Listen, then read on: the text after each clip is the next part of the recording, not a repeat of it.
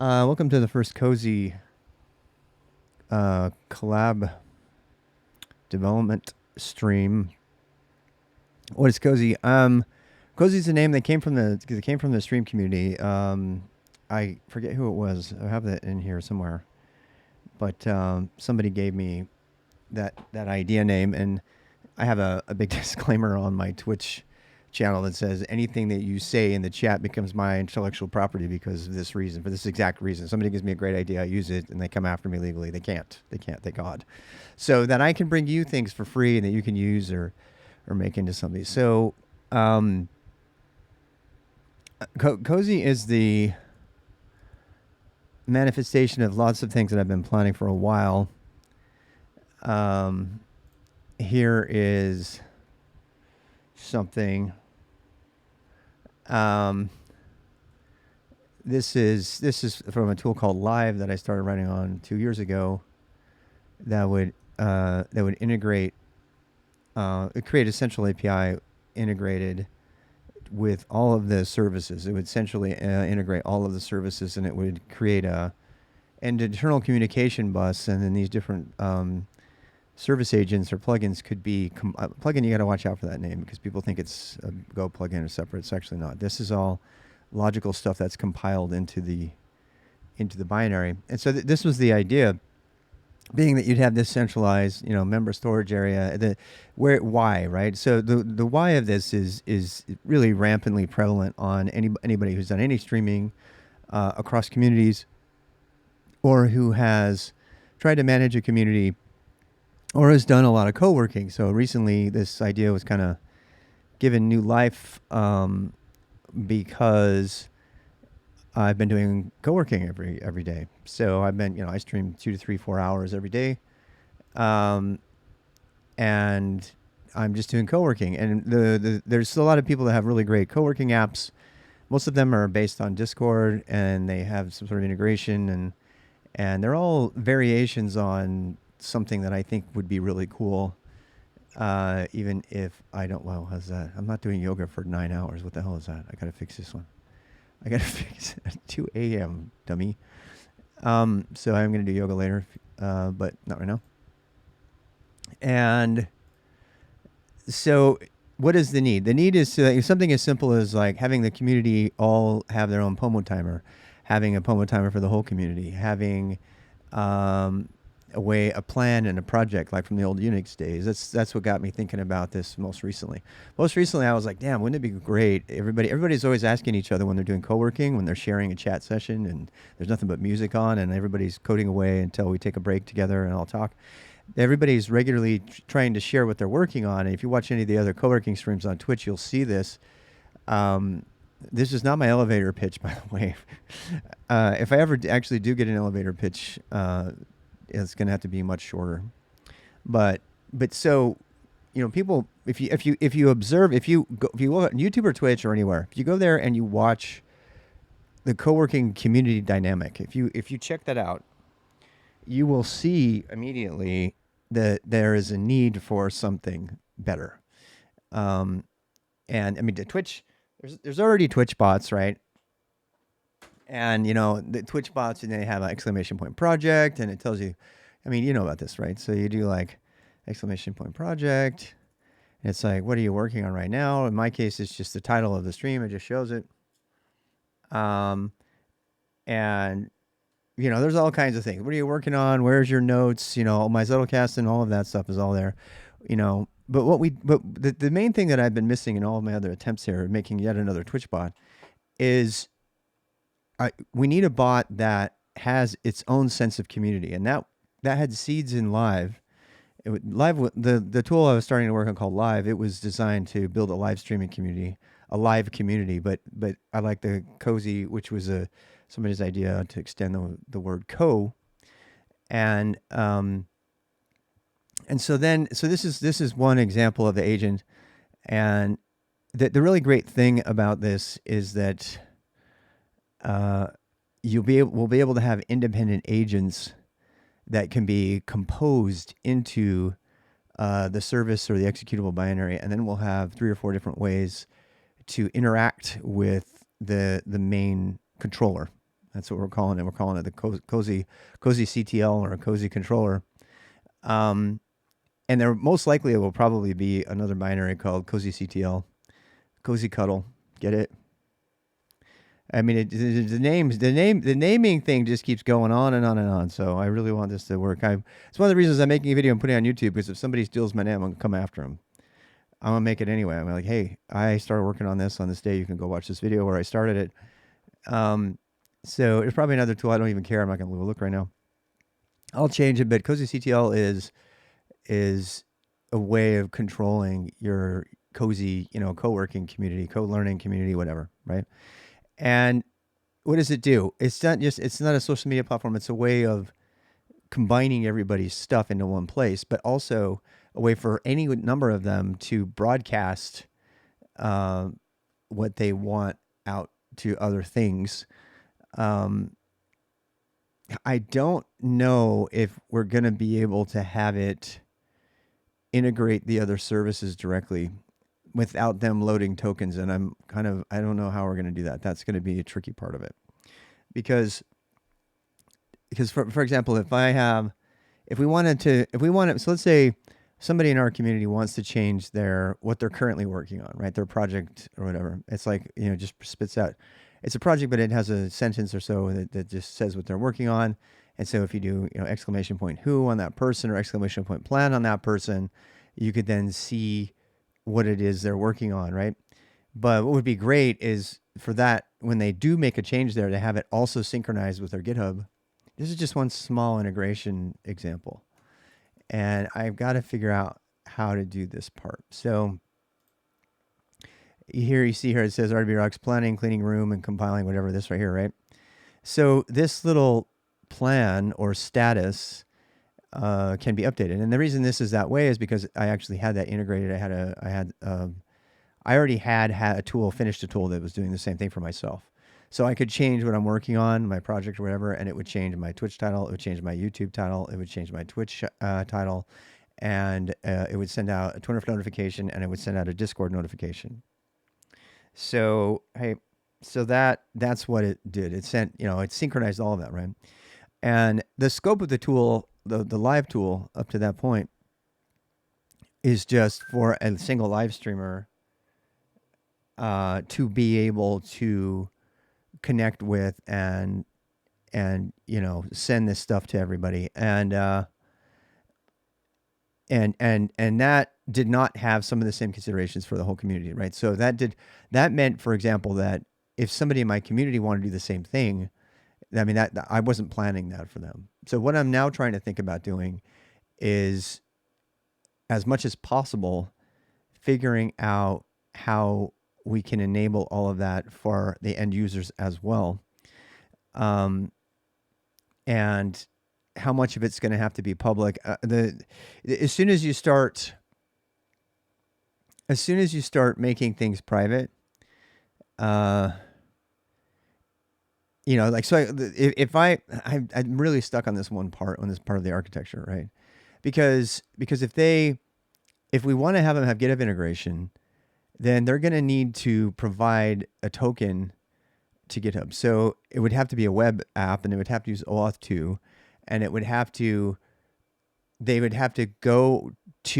create a web interface to Cozy, and then they would go there and they would authenticate against, they just use regular OAuth, right? They'd authenticate against GitHub, and then GitHub, they would provide the right permissions and everything, and then GitHub, the application, the Cozy app, the Cozy service, software as a service thing, would have to save their credential, their token, in order to communicate and to update their GitHub repos, right?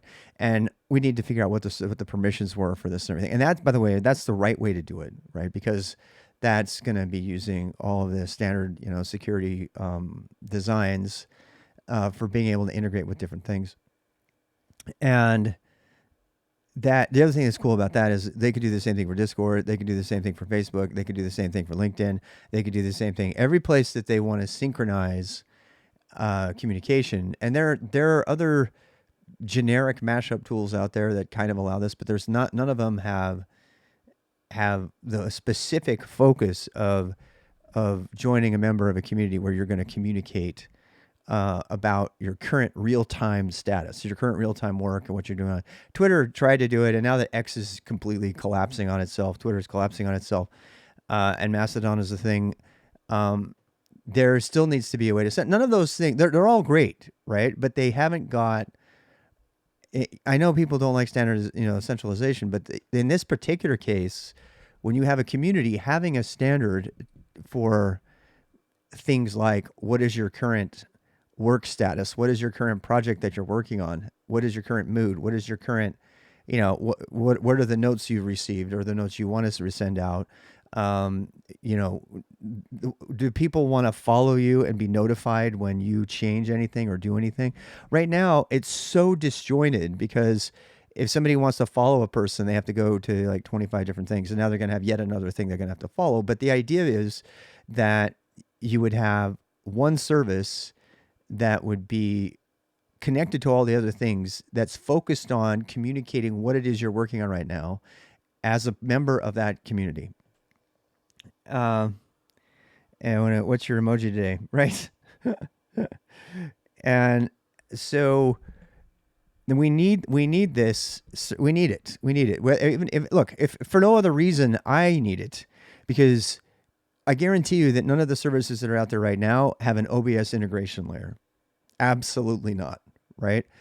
And the real question is though, is that now that since we're going before it's kind of like one person who leads a community focus, and now it's kind of becoming, uh, you have moderators, you have multiple layers of users, right? You have members, and you have moderators, and then you're going to have founders or owners.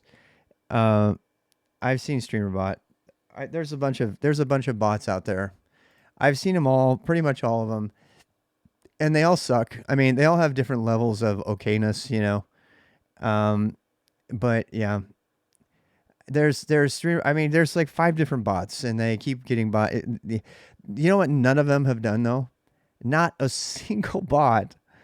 Uh, Not a single bot. And by the way, if you're thinking of this in terms of a bot, you're thinking of it in the wrong way, in my opinion, because that's not the way to look at it. Don't look at it as a bot that connects to one service. Look at it as a community enabling piece of software as a service. That's what it is. It's a community enabling piece of software. And it's not another social media platform. That's why it's so hard to describe, because it doesn't exist right now.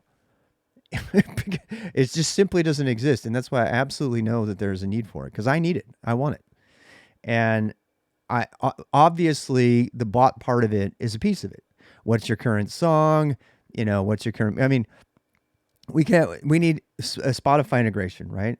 So if you had a centralized mashup that kind of kept track of all that stuff about a person and was extensible, and that's what's up with this, right? Having this agent API, that means people can actually compile their own agents. These are not going to be microservices under any circumstance. I'm not going to do that. It's way too much work. And then the communication is all internal over a messaging bus. And that's something I'll get into. We're going to use Go channels for that, which good luck doing that in Rust. I cannot wait. The particular architecture on this whole thing is going to show just how shitty Rust is as a language. Rust is absolutely ass backwards, horrible concurrency patterns. Absolutely. It's like the dumbest shit ever. And everybody knows it. And Go was built from the ground up with good concurrency in mind. It's very intuitive. So I can't wait. I can't wait to get there. It's basically you have a miniature little internet inside of your apps. That's how Go concurrency works. It's really cool. And you can open up basically ports and channels and connections inside of the application.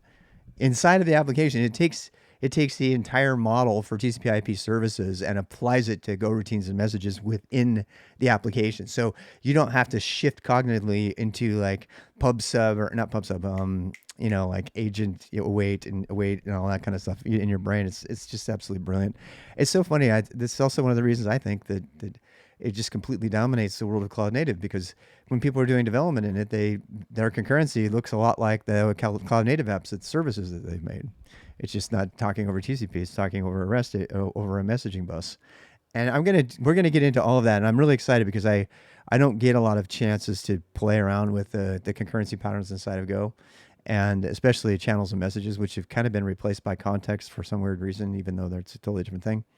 Um, but yeah, anyway, so why am I making? The first reason I'm making it is because I want to be able to trigger events across all of the agents for messages that come into Twitch. All right. So tonight we're gonna start working on the Twitch agent, and today earlier in the day I actually finished the architecture, the baseline architecture for extensibility, and that's what this is. Um, in ensuring hopefully, and we're gonna do these two agents first to make sure we haven't missed something. Um, and then we'll allow it to add new agents, right? And that's what that other diagram is all the way is about. The one that way over here. This is like all the different agents that we'll be able to make. And by the way, just another absolutely elegant, beautiful thing that Go can do that Rust cannot do. It just can't do it. It can't do it. It's so sad. It just can't do it. It's so stinking sad. Um, is something like this. Let me show you. Um, so see this here. So I know this pattern is a really common thing in Go. So the Cobra command line interface, and Bonsai both use this, which by the way we both arrived at independently. We both did. We didn't copy each other, as far as I know. I certainly didn't copy Cobra. So this idea of being able to just add modules, get modules to here, and then aggregate the modules. It's aggregation. It might be composition. No, it's aggregation because they still live, right? They still live outside of it. If it's composition, they don't live outside of it. So basically what you can do is people will be able to compile their own Cozy CTL, Cozy Cuddles controllers, and they'll be able to indicate what things they want in here, right? But this is the thing. Important thing to note here is that this is all compile time composition, compile time aggregation. This doesn't happen at real time, at runtime. This is like, oh hey, I want to use this thing. So rather than have a plugin, in all other ways, it's separated, right? And it communicates over essentially a socket. It's not. It's a Go routine and a message pipe, a channel. It's called, but the idea of being able to just encapsulate the work for a given integration component without burdening the entire binary with everything else means that we can have a very rich ecosystem of you know, composite or composable, whatever you want to call them, agents. And these agents can all be built in. You could have even different versions of the same agent, right? You can say, well, what version of that one do you want? And then everything just agrees to communicate over the same bus. And I think it's even better is that when we're type switching on the messaging agent, which takes an any on the channel and it takes any, we can type switch, and the types can be scoped by package because it'll be YouTube dot something event like YouTube dot e new video or something like that, right? So I can create an event bus that every single one of these things can communicate on, and then we can write a messaging bus protocol, API protocol, whatever you want to call it, and it can have, certain events can be common to everything, obviously, and then other events can be common between one or two or three or more agent peers, and then they'll be able to talk to each other. So like in some cases, some of the agents will pair well with like Twitch and YouTube, for example, with each other, and other agents will pair with themselves. But what we end up doing here is we're providing an integration layer to all of the social media and messaging services, that's in a single binary as a service. And then that can be custom compiled depending on what services you want. And you can expand it. So if you wanted to take this application and write your own agents, you could write your own agents. And basically, it's like all the best parts of MQ series, um, which a lot of you won't remember, but it's a lot of that. And so, but it's designed with the idea of allowing communication between the things. But the baseline architecture is using the messaging bus is going to be really good. It's going to be really cool. I'm really excited about that. Oh, thank you for the sub. So, and this stuff doesn't happen anymore. That's not happening anymore. Yeah. So, but I just wanted to show this composition. Why not just use an existing middleware? Well, because we want to have this communication layer. And I'm actually stealing a bunch of really good ideas from other software. So, um, well, like for example, the Firecracker, the idea to use a Unix pipe and a REST API over a Unix pipe on a localized FIFO, that is, I ripped that straight out of Firecracker. It's one of the coolest ideas I've ever seen.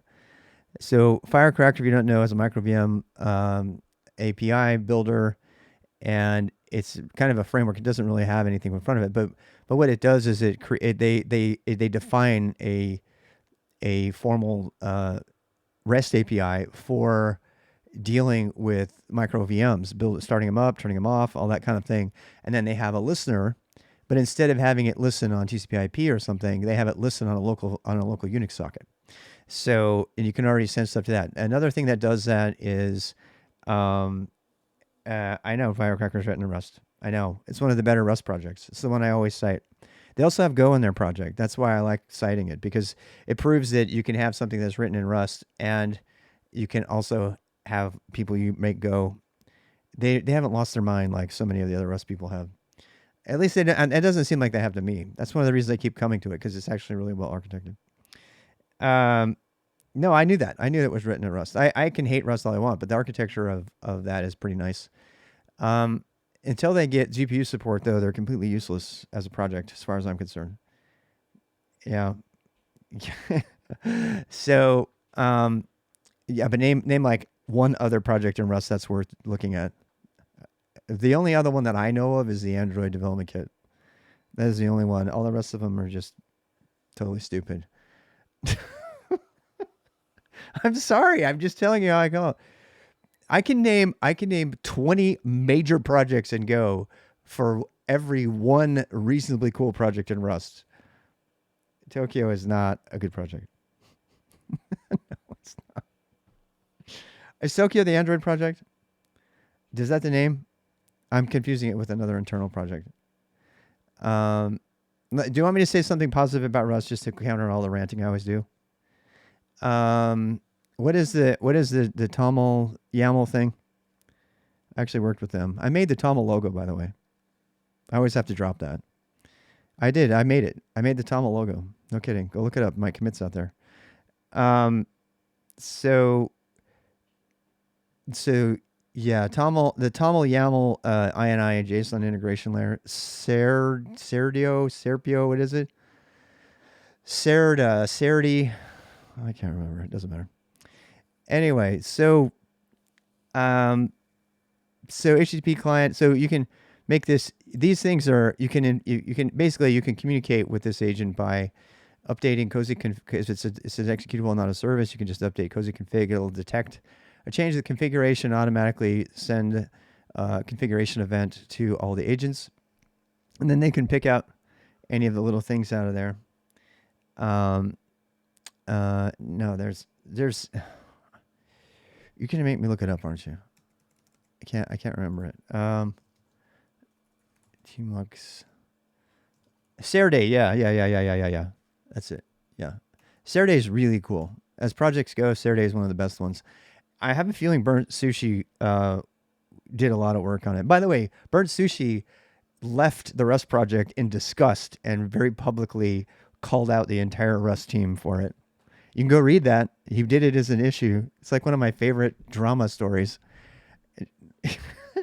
The guy that was mostly involved, the guy who made the Toml thing, and the guy who's been one of the strongest moderators and advocates for Rust, left in disgust and threw the Rust the Rust board under the bus publicly in an issue.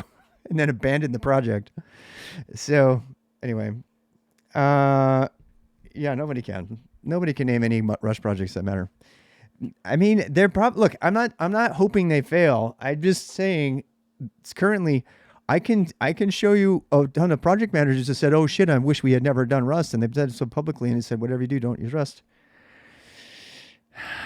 Click on my link on Twitch and go read all of the actual documented business cases of people using Rust and abandoning it and saying it was responsible for the full depression of their development team. I am not making this shit up. Go read it. Go read it for yourself. That came from an executive project manager. And I read that and I wasn't even trolling to look for it. I was like, oh my God. Gorilla Mux is back. Yes, it is. I know, I saw. We might have to use that actually. The blockchain of programming languages also languages of blockchain startups. Why are you talking about Rust examples? Yeah, all of people, yeah, people who redid all their crypto applications in Rust. Yeah.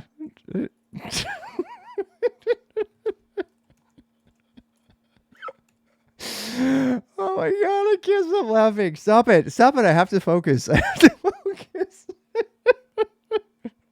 I changed my entire career to do stuff in crypto, and I dropped all the other programming languages to learn Rust to do it. Now I'm unemployed and my crypto investment is in the fucking toilet. Oh, did I tell you I bought a bunch of NFTs as well? I use Arch, by the way. I got nothing but laughter for that shit. I think it's so funny. I think it's so funny. Stop it! I'm getting giggles now. I can't. Oh, I'm just so sad. That's called, okay. My German wife tells me that emotion is called Schadenfreude. Schadenfreude. Say it with me. Schadenfreude. Right. Oh God. Oh. Schadenfreude. Schadenfreude. It's the Germans actually have a word for it. The word literally, I don't know what it literally means, but they actually have a word for, it's like, people don't have words for things, right? Or the Eskimos have like 10 words for ice or something. But like the Germans have a word for it, that sense of absolute giddiness from somebody else's pain. Schadenfreude. So like when I'm laughing because the crypto Rust Arch people are like crashing and burning very publicly and they don't know what to do with themselves, I am just laughing my ass off. Just laughing my ass. Like, yeah, okay. And people hate me though. They hate me even more. They already hate me. They hated me because I called them under the bus on that whole thing, and then now they hate me even more because I was right. I've been plenty wrong. Believe me, I've been plenty wrong. Okay, here we go. Let's do something else besides make fun of people making stupid decisions with their careers and lives.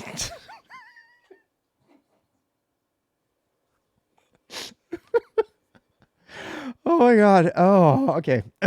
I need to get myself composed. I'm not being very professional right now. The concept of America's Funniest Home Videos was built on exactly other people's pain. We love watching other people's pain. Roseanne, fictional. We love it. Why? Because that family's worse than us. Married with Children, absolutely loved it. Those poor saps, look at how funny they are. They're worse than us. We love it. Humans love it, man. We derive a lot of pleasure off of other people's pain and suffering. So anyway, let's go back to this agent thing. This is why I don't talk. Okay, this is why I don't talk, because I cannot stay on task. I get having fun, and then I can't get my composure back. Anyway, so we're gonna make this cozy Twitch layer, and we're gonna make this agent run. So what we've been trying to decide is whether to make the agent itself a да, не можно иногда. Можно иногда. Иногда можно. Но это мне нельзя, потому что когда начинаю, не могу закниться. Закниться. Yeah, to shut up. I can't shut up. Я не могу. The Gorilla is a great framework, yes. I haven't used it, so I can't really speak to that.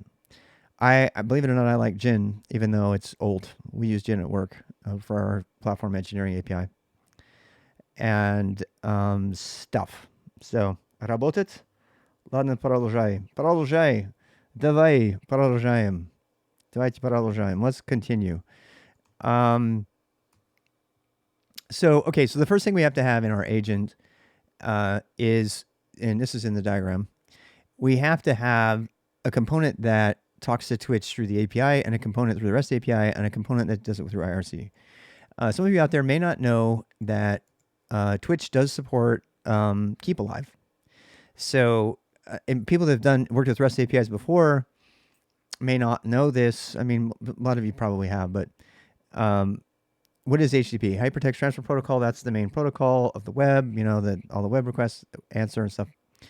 And it's not normally, I mean, people, when they think of like concurrent connections to a target web server, they think WebSockets. But the truth is that HTTP, as of like 10 years ago or something, has Keep Alive as well. And if you send a MIME header called Keep Alive, it will maintain an open client connection to the server.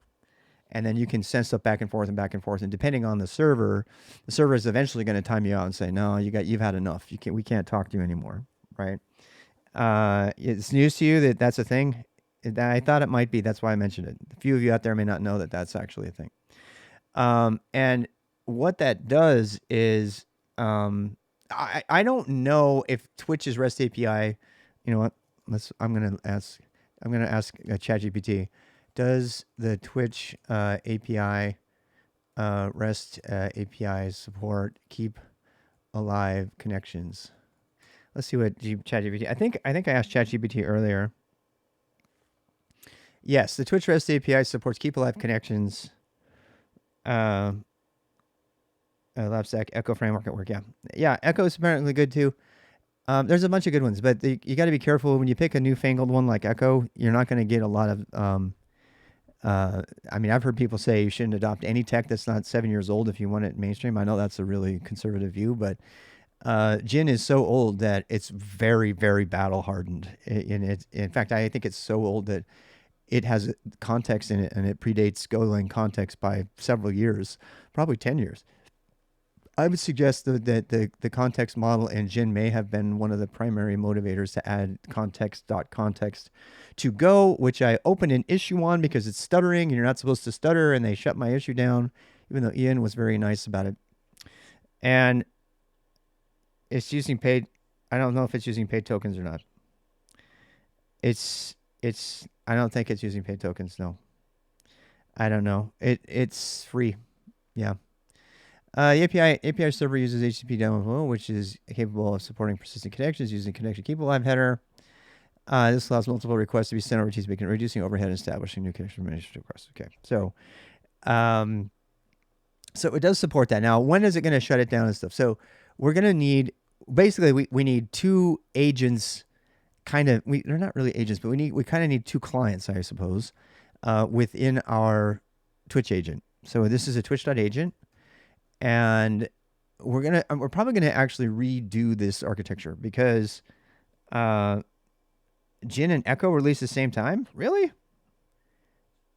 That would surprise me. That's interesting information. Echo is really old. Really, did not know that. I thought it was the new kid on the block.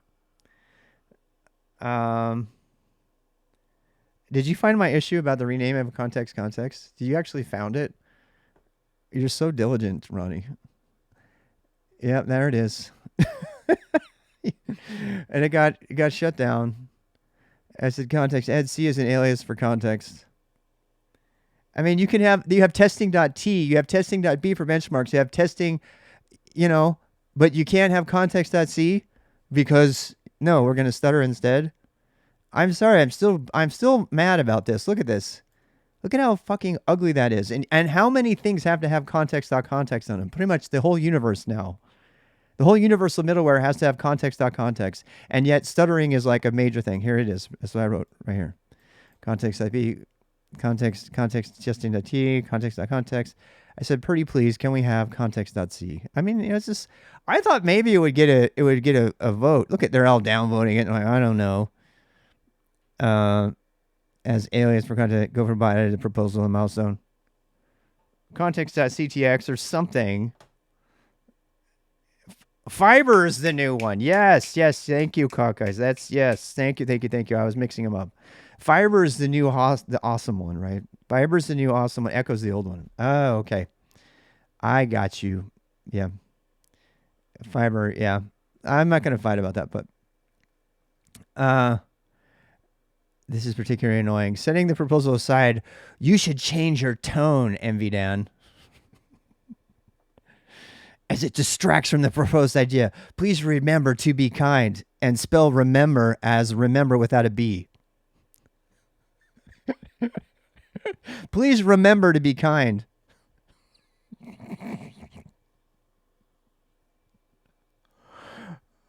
Huh. Thousands of annoyed context users, as if to say, look, I'm criticizing stuttering and they're telling me that I'm being mean. Stop being mean. You need to be nicer. You need to be nicer and not spell things correctly. You know what, MV Dan, you can fucking bite me, okay? Because I don't give a shit about you or your feelings. When you do something that's directly against the style guidelines of the own fucking project and it gets adopted by everybody and we all have to do it, I have the right to be annoyed. And for you to tell me to not be annoyed is annoying and wrong. God, I hate it. It's like, oh, let's all be nice to each other. You know what? Let's not. Let's actually call a spade sometimes. Okay, and then a bunch of people who said actual really nice things. There's a bunch of people who said really, really nice things. And I was like, yay, this is particularly annoying. I'm sorry that you consider statements of fact unkind. I did not mean them to be. I've removed them. That said, it is simply a fact that thousands are already annoyed at the widespread blah, blah, blah. We are the world. I said my stream category. How many? It did not take. How many times do I have to save this piece of shit? I've saved it like 3 times already. How many? Twitch has problems again. Twitch has problems again. 3 years later, we're still using context. I know. All right, let's back to normal. There's no normal here. You if you've tuned in and you don't like what you're hearing, just go away. I don't want to hear about it. I am not a popular streamer. I am just me. I'm not going to change who I am just for you. I'm not. It's a fair objection. See, this is where somebody who said something actually nice. I said, this is a fair objection. I suppose the question is whether with likelihood of context of blah, blah, blah. I don't think it's difficult to distinguish between C and context. That's the only time it would be issued is still reports already has a name, context. Testing has T, but does not also have test. Introducing an alias will only cause confusion. So the people were complaining against because they didn't want it to be an alias. I'm like, okay, well, it probably shouldn't have been context name in the first place. This does not seem worthwhile to make an alias because it's going to confuse the hell out of everybody because it was done wrongly in the first place. I would like to get a consensus on conventions since we appear to have both the long and short metadata.md, context.context URL. Let me know if what you like best. That being said, we could elect to deprecate context name because it is long and move to blah. I'm going to upvote that. But this has already been closed.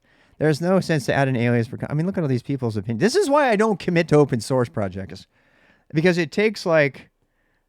If only we had C macros, exactly. Oh, pushes some of them beyond 80 characters. This is particularly annoying because blah, blah, blah. 80 lines is your own choice, isn't it? I don't see a problem with 140 characters. Neither do I.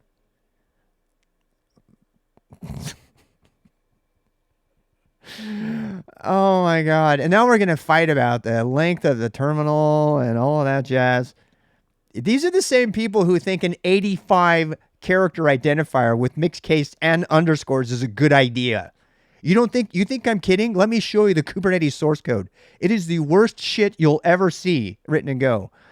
I believe stuttering is a well-established Go stylistic anti-pattern. The fact that any of it exists to any degree in the standard library seems against these standards, especially in such highly used naming conventions. How the decision to use a long stuttering name in the first place is no longer relevant. We are now left with a discussion on how to rectify that going forward. I sometimes wonder if some of the Go source packages even read effective Go. That was kind of a jab. The trend to move away from these established stylistic patterns concerns me personally. It's more than just one alias or renaming. Thank you. And basically, I said, I'm out of here. I don't think that many will agree that unnecessary complexity of the pattern, blah, blah, blah. This is the kind of thing that I really don't see the downside of, and I wish Go could be more accommodating. Yay, Mr. Travis, thank you for that vote of confidence. I would totally be on board with deprecating and moving it. Personally, I agree with Russ. I don't think this is a worthwhile change. And so, like, here we are. Well, I strongly agree with Russ that we should avoid churn of different noise where possible. I'd like to point out that if we deprecate context X in favor, then we could then leverage go fix update people's code all at once. This would still be a bit of difficult noise, but the developer costs would be very reasonable. Oh, I kind of like that. Anti-Chris, naming a context blah actually has been common. Well established practice outside of Go for many years already. In most cases, you are likely referring to context back. That's what I read. You just didn't read the fucking post. Based on the decision, it seems likely decline. For what it's worth, testing, it was an exception to the usual rule of avoiding abbreviations. There is no rule that says that. Show me the rule that says no abbreviations. Show me that rule. For example, for Go 1, we fixed up a bunch of names in string conf to have meaningful names like parsnage and so on. Although we did keep A to I for historical reasons, part of the justification for testing T was that it was so much a part of the boilerplate of every test. So we broke. Are you fucking kidding me? The entire Go project is extending on abbreviations. Oh my God. But of course, we use template.template in the template package for its core type, not template.t. That's more illustrative of the rule. So please don't generalize from testing.t. In other words, you guys have decided to go the wrong direction. I'm dying to know which side of the argument the URL.url falls on. It is an example of a short name and a long one. Are you suggesting it would be url.u or it should be url.uniform resource locator? Good questions. All good questions. I know. Personally, I would distinguish between URL.url and context.context by a number of characters involved. It's like make a standard that involves a number of characters. Pretty nice, less obtrusive name. I still think it's not worthwhile to introduce context. I am going to use single letter things all the fuck throughout my stuff. And you know what, Go team? Fuck you. This is absolutely ridiculous. You have made absolutely unreadable, unnecessarily long function signatures just for the sake of expanding these things. It's a total horrible idea. And we are not Java here. Answer, go to hell. Yep. Alias is where useful. Yeah. My template reads very poorly and goes counter to the no stutter rule. Yeah. Amen. Whoever you are. Testing.b is confusing. I agree. Testing.b is confusing. Self-struct pointer seem better than blah. Based on discussion is likely to decline. I'm also for deprecating a long stuttering context variables. C. In fact, most of this thread is in agreement. It's never a good idea to discount Go's own style guidelines, especially in a very common new edition. But y'all will obviously do whatever you want and find justification. I would like to suggest at least a modification to the style guidelines if suddenly stuttering with words longer than 4 characters is just fine in major additions to the language. One person loved it, one person hated it. I really like this thought. The pattern of creating a subpackage that contains foundational things would be logical to be named the same. Encapsulation, scoping, it just invariably creates a stutter. I've worked around this by hiding structs that implement interfaces and just keeping the interface public. Yeah, I've done that too. Oh, that's me. I wrote that. Whoopsie. So I mean, here's the alternatives, right? There's a lot of them. Yeah, that's just, yeah. I like the virtue of having a single universal every person. Hey, you guys want to do the Twitch stuff. Let's go back to that. I also feel that renaming things for purely aesthetic reasons sets a bad precedent. Yeah, this is one of these people who writes like seriously, they write programs that have like 25 function required parameters, nil, nil, nil, nil, nil. This is not PHP. GoFMD don't stutter is an aesthetic preference. It is part of the official style guidelines. Either change the style guidelines or stop violating it. Yep. They don't like me saying that. They don't. Be renamed. What do you think about this? Don't act like there's a clear precedent. There absolutely is a clear precedent. URL should be url.url. That shouldn't be in there, actually. The URL should have been in a different place. Not all code uses context, but a significant fraction of code does. It tends to be viral. For that reason, I'd argue with just as with testing, the usage should be lightweight as possible. See, I think that's what they're missing. What they're missing is that because it's so viral and it's forced on everybody, I do think it needs to be something different. I do. I think the criteria that they're looking for is this shit viral? Is it going to be forced on everybody forever? Because if, like that's what testing.t is, right? So then if so, I think it does qualify. Renaming things like this, blah blah blah. Type aliases. So the cost of renaming it. Yeah, type aliases would be nice. Here we go. Every one of those was a horrible naming decision and could have been avoided. URL seems okay somehow because it was an acronym. I'm thankful it wasn't URL or other languages. Oh my God, that's totally true. This is not going away. I agree with it, blah, blah, blah. I don't particularly like context-t, nor have I ever liked testing.t, but I use them because they're the standards at this point. What's that? Viral thing in engineering? Really? Let's say Jadini is Adin is Lexi Torvalds. Linux Torvalds. Close is completed. Bit of history. When introducing the context section, we considered 3 names for the type, context, and C. In each case, we considered not only the type name, but also the variable name people were likely to use for the type. C would have been a great type name, except that the corresponding variable name, C, was commonly used for channels. No, use CH for channels. Come on. The type name CTX corresponded to the preferred variable CTX, but context looked odd. I agree. So we settled on the longer stuttery type name, which preferred variable names context. This, while the decision may not look wrong to some in hindsight, please be reassured that we took care in this decision. I've never read that line. I've never read it. Like somebody's still got, they're still opening this thing up. Like this is like 3 years ago, and they're still going. I recall the convention of if your package exports the struct interface name as struct interface, sort interface. Yep. But actually more stable. I agree with that. And that's what I just did, actually. Agent.interface. Agent.interface. That is, I completely agree with that. Yeah. Anyway. Contest with the syntax sugar. Oh, damn.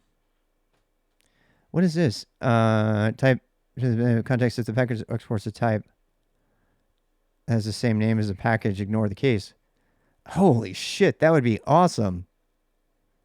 Oh my God, that would be awesome. Why don't they do that? That is a great idea. This is such a good idea. Oh my God, this is such a good idea. Who is Splilizard? Who is this person? Oh my God, they're brilliant. I even said so. Look at that. I didn't even realize I said something. Oh my gosh. And then they locked it so no one could say anything else. I'm going to follow this person because they are my hero. They're my hero now, whoever this person is. Of course they're from New Zealand. People from New Zealand are awesome, man. I'm not going to lie. I want to move to New Zealand where all the rational people are. I agreed with myself twice because I have no memory. I could remember. Okay. All right. I mean, if you tuned in for something else besides old man forgetting his things and then, you're in the wrong place. Okay, let's do this. His suggestion is if it's a stutter, his suggestion is instead of doing this, change the language itself so that if the package is just there, that if the package if the package in a function signature is bare, that it automatically equates to the name of the thing inside of that package with a capital. It's absolutely brilliant. Because then what we could do is we could take CTX context, that would change to context. And then if I had cozy or whatever, or configmap, that is such a great idea. It'll never get adopted because the Go team, that was when I realized that the Go team does not really care. They care, but at the end of the day, they don't care. They don't care. They're not consistent. They work hard. They are fantastic contributors. I am very grateful for what they do. But in many ways, they would rather just do whatever the fuck they want. And they do it all the time. They crammed modules down our throat in the most horrible way possible. If you don't believe me, go listen to the people who are on the Go team who are on the modules project. They were talking on Go time, and they were laughing about how bad being on the modules part of things was for so long, and they were so glad to be off of it. And look, I don't want to point out the negative. I want to stay positive. Okay, so and I'm just a junior programmer when it comes to Go. I compared to people who do it all the time every day. So just don't listen to me. Uh, you love Deb, yeah.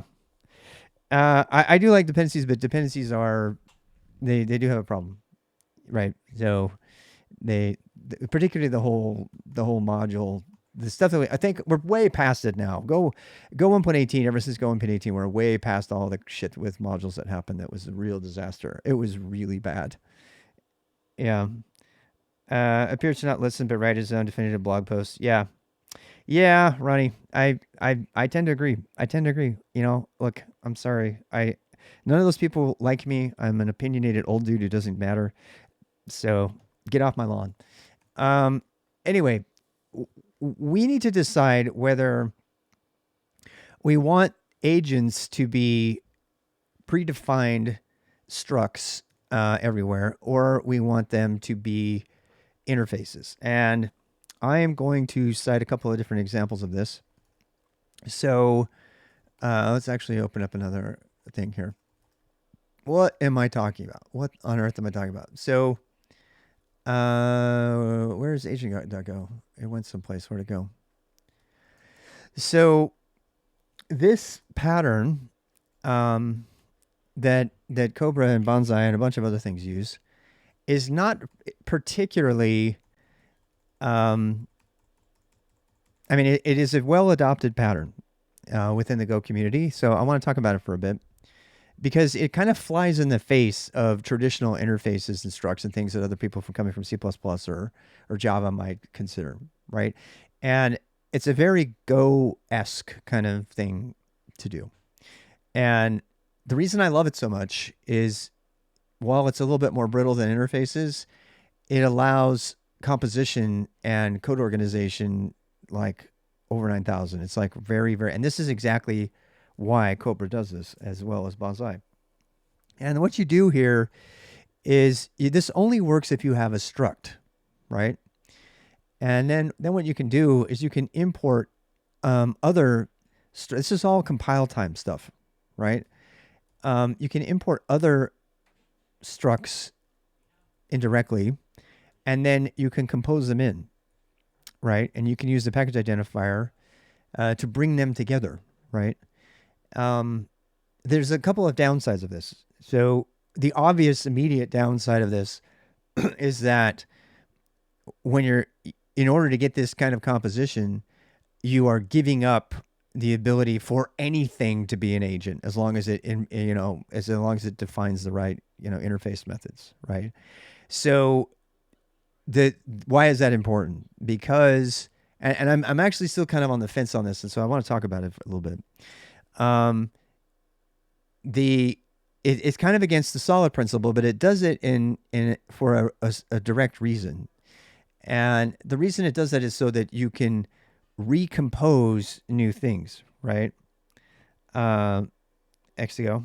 Nice. So, so here's the problem though. So let's say that Twitch.agent changes, right? If Twitch.agent changes, you just recompile and you get the latest Twitch.agent, right? And you go get -u and you get your latest agent, and you can lock down your dependencies to a specific version of the agent, right? Now, if things start to break though, if you upgrade the base cozy.agent definition.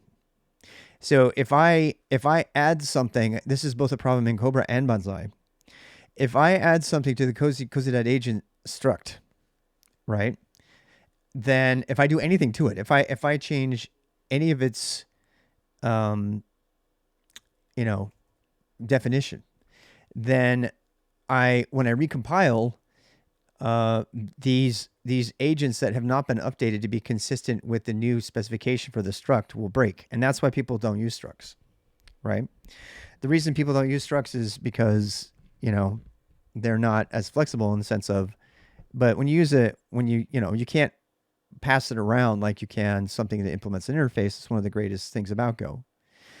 Um, but it's kind of deceiving because particularly when you're dealing with that stuff that's primarily data, um, that might have its own internal method or something for doing a particular thing, and it's that's all hidden. That's not going to be a problem if you recompile.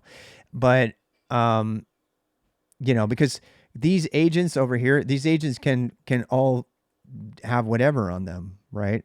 Another thing that tends to be the way to go here is that when you do this, usually define it's a little bit more functional. So I don't know if you've seen it, but if your run method actually passes a reference to itself because it's no longer a part of the official interface, or it's not a method on the object, whatever. And so it tends to be more functional when you do this. So the downside of this is that if you add a field to an agent and you recompile, uh, it should be fine. Now, I've noticed that I don't have any problems. Usually, when you're recompiling, usually when you're changing your Cozy CTL struct, right? Um, you're actually adding. I mean, by the way, I am not writing controller here every time. Fuck you and your no acronym shit. I'm not doing that. I don't give a shit. It's my code. Don't use it if you don't want it. I'm speaking to the people that were pushing for big ass long names for no reason. I fucking hate that. One of the best things about Rob Pike's original Go style is that he uses the properly named lengths of things depending on the scope. It's absolutely gorgeous. It's artistically genius, and the rest of the Go team, so many of them have no artistic sense whatsoever that Pike had originally, and it's really obvious. And Pike's not involved very much with the project anymore, from where I'm sitting, and you can have both. Yeah, you could have an alias to it. Yeah, you could actually. Yeah, you can do this. You can do. This is something they added. You can have a controller equals CTL like this. You can actually do that now. Yep, you can. You can do that, and that creates an alias. So if you want to use a shorter version, you can use a shorter or longer. They added that in I think 1.18. Yeah, so that's kind of cool. So if you want to use a longer name, you can. Then the argument is, well, now you've got 5 different ways to name something. How many more are we going to add, et cetera, et cetera. That's probably something that I will add for those people who want to spell it out. That's fine. And yeah, you can do that. There's been a couple of people do that. Yeah, it is relatively new, definitely. Go find a reference for it. If you want to help us out, go find a link to it. It's pretty cool. I read it. I was reading the release notes, I think, on 1.18, and 1.18 or 19, I can't remember. That came. You know what that came with? It came with any. Yeah, because they have this. This is how. Go look up the code for this. That code exists in the Go code base. When they added the any alias for interface, they added that. And because any is a symbolic alias for interface. It can be used at exactly the same. They basically, I think that might have already been there because they also have rune equals, what is it, int32? Unsigned u int32. That's a thing. That's another one.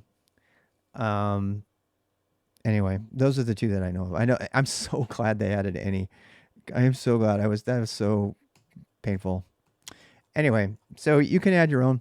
I probably will. So I'm gonna run down the use of Cozy.ctl and agent being a struct. And again, when I have had compatibility problems, as long as you promise,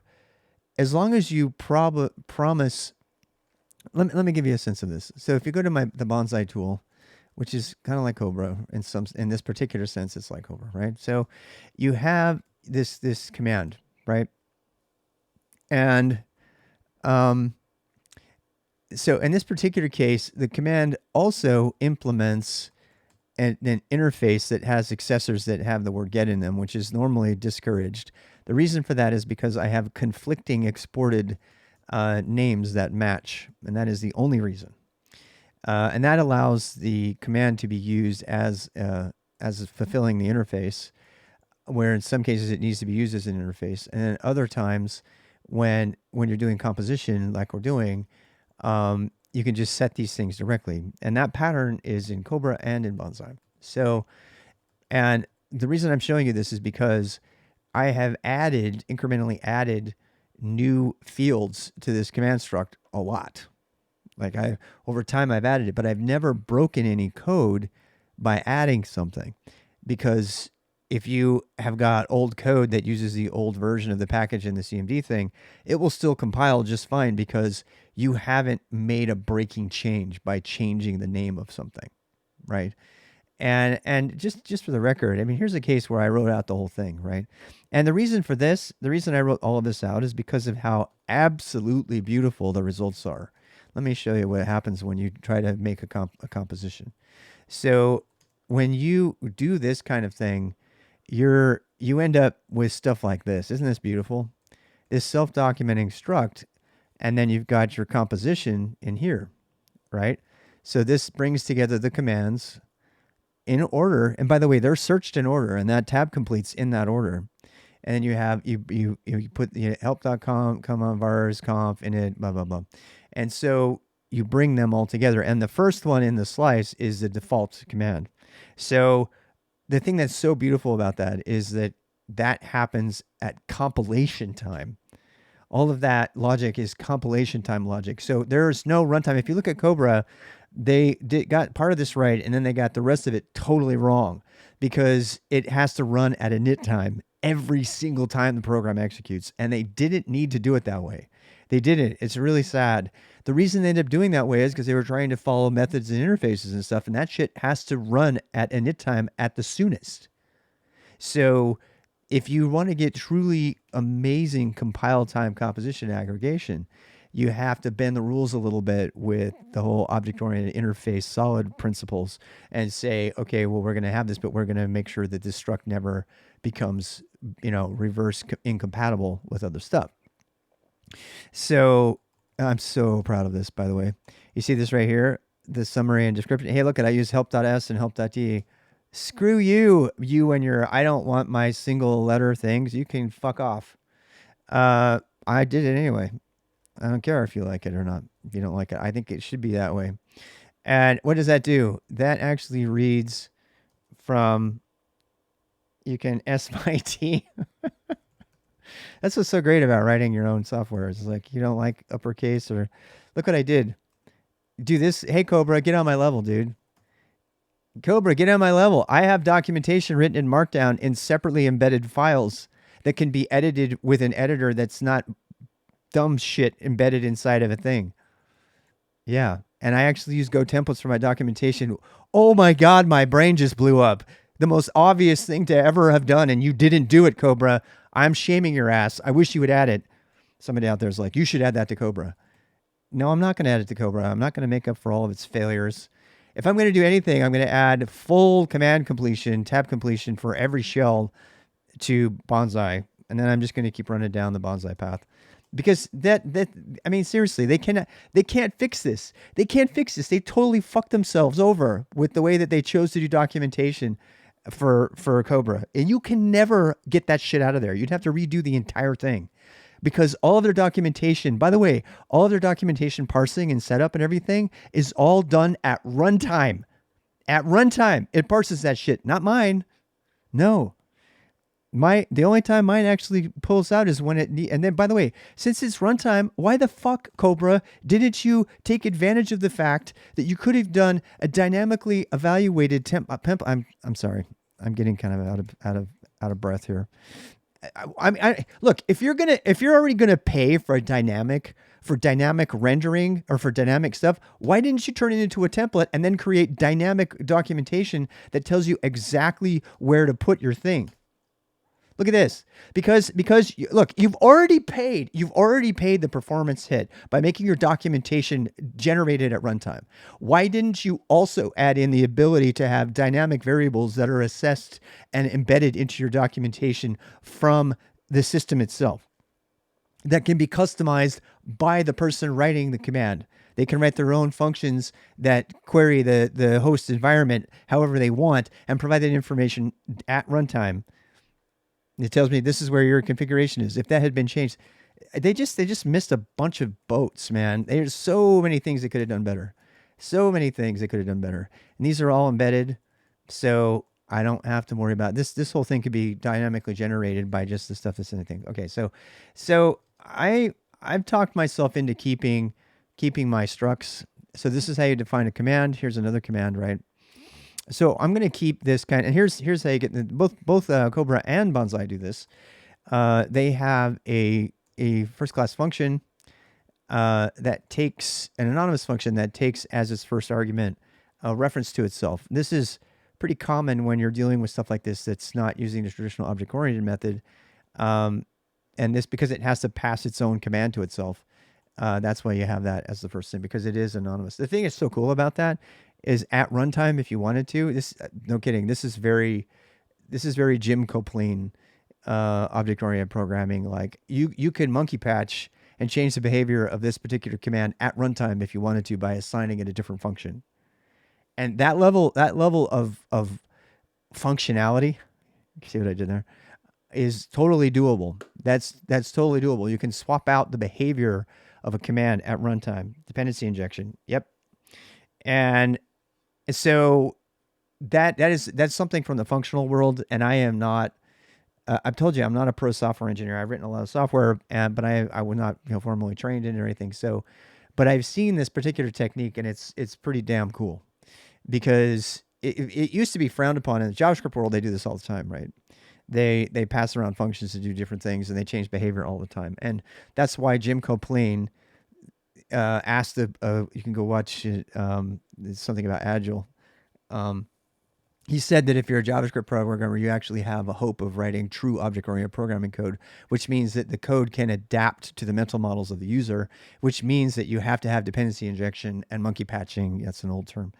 Um, yeah, and they totally live on it. They absolutely do. Yeah. So this, but to people who have come from the object-oriented world, the idea that you would assign a function that takes as its first argument a reference to the class, we'll say, is very odd. It's very odd, but it's not odd to Haskell programmers or to JavaScript people or Lisp people, uh, and it makes your code really flexible. And I just really love it. I really love it because you can actually change the behavior of things based on you can swap out their methods, right?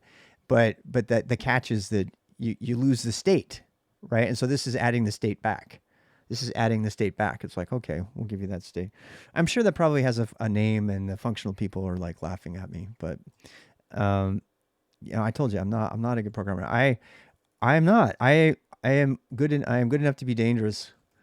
I like coding because of what it gets me. I don't like coding because of the process. And but I am kind of anal, and I'm kind of pedantic about stuff. This is what I really love. Look at this, chickens. So you want to see an extreme version of this? This is my monolith that I use for different things, and every one of these is an additional subcommand verb for my Z command, and then they get. I actually can set up dynamic. These are my dynamic functions that I can set up from my documentation. Those are my customizations, and then I can. This can all be run as a multi-call binary as well. If you don't know what that is, go look up BusyBox and Alpine. You'll read all about it. That means if you change the name of the binary, it executes a different subverb just by changing the name. Yeah, Cobra ain't never going to do that. There's no way it can ever do that. It's too bad. Um, so that's actually one of the options. You have to activate multi-call though. Not everybody wants it. Um, so and then this has got all my favorite commands. It's a monolithic binary, right? And that's really great if you want to make a rootkit that's a single binary that installs on somebody's system, but it's kind of anti Unix philosophy. I also have shortcuts to like bypass the long-winded stuff because I don't have arguments. I mean, I don't have options and flags at all. And not sure if the style is given a name. Implicit versus explicit instance referencing. Yeah. I mean, the other really cool thing you can do with that is you can do closures. Uh, yeah. So that you can put closures in your functions, and then that can kind of take the place of some of the other stuff you might be using. That's really common in the functional world. And then this is my documentation here. It's just so much prettier. I gotta finish the book on bonsai. I really do. I wrote a parser for this markdown structure too. It was really fun. Anyway, so um yeah, and because it's using yeah markdown syntax. Anyway, what was I doing? Maybe I need to take a break and kind of regroup because I'm kind of all over the place.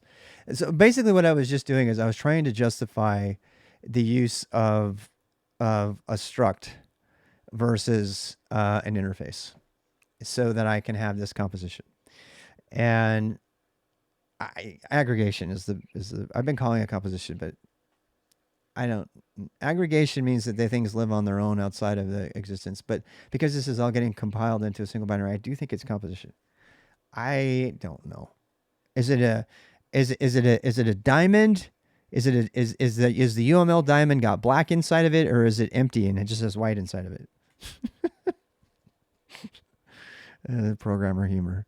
Um, I don't know. I don't know. I'm dumb. So here's this. This is me trying to do the interface version of this, and I uh, interface when others are using it. Structure if it's mostly internal.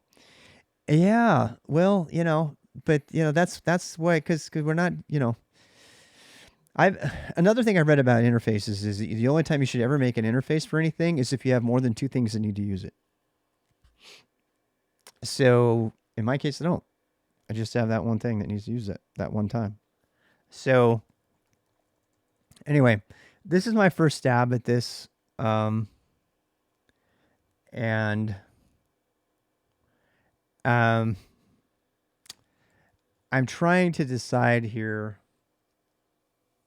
how to go about doing this because um, this is more of a traditional object. I have a client that's been embedded. It's got two clients embedded in it. See, but that won't work if I turn the agent into an like a command, right? Um, because I won't be able to include it. Because it's going to have to be an instance of the other struct, right? If I do that, now I can. No, I don't think I can. I don't think I can pull this off. I not if I truly want to be able to use it for all kinds of different things. I mean, but, okay, but this is there's another thing going on here that I forgot to talk about. The separate. I don't know. We're still kind of in the messy. People are like, oh, when are you going to talk to Twitch eventually? The reason we can get away with this is because the other stuff is scoped by package. The other stuff is scoped by package because we've separated out the things by package. So, what does that mean? That means that if I wanted to make this not a struct, if I wanted to do, I'd have to make an agent, and it would be it equals a cozy dot agent, right? And there is no such thing, so I got to add that. If I'm going to do this, then this embedding of the IRC clients and all that stuff, that has to come someplace else. But putting that stuff into the package namespace, making it a package global, is normally a big no-no. But when you consider that these things themselves, these packages are functioning as sort of a scoped plugin that gets compiled in, then it's not as egregious of a sin to make them globals. Does that make sense?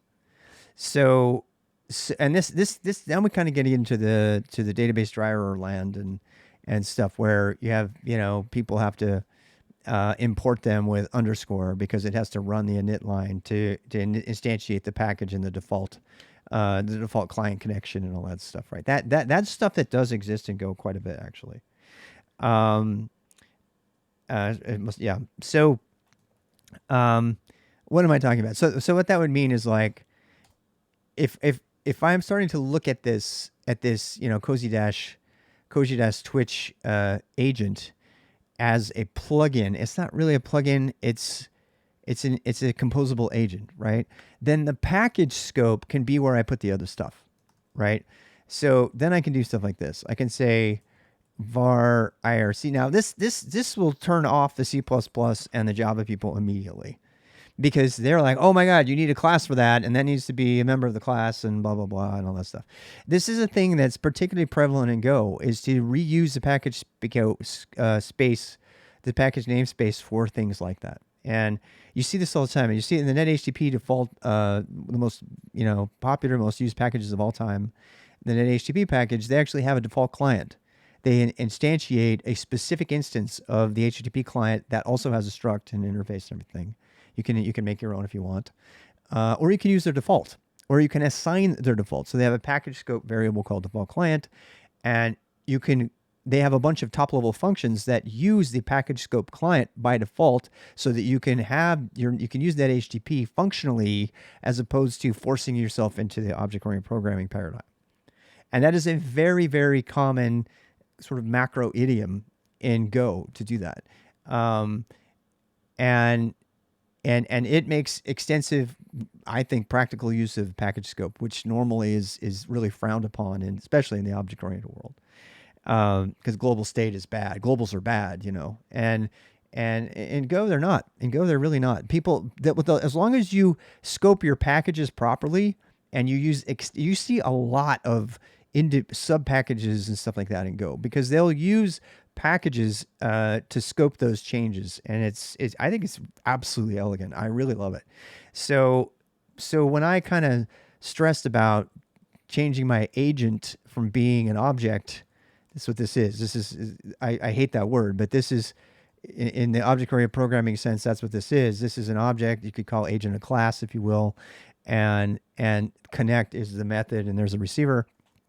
I mean, that's a very OOP traditional way of going about it, and I'm kind of breaking that by doing this sort of data centric way, making agent just have some common fields that are optional, and we have to define this first. We haven't defined it yet, so let me go do. I have to do it up here.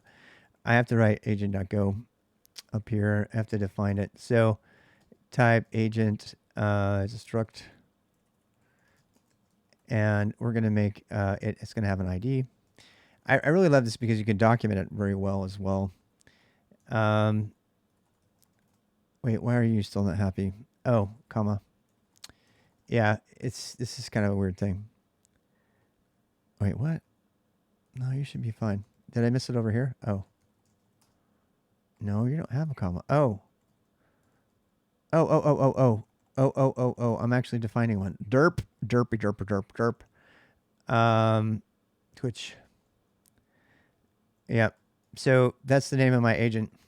Now, I've been debating about this. This part's going to get kind of interesting because this is how this stuff has to play nice with other agents, even though they're all individual, right? I don't know that we need an ID in here. But this stuff is, when we send events, each one of these packages is going to be able to set up its own events, and we're going to be able to type switch on the event based on the package owner of it. It's so cool. So we'll have we can have if we want to name them, it'll be the names of the things coming in. It'll be like Twitch dot, event whatever, right? And I may end up putting an E in front of it or whatever. I don't like putting nouns at the end, by the way, because then when you look at the documentation, it's not grouped together. I fucking hate that. People do that all the time. So you like message event or add event or blah blah event. You should put event first, or you should put E in the beginning of it, so everything sorts together in the documentation. That's how I think. So this name is going to probably change, and we really don't need the name because it's already been qualified by the type. So this type of agent is a Twitch.agent, right? So it will have its own. So the package again, it will be Twitch. Event or whatever. That's one case where we wouldn't want to make a sub package, right? Because if we do that, then we lose the Twitch identifier name. So we want to put that in the top. So in terms of documentation, we might want to create some kind of convention for that. Um, another thing we could do is the we could predefine all of the events, in an enumeration or something, so that the applications can inspect all the possible events that are there, uh, that are provided by this package, and that's probably a thing that we need to do as well. Um, and that would actually provide a reference to those events. We could probably create something kind of like an event map, um, or a message map or event map. I don't know what you want to call it, but that might be something we're going to want to have. So we could have, so it would be like twitch.events. Yeah. So, or event lib or events. Um, they're all events. And I've debated about whether we should call it messages or events. Um, and I think we're going to keep it as events because that's what people know. Um, the events are the things that get put on the bus, right? So somebody else might say, well, that's what messages are, message, like an event's not messages. Another thing we could do is we could make it a message map. We could just MSG, or we could make it M. It would be M would be for all the messages, right? And then we make it a map string, whatever, right? And then this is like got all of our things here. Um, Basically, we want a way for applications to query what events are provided by a package, and so that can be done at initialization time. You can say, well, what are your messages, and is this an approved message? And is it coming in? Who gets this and all that. So this is part of that configuration. Of course, we're going to eventually, each of the things can have their own handlers for the different event types and or message types. And I don't know, maybe should we say message or event? I mean, the idea of saying message to me seems, I don't know, maybe we want to have it be a message. I don't know, MSG may also be suitable. Well, they're not really commands. Okay, so let's go back and kind of remind the architecture here. So they're, let me grab my other diagram here. So I've been using them as events. So let's say, so we have this running controller. So the Cozy controller is running, and it's doing its thing, and you have its interface to the user, and you have, this is actually demonstrating, the streamer using a PWA or something talking to a REST API that then talks to the controller. A lot like the Kubernetes API, controller, programmatic API. It's not unlike that. I mean, there's a reason that's that way. It's a pretty common, architecture. And so we have this event bus, right? And then the main component of the controller is a relay. And all it does is listen for messages coming from here and broadcasting them, right? And so in a very real sense, this shares a bunch of elements with TCP architecture and things like that. Because, we've got this central communication bus, and all of these events are qualified by the package name for these particular plugin service integration layers. And then those messages or those events, they hit the bus and then they get rebroadcast to everybody, right? And there are not a lot of them, and it's all extremely fast because it's all in memory. There's no TCP/IP connections. It's not like a bunch of microservices having to talk, protobuf to each other. gRPC. It's that this is all happening in the same binary. So this is just all basically, and Go routines are just implemented as shared memory pointers anyway under the hood. So it's really wicked fast, and you can buffer how many you get at a time and everything. So, so we have a bunch of things there to talk about, because the protocol for the event bus is going to be really key to intercommunications between all of these independent plugin services. And again, these things get included by just an import statement. If you put an import statement and then add it to the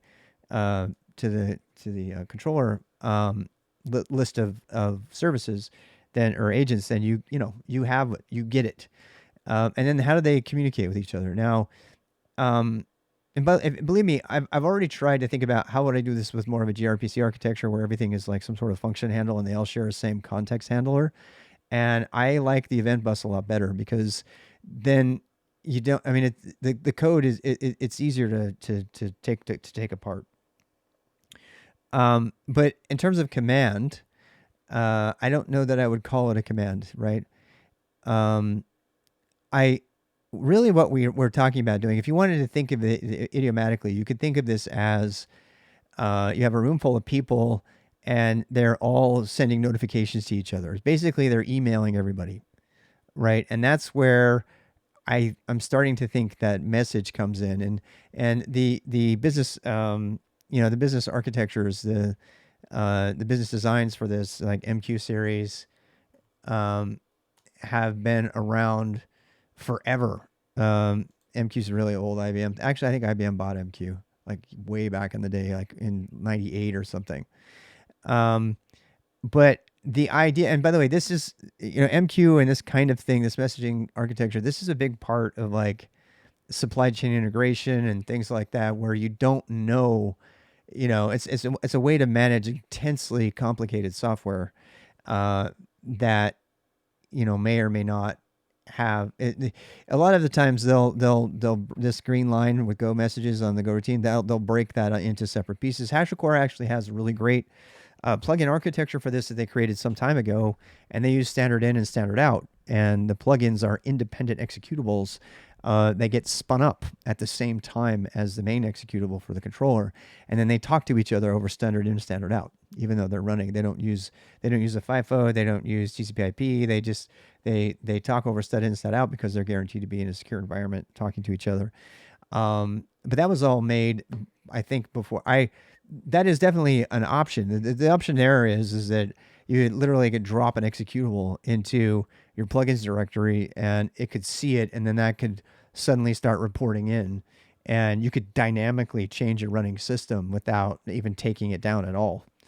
It would be absolute plug and play architecture because you would drop it in there and then it would start to talk and it would send a message to the controller. You'd have the controller watchdogging that particular directory for new plugins. And then when you drop the plugin in there, it would run it to reattach to it.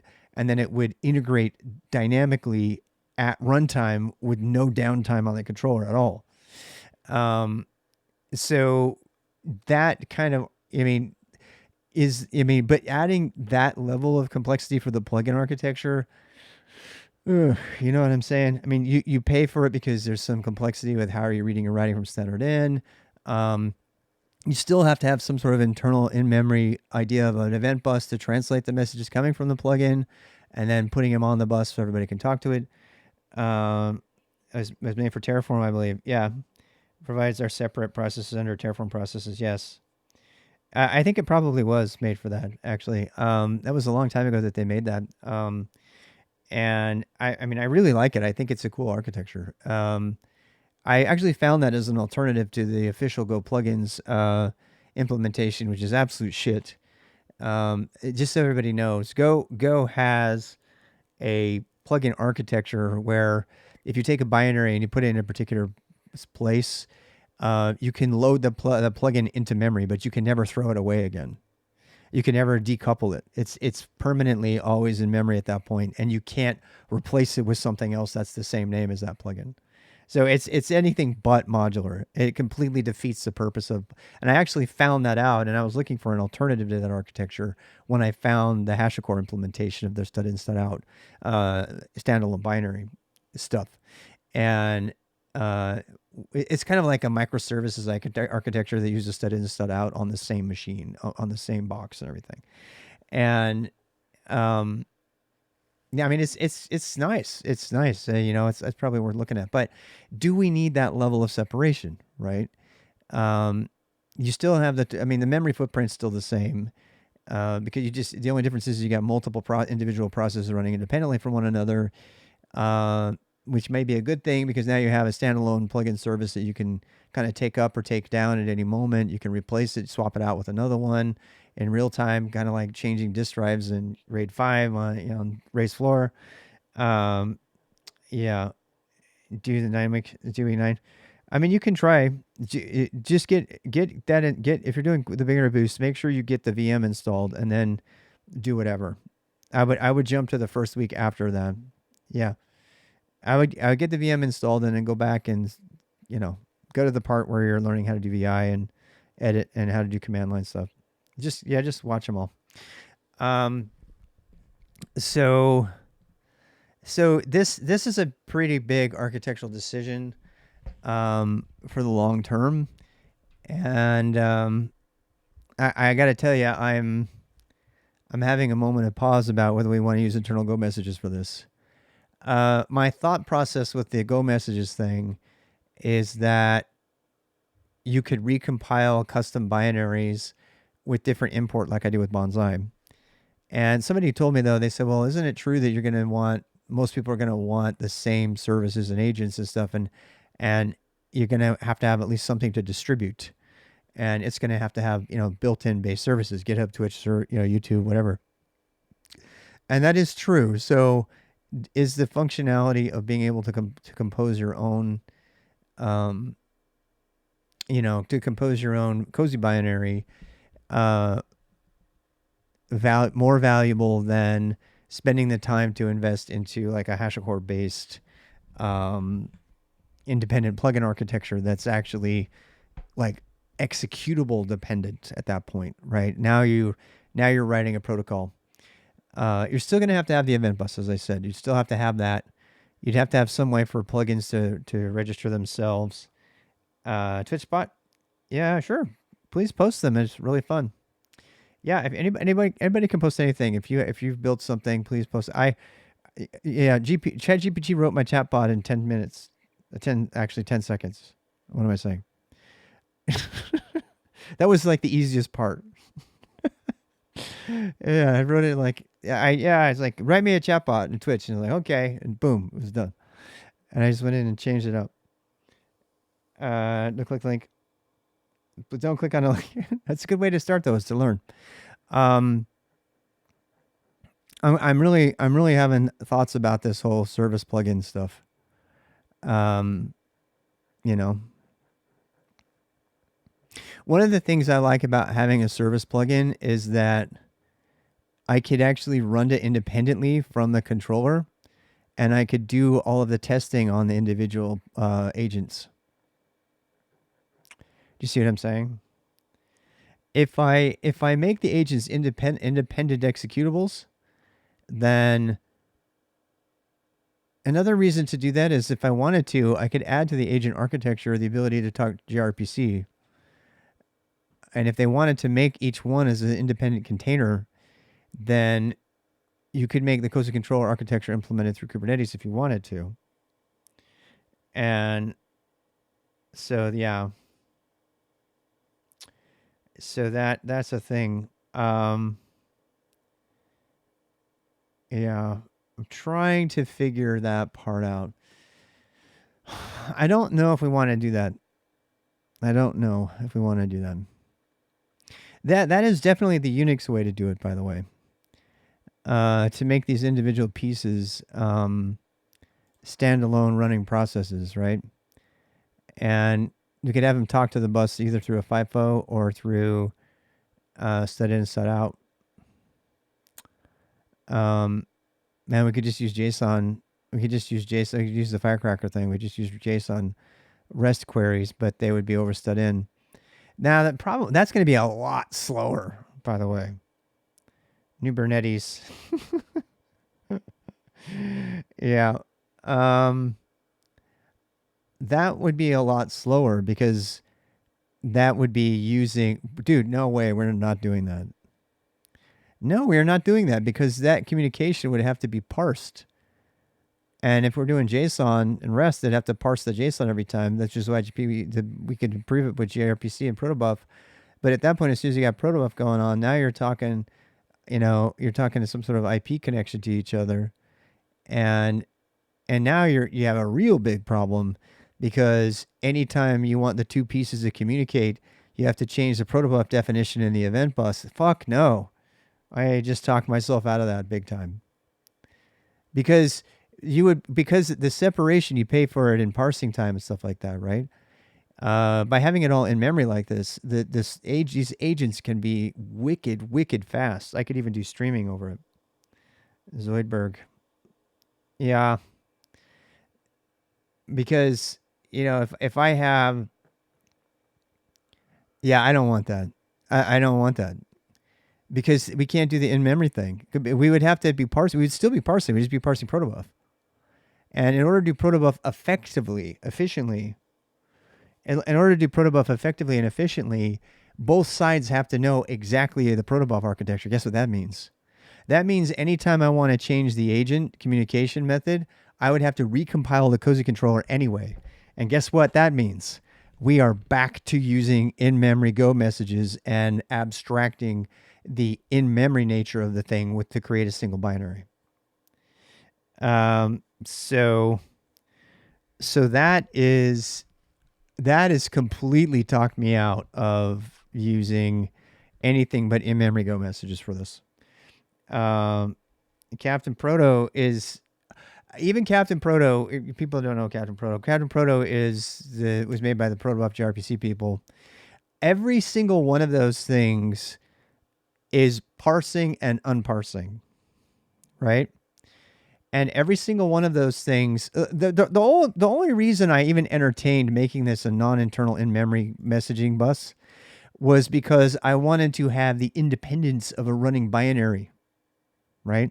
I wanted to have a separate microservice in the traditional sense. But speaking really fast, with gRPC and protobuf or whatever, and Captain Proto, and in that case, yeah, it's really wicked fast. It's fast enough to do a stream, like a Twitter stream or stuff. That's kind of thing. But in order to get that speed, anytime you change the thing, the communication, the stuff, that's the messages, whatever. Anytime you add a new message or anytime you're doing a message, you would have to recompile the agent, which is a separate binary, and you'd have to recompile the controller every time. Every single time the controller would have to be recompiled so that it knew how to read messages from that agent, which means you cannot escape the need to recompile your controller if you want, that level of performance. And the only reason to break out a separate binary that I even considered was because I thought I was going to have more modularity. But now that I know that I have to recompile the controller no matter what, if I go, there's no way I would go with REST. That's ridiculous. I mean, if we went with REST on our agents, or we just standard in and standard out like the HashiCorp stuff does, then the controller doesn't have to know, right? That's the kind of the flip side of REST. REST is really freaking slow, but because it parses it every time, right? The agent could change what it does at any moment, and not have it affect the other tool at all. It just goes and gets it. It just has to know it's a new thing, and as long as its code has some knowledge of it. But if so say you had an old version of the controller and you upgraded your agents and your controller didn't know about that yet, even in that case, you're probably eventually going to want to update the controller or some of your other agents, because those other agents that are maybe peer-to-peer communicating with that agent are going to need to know about the changes in protocol. Like, we've added some new messages here, or we've added, this other thing. Whatever we've added has ended up, contributing to these other things. And if we were to stick with REST and stud in, stud out, or something like that, and just JSON, we would not have to recompile the controller. We would probably have to install updated agents if there is a dependency between those agents on messages that are produced by that agent. But that would be independent of updating the controller. The controller wouldn't have to ever be updated or touched, as long as it's relaying all the stuff on the bus for all the plugins that are coming in. That wouldn't have to happen. But we would pay significantly in performance for that, because we would now have a bunch of separate independent processes running. And the other cool thing about this is if we did that, you could write the agents in any language whatsoever. It wouldn't matter. You could write it in shell, for God's sake. It does not matter. It doesn't matter what the agents are written in, because as long as they're talking REST back to the event bus and the controller, you just care about the protocol. That's all you would care about, right? If we do this, then all the agents have to be written in Go, because they're compiled into. This reminds me a little bit of the OpenAPI Swagger Go code generator that had to be written in Java because that's how they architected it. They architected it so all the pieces have to be in Java as opposed to creating the some sort of disconnection seam there, and so that's why they can't get anybody to write generators because they'd have to write Go generators in Java. That ain't happening. So but what are the needs of this particular project? Do we need that level of independence, right? Do we really want to promote this heterogeneous idea of agents at the cost of communication? Do we truly have a big communication requirement between the event bus and these things, or is REST APIs on the same machine? Is that going to be fast enough to parse JSON? I think that it would it would probably be fast enough. It would be probably fast enough to do that. Um, it would be a bad idea to use gRPC and protobuf here, because the whole point of that is to increase the speed. And even though you can use protobuf without telling one side or the other what the format is and having it infer the format, you have to. Something I read about protobuf recently is you can actually, if you activate something about the thing, it actually is like sort of self-inspectory or whatever. You can kind of like it. Basically, you can query it and it can tell its own schema, and then it can parse itself. Right, but by that step, pretty completely negates, in my opinion, the performance benefits of using gRPC in the first place and protobuf. So the proper way to use protobuf and gRPC, from everything I'm reading, is to tell both sides the exact binary format breakdown of the protobuf thing, and actually generate the code that has to be then recompiled anytime there's any change to the protocol, which is the protobuf specification for schema, which is guaranteed to be 100% backward compatible as well. So those are the advantages of protobuf. Now that entire thing completely goes away if I don't have the need for a completely separate service. Right? If I can actually take all that logical code and say, nope, you get compiled in over here. We're going to make it super easy for you to get compiled in. Now, instead of doing any of that, I can do shared memory pointers across a Go messaging channel, and I have absolutely zero latency. I mean, the least amount of latency possible, and I have the flexibility, and I already have to recompile anyway, right? And so I can compile a given binary with a given version, and I know what version I have because it's listed in my go.mod and go.sums and all that. So I've talked myself into this. I've talked myself into keeping my messaging bus the way it is. And I know you want to see the part where I talk to Twitch. That's actually the easy part. I've already written like 3 agents to talk to Twitch, in Bash and Shell, and I wrote one in Perl, and ChatGPT wrote mine today for IRC in like 10 seconds. So that part's easy. The part that I've been struggling with is how do I make it modular enough so that when I create a tool this time, I can actually have it synchronize what it does with GitHub without it being hard coded into a function somewhere, right? So the other iterations of my live tool, I would say like live at status update, right? And then it would go to the update function, and I would keep hacking on the update function to synchronously update all of the, go to GitHub and change that, go to YouTube and change the title, go to Twitch and change the title in a synchronous flow. And it was, it worked, but it was something that I knew I was going to eventually outgrow. And so I want to take a moment here to think about how to perpetuate long-term growth of something that I can maintain in a modular way. And that's why I'm spending so much time on this. So let's go back to the Twitch agent and have some more fun here. So we need to figure out what our agent's going to look like, whether we even need an ID. If we actually have an agent ID, that is going to be because so imagine sending emails, right? So the agent's ID is going to be the thing that it's not going to be the thing that we type switch against. We're going to type switch against switch.agent, and that's going to be fine. But when it comes time to displaying the messages and we want to say where are they from, um, that is something that we're going to want to query, right? Um, and I'm wondering, I'm probably getting ahead of myself here, premature optimization. I don't know that we have to have a hard coded Twitch ID in there. I don't even know that we need that. Because if let's say I wanted to log, let's say I wanted to add some observability and I wanted to add an agent that all it does is just send every freaking message on the message bus to a log, so I can monitor everything that's happening, kind of like a syscall, right? So I'm just sitting there watching everything that's coming through, and I'm putting it all, very verbosely, but concurrently, so it's not slowing anything down, out to a file, and I'm watching the file to see what everything's doing.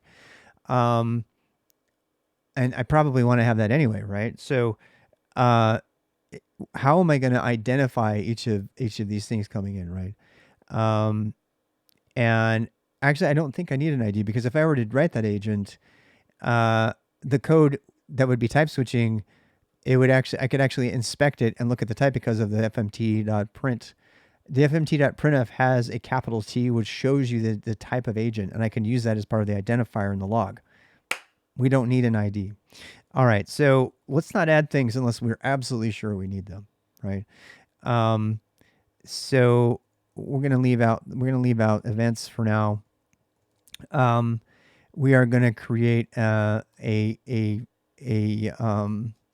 IRC client connection, which will be instantiated when we call connect. Um, now that is something um, that is going to be interesting. Actually, no, because connect just needs to maintain that connection inside of its own.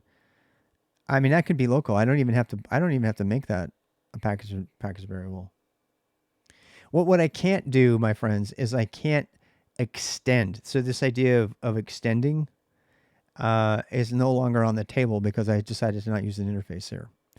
Um, so that's where things get. This is actually going to be a lot easier to test. Damn, it is. It's going to be a lot easier to test. Um, mm-hmm. We could say IRC. You know what's really cool is I can say IRC client. Or should we say client IRC? Client IRC. Client API. Var. And what else can we say? Oh wait, we need the connect function. That does have to be a thing. Yeah, that's going to have to be. An agent needs to have its own connect thing. Now, this is a case where do I want to do dependency injection here or not? I think I actually do, because that's going to give me flexibility, right? Um, I think I do want that. I do. I want that. Yep. So connect is a function that takes returns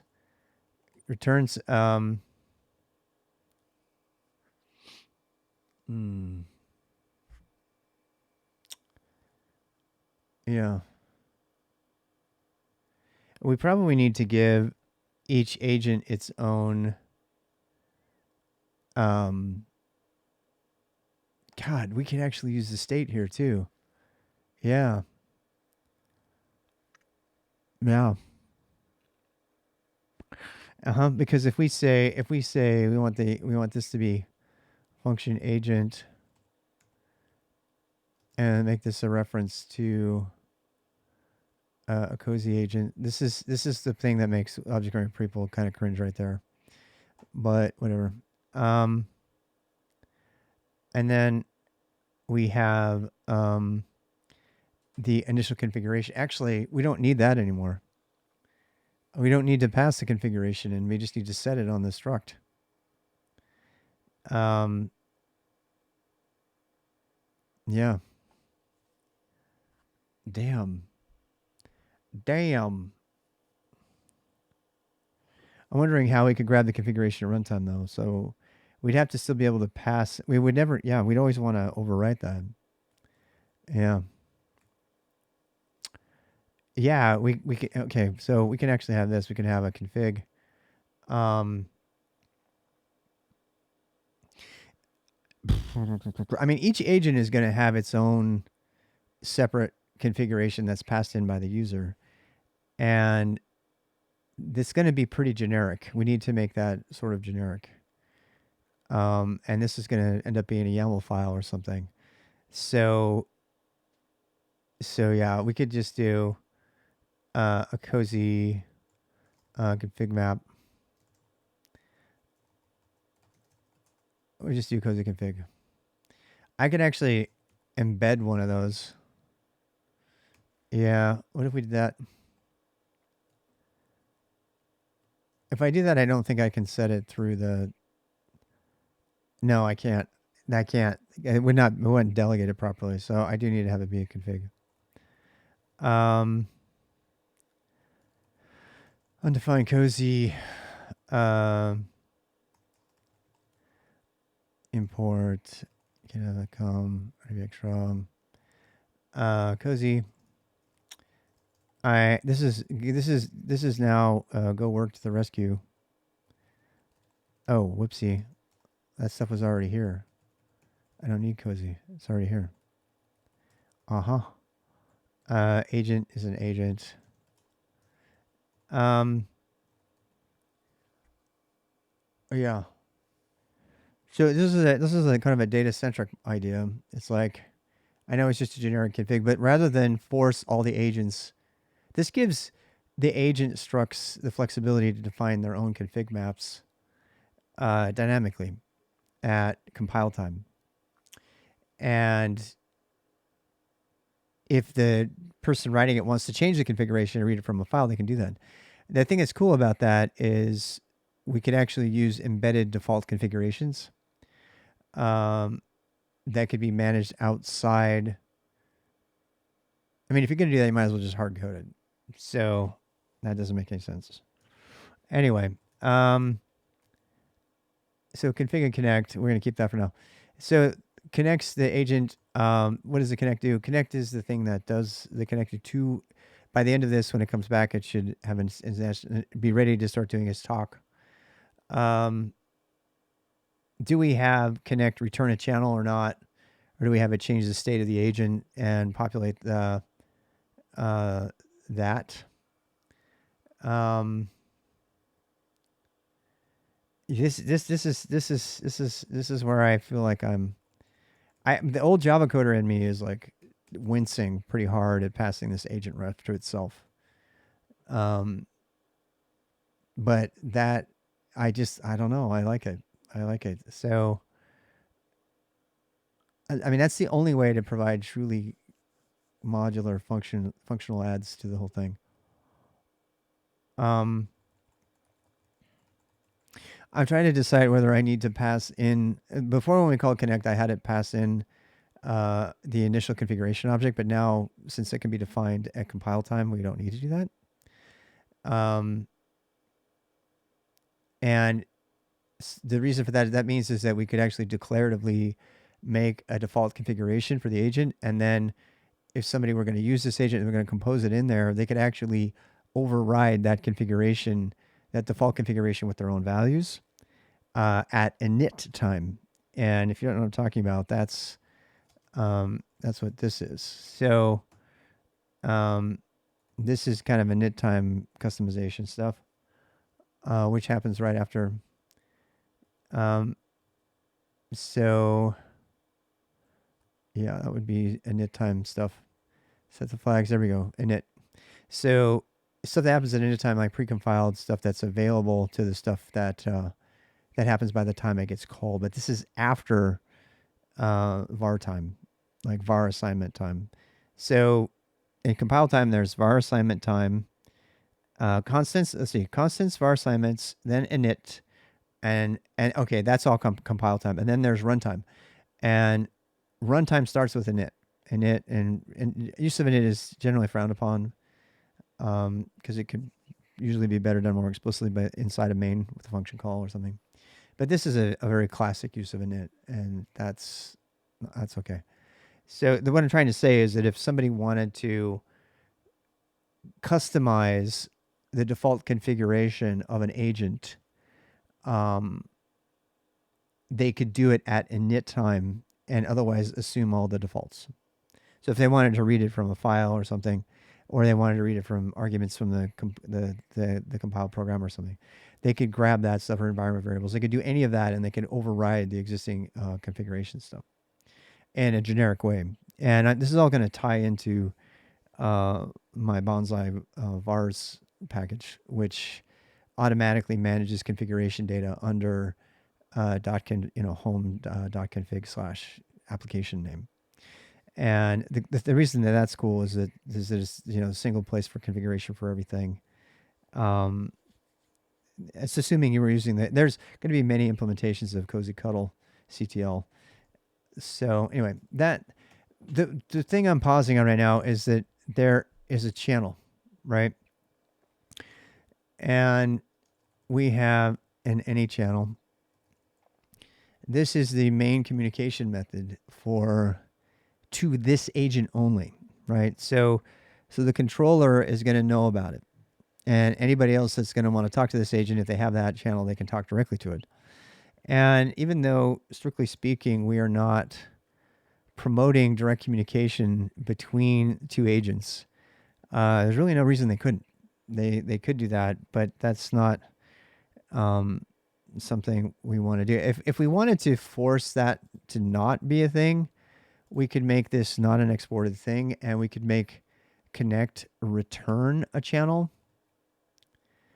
And that might be the way to go. That might avoid abuse. That might avoid abusive use of this. Because if that means that the only thing that knows how to talk to this agent is the thing that called connect, and the thing that called connect is never, ever going to be another agent. I like it. I think that sounds a lot better, because this means, so the thing that calls connect gets a two-way channel to connect with the agent. But if I put it as an exported channel, then anything on the planet can talk to it, which means we might end up inadvertently adding interdependencies between agents with that by allowing it. So I think it's probably not a good idea. Yeah. So anything that can connect up an agent, in other words, connect is pretty much spinning up an agent. That is the init. That is the startup. That is whatever. Connect is the primary thing. So let's do that. And then we have an error in case that you couldn't open anything, and the channel's always going to be negative. Going to be nil if there's any problem there. I think I already wrote something about that. Maybe not. I wrote a really long ass thing for that interface, and then I deleted the interface. Where did it go? Did I really kill that? I think yes I did. Git grep connect. I wrote this huge I wrote this huge documentation for the connect method, and I just deleted it. I always do that. I write documentation too early just to kind of flesh out in my brain what I'm doing, and then I never end up using it. So what I'm going to do instead is what I should have done is just get the thing done and then come in and kind of add the things, maybe even have ChatGPT write my docs. I had ChatGPT document an entire struct yesterday, and it did it perfectly. It was like, it got it exactly right. I was like, damn, that just saved me like 10, 15 minutes of typing. So yeah. So I mean, I don't want this to be too big right now. So let's keep it nice and small. And then this is my bonsai thing. So connect. So function. And then this is very common to see this. If you know Cobra, you've seen this before. Cobra Bonsai, they both do this. We could say chan of any and an error. And then we can define the function inline. Now, if I wanted to, I could have the function be up here and have it be anonymized and have it be a closure, including package scope variables, which I'm actually going to end up doing anyway. I'm going to create an IRC client in here, and I'm going to create. Now, the thing that's so cool about this is I don't have to even. Oh, damn! I wasn't planning that. I don't even have to have my IRC client and my REST API client. They don't have to be outside of the scope of this connect function. That makes me very happy. That makes me happy. Whether or not I implement the function in line right here, and so it's indented quite a bit, or I did it separately, I can. I don't have to have it be there. You know what I mean? Oh, I love that. I love that. I love it when a plan comes together. So agent. Um, Now here's another thing. If this is a common thing in Cobra too, if it's not using the agent, then it's customary to say. In fact, if you don't do this, it will usually bark at you and say you're not using that thing. Why are you? Here, let me show you. So if I say agent, right, and if I say agent, no, what is it? It's a reference to a Cozy agent, and then I have return nil for now to do. We should get complained at, actually. Yeah, we should get complained at. It should tell me you're not using agent anywhere, so do something else. Wait, where is that? What is that? Found Chan on line 42. Oh, whoops. I got a bunch of shit down here that I get rid of. Oh, there's my documentation. That's what I was looking for. All right, so yeah, I can actually, well, let's just put this stuff in here. Remember I was saying I could make it internal? Yeah, I can make it internal to this function. Mm-hmm. Client connection, we don't have to have a client API. In fact, these don't even have to be public. I can just make them, I can make it API client. I can make this one IRC client. You know what? Screw it. I like small identifiers. Sue me. All right, so here's the other one, the config map. We don't have to pass that anymore, though, because the reason we don't need to pass that is because we can look up the configuration from the Cozy agent. So we could do agent dot config, right? And then whatever. Actually don't want to use config. I'm going to use agent.c, so there. I don't care if you don't like it. I don't care. I can hear you saying that's ugly. I don't care. I don't care.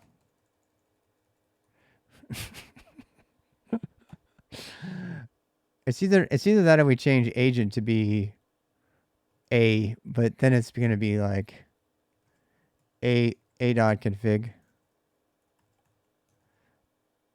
What do you think of that? Do you like that one better? I mean, that, we're going to be typing that a lot, though. I don't. I know. A Cozy agent. This is actually a really common thing, by the way. Like if it's a string, it'll say a string. It's a very common Go thing. You see that all the time. Chan is internal channel. Right. So let's actually, that thing goes into this documentation instead. Agent. That now goes here. Returned channel is the internal channel which only requests to receive responses return. When connect is called, see other Twitch package documentation for possible message types. I don't know if I need that in there. This was because I was thinking about Twitch. Anyway, so I don't want to lose my docs. Join to fire off Go routine. Yeah, we got this. Calculate IRC and REST. Default client package scope variables. Yes. Okay, I kind of like it. Um, I mean, I don't know. That's too cryptic. What I want the focus to be on is this thing, right? How about a.conf? How about conf? How about we make it conf instead? That's reasonable, yeah. I think that's reasonable. Yep. Okay, so channel, make channel. Um, we're gonna make a channel here. Yep, make it any channel. Return channel. Unless there's an error. That's the blue sky scenario. That's a good one. All right. Clean that up, please, for me. Go. Please clean this up. What the hell? There we go. Um. All right. So this is all inline documentation. We have our connect, and we could have our config, our conf. How about that? Ooh, we can make it con and conf. Someone's gonna yell about that. Someone's gonna yell about that. Do you know why I like that though? Because you know why I like that. If I do that, I can actually still put connect on it. So I could say if someone calls dot connect, it would call this, but it gives me something to do in between. So if I like that. I want to do that. I want to do that. I'm gonna do that.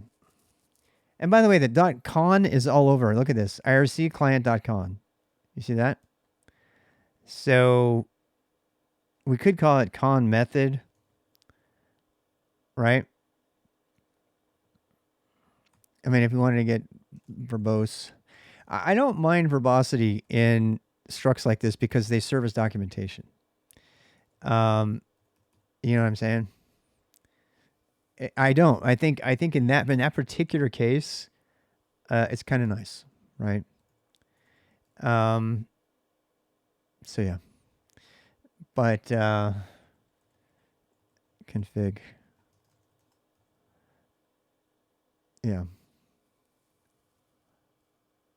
I mean that seems fine to me. So this is config is a map. This config is actually a cozy dot config, and a cozy config is just a map string. So it's empty by default. It would be empty anyway. Um, the problem I have by naming this connect is that if I want to put a connect method on here, I can't do that. Unique rules for this Twitch's chat? I don't think so. Does there need to be? You can post whatever links and stuff. Just be nice, more or less. I'm not nice, so what am I talking about? So yeah, we're making a client API connection. Yeah, and the IRC thing has documentation to where to go. So here's the actual IRC client, and that's just part of the bot, right? When people say they're making a bot in IRC Twitch, they never talk about whether it's an IRC or a REST bot. They're totally different. There's the REST API for like querying who's online and stuff like that, and then there's the IRC bot, which is Twitch uses IRC under the hood. People don't know this. Another reason to make a bot that's not using WeChat or whatever, any one of the chat clients out there, XChat, is because I want to create a tool that's not dependent on IRC, because that abstraction is going to save me when they swap IRC out, if and when they do.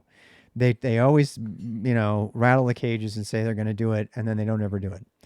But if Twitch were to ever get rid of all the other shellcode and everything I wrote to do Twitch API REST integration has all broken because they keep changing the REST API. Um, so how you doing? Maybe no hate speech. Yeah, you can tell me my card spells. Yeah, I can't. I don't know. If you say dumb shit, I'll just ban you. I don't. If I don't agree with you, I mean, I try. We try to be nice, well, for the most part, but you know, I fail all the time. I don't follow my own community guidelines, so how can I have guidelines for you? I feel like I'm a hypocrite. So you know, I do ban people though. I do ban. I'm that in that sense. I'm very much a hypocrite. I'll ban you if you do what I do because you did it, not me. Uh, oh, I don't know what to say to that. I don't know what to say. Right now, I'm struggling with. Um. Now, by the way, this does not have to be an inline thing, right? This could have been a separate function. It'd be just fine. And you know, it's funny because this is how Perl actually does object-oriented programming. PHP too. They make the first argument the object, and all Go did is it just moved that over to the left side and called it a receiver. Um, so largely the same thing. Okay, so let's get on with the main event. The thing that's really cool about this is and I know it seems kind of laborious to go through all of this architecture, but now that we know how things are going to look, we can test the agents independently of the entire system. That's why I spent so much time on this. I want to make very modular, testable code. And one of the biggest problems in when you're writing middleware code or any kind of platform engineering kind of thing is it's really really hard to test all the pieces. And if you one of the number one problems of the Kubernetes world still is observability, because you can't. It's very hard to test a Kubernetes application like by itself. You gotta get all kind of creative to mock up all the different pieces here. And one of the things that's cool about this is like, I mean, if I wanted to, I could break out this function into its own function name, and I could write a test case for that. In fact, that's probably a good idea. I could write a private test case just for the function that does the connection, right? Now, I happen to know that I'm not going to be able to do that because I'm going to be passing it a config. But in my test case, I could hard code the config and create an agent. So in this particular case, since I have to have an agent anyways for the config, it's probably good to just keep it here. And then, but what I'm saying is I can instantiate. Actually, I don't even need to instantiate the agent. It's already here, and I can just use the defaults and change the values. And so that makes it this is very, very testable code, right?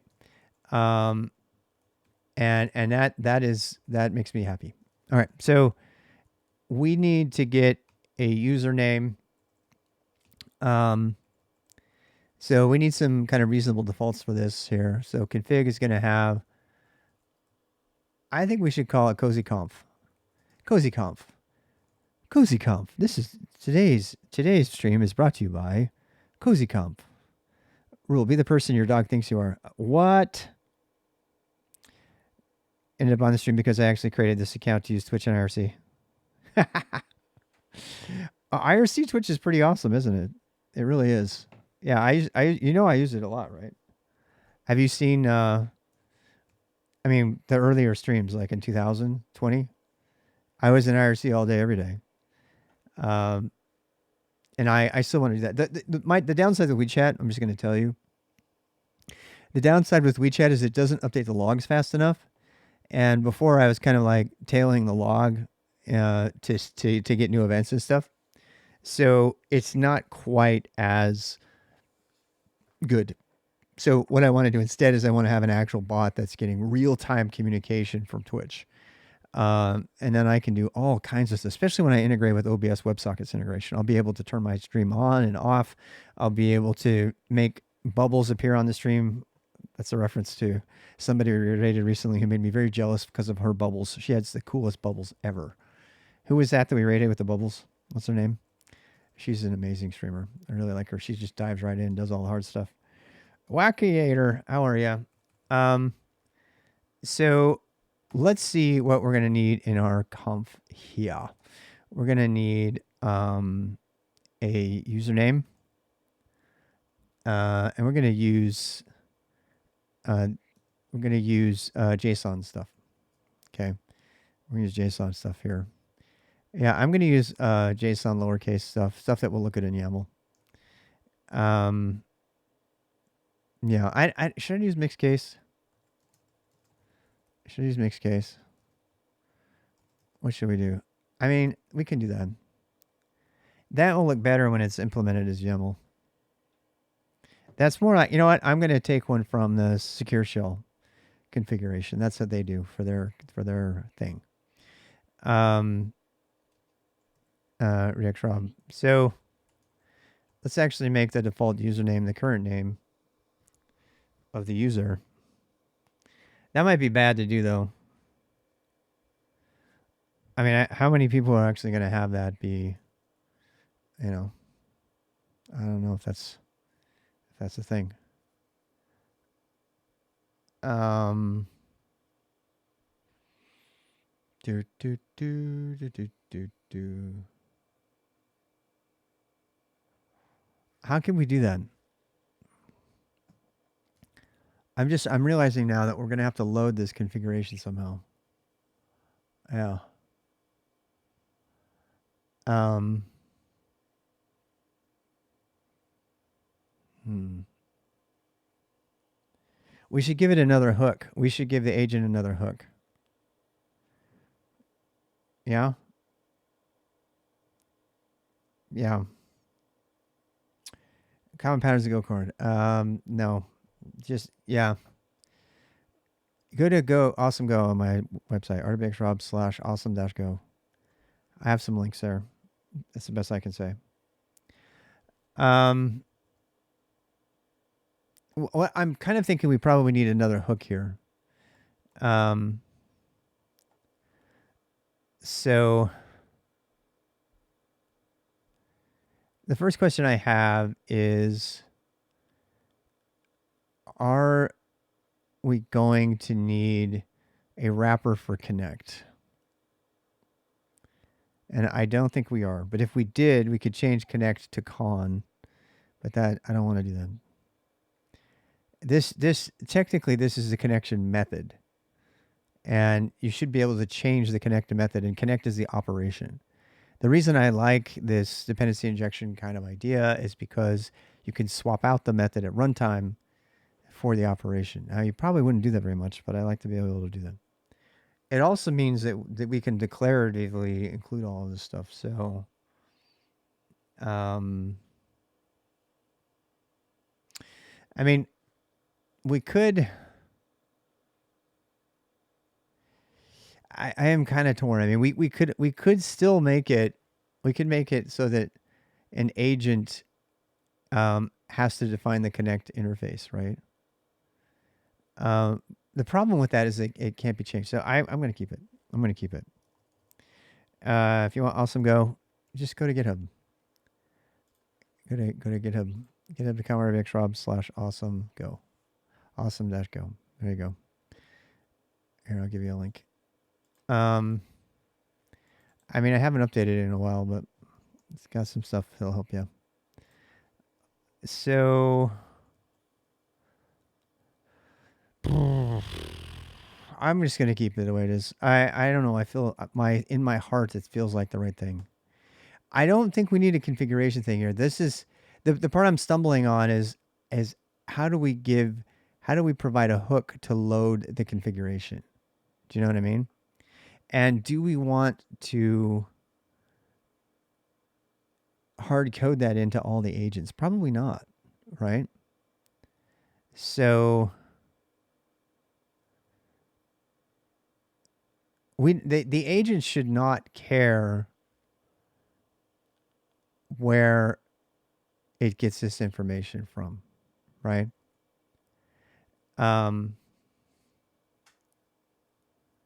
And we should return an error if it's missing configuration information. In fact, we don't need this at all because we're going to, at connection time, we're going to have to check the data anyway, right? So Yeah. All right. That makes sense. Again, if I end up with less code than I started with, I'm good. I less code is always better. Um. So ASUs and pegs. Um. I don't know. I would start with the pagan.dev. You guys know about that. I I wrote that a long time ago, but pagan.dev. I got some links there to stuff. This is my peg stuff. It's old. It's really freaking old. But the thing you're looking for is um this different versions of peg, different efforts of peg, the original peg from Brian Ford.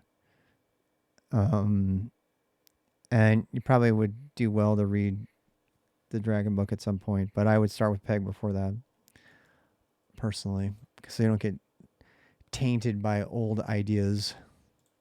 Single automata, single look ahead, single, yeah, non contextual grammars, they're all bullshit. In 2023, that's all bullshit. There's really no need for that. It's infinite memory is the name of the game. That's peg. I know it's heresy to say that. Somebody got pissed off for me saying that out there. I don't care. Neither does Brian Ford. Guido van Rossum fanboys over Brian Ford. He tried to put all of the new Python into a peg grammar because he understands. If you don't understand and you want to, go go watch the creator of Python fanboying over peg and how why Python might be better off by using peg grammar. Um, so peg grammar is redundant. The G stands for grammar, but whatever. Um, let's actually get a connection. And the problem with this is I'm going to have to use a token, and so I'm going to have to integrate a way to grab these. This is a part that's going to make the agent implementations um, sort of codependent, and that's something I don't.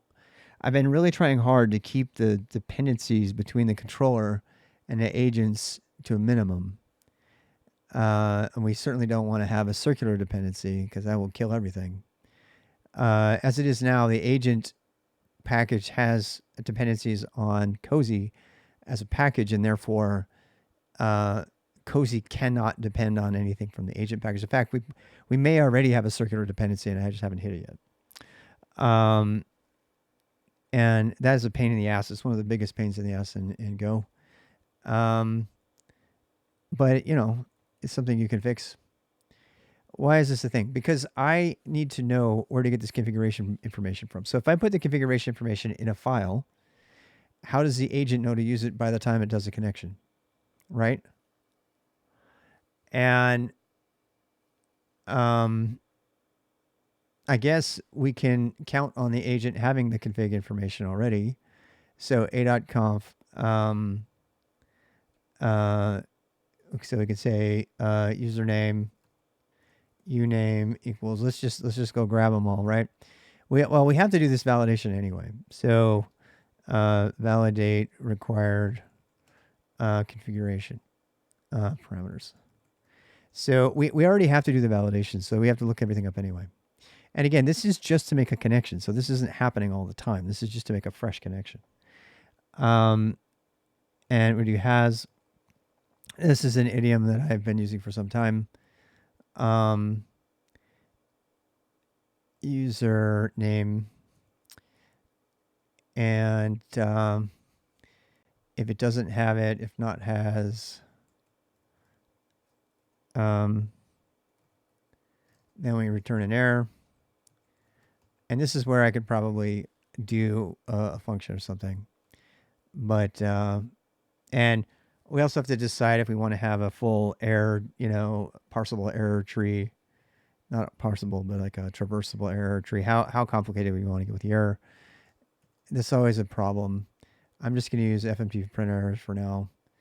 I'm also not a fan of putting any language in my code. I like to put that into its own uh, separate place for internationalization purposes, but that's all stuff that can come later. Um, so I'm just doing an FM. This is really, really, really lazy, but whatever. Um, we could almost do a loop here and kind of like an inspection loop that looks for everything, and then instead of having to do it every time, um, I don't know if we have to do. Let's this is kind of premature refactoring. Let's just keep doing this. So, um, username is required, and and I mean this is going to change, right? So that's our username. Um, IRC client connection. Let's put these two things here. Let's do the API one first, and then let's do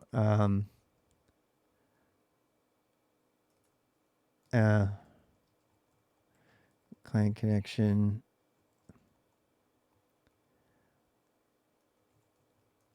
Yeah. So anyway, there might be better ways to write this, but let's just get into it. I usually overthink things and then I don't get anything done. So trying to fight that tendency back right now. So we need a new client. Now this CFG is different than this is configuration that needs to be passed to here, and I mean this is calling new config. I don't even know if we need that. I think we could probably just pass it all directly. I don't know. Let's go see. What is this one mad about? Expected declaration found CFG. Oh, whoops. Let's put that in here. This is gonna. It's gonna yell because it's not doing anything with it. All right, so this is now IRC. IRC equals client config. All right, so that seemed happy.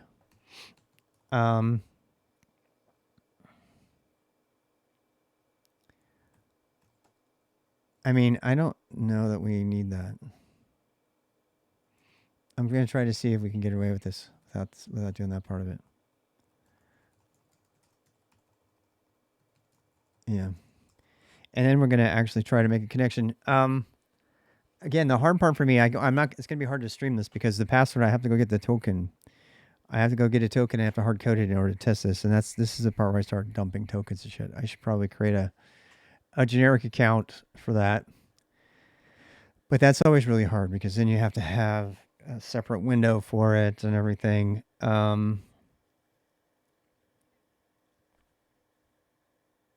I don't know. I don't know about that. If I can get the token, so one of the cool things about Bonsai, and this uses Bonsai, is that it manages secure tokens in the config space in the home directory.config file. So I can put the token there and it won't get dumped anywhere unless I'm really stupid. In which case, I'd have to just go immediately change that specific token and get new one. The problem I have with Twitch tokens is you can't expire them. You can pass it. The environment variables is a horrible thing to do. Environment variables are super dangerous. Don't ever use those. In my opinion, the safest way to do that is to put a token in a file and to open that file when necessary. That is the way, and to encrypt it if you can. But I have to be really careful when I get to this part because, especially with Twitch tokens. Let me show you how to make one, by the way. So, you can just go look it up. Let's go look it up on the internet. Let's see. Where can I create a Twitch app API client token? And I mean, you can go to the API, the dev API. You have to create a client ID for your specific app. But for IRC, you don't need any of that. For IRC, you just go get a token that then gets placed instead of your instead of your instead of your thing. Yeah, in fact, I'm kind of afraid of even going there because if I go there and if it dumps that token, the worst part about it is you can't expire them. So like on GitHub, for example, if I dump a application token, I can go in and immediately delete it. I can't do that with Twitch. If you dump a Twitch token, it is valid for ever until it expires. It's really fucked up. The fact that they even have that I don't know what to say about that. It's really bad design, and so I don't know. I don't know what to do with that. Um, I know not being able to invalidate a token, and the fucking thing is alive forever. So I mean, maybe something's changed. Maybe I've got it wrong, and I just need to go check it out. Um, if anybody can look that up, who's offline right now, and find out. But so like let me show you. So how do I use IRC with Twitch? And this is where Twitch provides internet relay chat. Go to the nick, join the chat room. So people don't know this, but I actually did a video on this. It's called Twitch Without the Twitch, how to use IRC for Twitch. And you can do it. Mm-hmm. I start example just by looking for the dice command. So yeah, I mean, it's really fun to do. It's like creating an IRC client is super easy. In fact, if you use WeChat, you can just use WeChat's own bot system, plugin system, and then create your own bot just using WeChat. And I did that for a long time. I did that. I used just filters and bash commands and stuff like that, and it was fine. But I kind of want to go to the next level, which is an actual logged in agent that's speaking IRC. It's not and like taking the place of the client. Either way, you need to have this password. So here's your mods. It's not my mods, by the way. No. The mods thing comes from Charm Bracelet, so I have nothing to do with it. It's got all kinds of bugs in it, by the way. And when I used it, it gave me over my quota the first time I used it, and eventually it went away. So I don't know what to tell you. I don't remember why it went away. I don't think I gave it money information. I don't think I did. I don't know. I could probably pause the video and go check. Before your bot can join a channel, it needs to authenticate with the Twitch IRC server. You can authenticate a server your bot passes the password to Nick. Blah, blah. You must send password before Nick, otherwise the server replies with blah. Registering your bot. To get an access token, you must first register your bot for information. Click on registering an app. You actually don't need to do that. You don't need to do that. No, you don't. You just need the auth bot. This documentation is so fucking bad. It's mixing up the information that's telling you how to use the REST API and how to use the IRC API.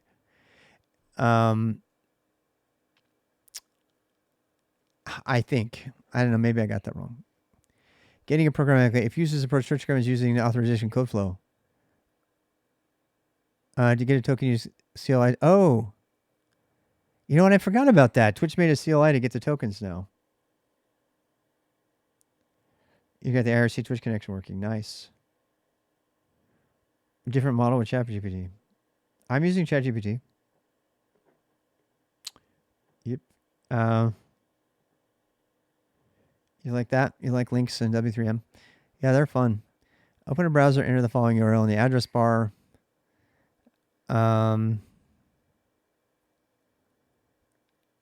I totally forgot that they added the Twitch CLI. I bet the Twitch CLI has come a long way, by the way. I bet it has. Twitch credentials of vast authorized scopes. Get the ASIC token in the address bar. I forgot all about the Twitch CLI. Yeah, I totally forgot about that. Um, I totally forgot about that. That's the new way to do it. The way before that, you had to go to this. You had to go to a site, and then it would give you a token, and then you hard coded that. This is cool because this means they may have actually fixed the expiration problem.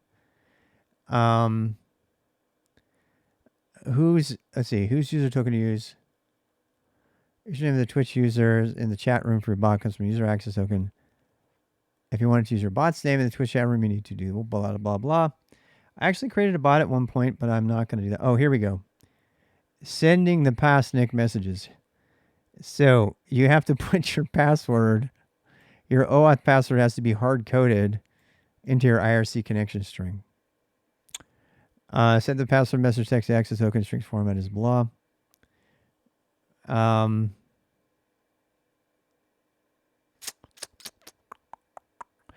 I mean, it's probably worth it for me to use my bot if I can remember how to log into it. Because I'm going to be doing a lot of work with this, so I should probably look into that.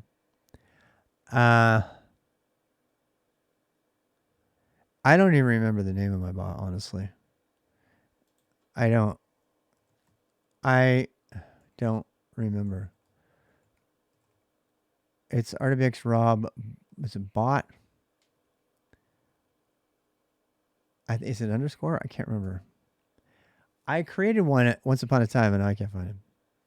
80s Dance Party's still going strong. That's cool. Browse. Search RWX Rob.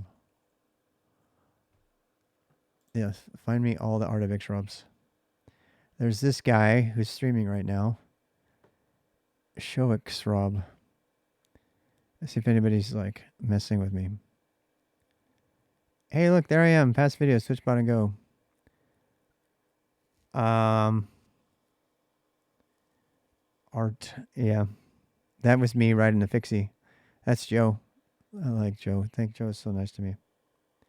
I did see kick.com. Not interested. That's pretty. Is that it? I must have discontinued my other bot. Yeah. I mean, where is it? Did I do skill stack? Did I do Skizix? Is there a Skizix? Is there a Skizix? Apparently there is a Skizix. Skizix DT, that's pretty funny. There is a Skizix, that's too bad. Skizix 1. I guess that's taken. They still don't have open API. Well, there you go. Why would I use it? If you don't have an API, don't talk to me. I don't want to use you.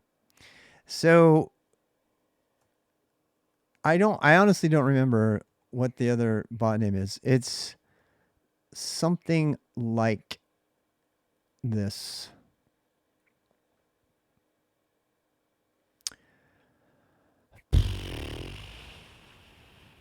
I don't remember it. I don't remember the name. How do we look up names? Actually, there's an API query you can do that looks up all the names. Yeah, I don't remember where it is though. I don't.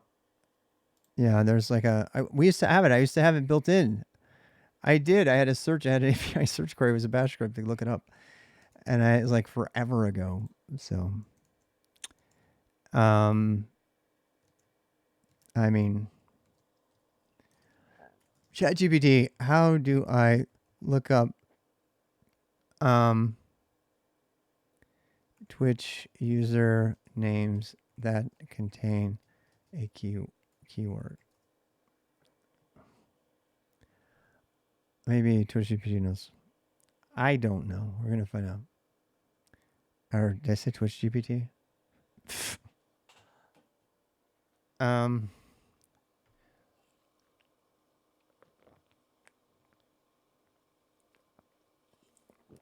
I could have told you that. ChatGPT is kind of stupid. ChatGPT's kind of stupid tonight about that. I just did that very thing. Apparently, nobody else has RWX Rob. How about RWX Bot? RWX Olive Cube, RWXL, RWX. What the hell is this? RWX, RWX, FM, RWX if, XCL, RWX CLI, TwitchBot. Yeah. What is that? FN, RWX ZFN. That's cool. There is nothing. TV2, RWXO Live. They must have gotten rid of it. So I need to make. I gotta make a new account for this kind of crap. Because I'm not gonna do it on my real account. That's just too dangerous. So how do I do that? I guess I could go incognito. I could do a new. I could do a new person, couldn't I? What if I added another profile? What if I add? I mean, I don't know what this is gonna dox about me, so I'm a little worried. After all the stuff I was doing today, I have not kept up with the Women's CDF. No, I want to. It's super cool. I want to see it. I have had so much going on. I want to watch it though for sure. I'm gonna go back and watch it. I'll probably watch that tonight. Let me put privacy on for a second. Let me see if this is the way to go. I'm just gonna be super careful with this because I do not want to dox a Twitch account token. It's so bad because you can't recover them. And so I'm going to add a new person. See if that works. Set up your new Chrome Pi file to access Chrome stuff devices. Turn the syncing on. Continue without an account. Oh my god, it's like pink. Add a name. Bot stuff. We're gonna call it bot stuff, and we're gonna make it kind of how about green? How about black? Okay, done.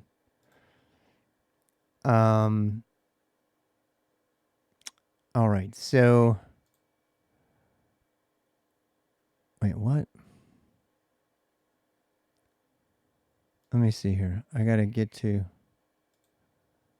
the different ones.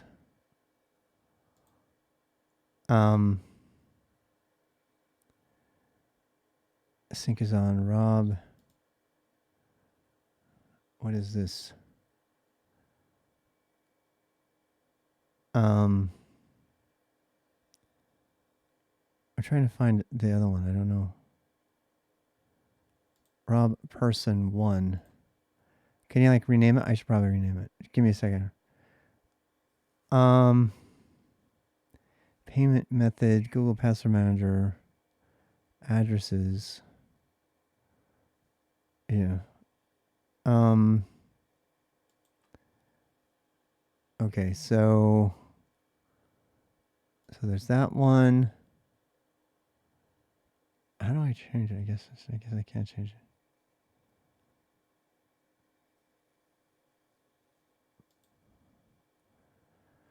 Huh.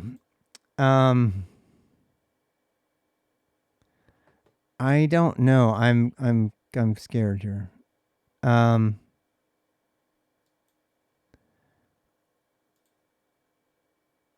Let's see here. Pet bot stuff. Person.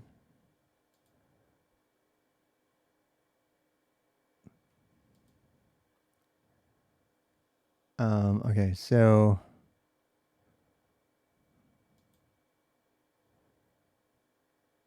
let me make sure I know what I'm doing. Okay. Bot stuff. Person 1. All right, so alrighty, so we can go to bot stuff. I know. I'm going to dox this a little bit. So we are on a brand new Google account, hopefully. Hello, hi. Let's go to damn, what trending searches. This is kind of weird. It doesn't Google doesn't know about me at all. These are the things that everybody are searching for right now. Let's go to Twitch. Let's see, Twitch API. Ouch, my eyes. Oh my gosh, I'm so sorry. I can't. I've been totally blinded. Now what do I do? How do I customize my theme or something? Oh my god, I have to stop this immediately.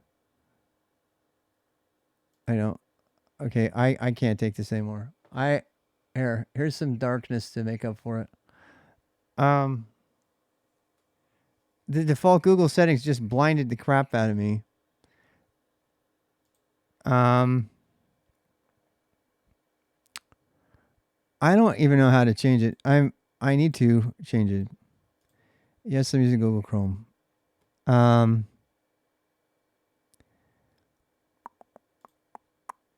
Let's see here. Change maps, context drive. Seriously, this should be against the law. It should be against the law. More from Google. I don't care about that. Light theme, dark theme. Yes. Oh, thank God. I think it should default to dark too. I agree. I definitely agree. All right, so switch API. Really? I just told it dark mode and it's like, sucks to be you. Psych. I'm not even kidding. Look, I went to, where'd I go? Wait, where'd it go? It's gone now. Oh my God. I know about Dark Reader. I know I have it on everything else. Do I need to put it on this too? Probably. I don't even know if I can because this is a separate account, you know? Extensions. Visit Chrome Web Store. Oh my God. Okay, where's dark mode? Dark Reader. There was a like a malware Dark Reader. You know that, right? Mm-hmm. There was a malware for Dark Reader for a long time. Yeah. And do you guys remember the story on that? It's pretty ugly. It was pretty ugly. It was a long time ago. It was actually made it in the main store. It had lots and lots of downloads. That's like super terrifying. One if you want to hack everybody, hack an extension that has full access to everything they ever browse. That's like terrifying. I don't want to turn on sync because I don't have an account and it's going to make me make an account. I don't want that. All right. So, of course, it install Dark Reader immediately fails to darken anything. Oh, that one worked. Okay, good. You get eye pain by the slight theme. I know, me too. You need the white to stay awake. Well, I guess that is definitely one way to stay awake. A Twitch API provides tools used for OAuth 2 authentication. Learn more about different types of access token supports the authentication. We plan to use some extensions. Yeah. Yep. Starting a poll, getting videos, etc., etc. Did you see they're doing Wonka? They're making the backstory for Willy Wonka. Mm-hmm. That was in the trailer when I saw the Barbie yesterday. Barbie was hilarious. Yeah. I'm gonna get a really bright sweater that says "I'm Kenuff." I'm gonna get one. Yeah. Implicit grant flow FOA does not use a server, for example, this flow. Client-side JavaScript app. A user access token implicit grant. Authorized code grant. Both of those are fine. App access tokens. APIs that don't require users' permission to access resources. App tokens, for example.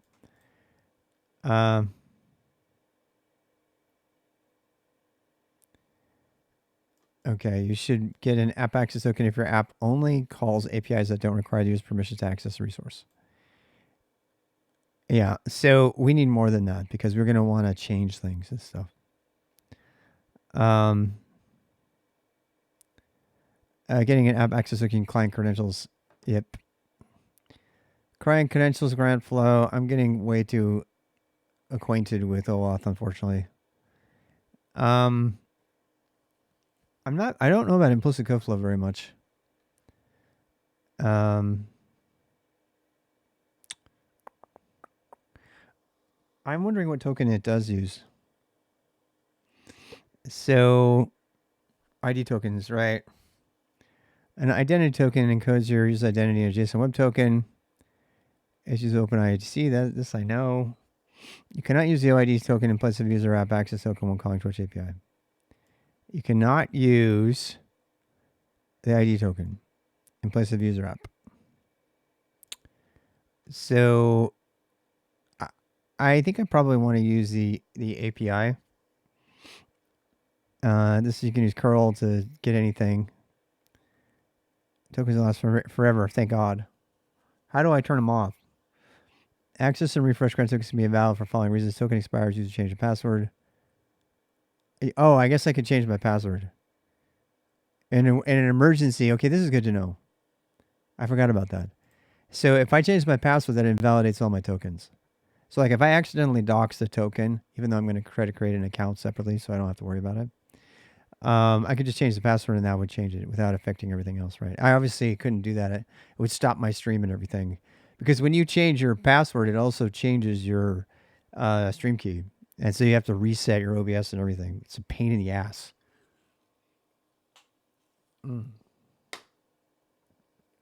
So I didn't used to do that, by the way. They do that now, though. The user disconnects your app by going to the accounts connections page and just clicking disconnect. If a token becomes invalid, your API request returns HTTP. Validating third parties. The user disconnects your app by going to the accounts connections page and clicking disconnect.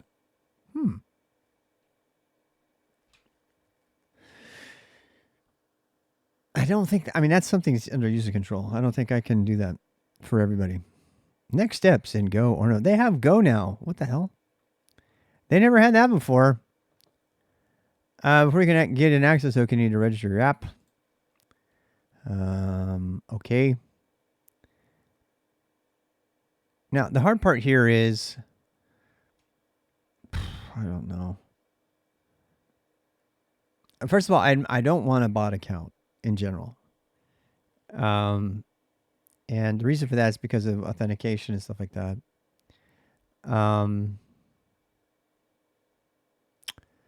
I don't know. I'm kind of pausing here.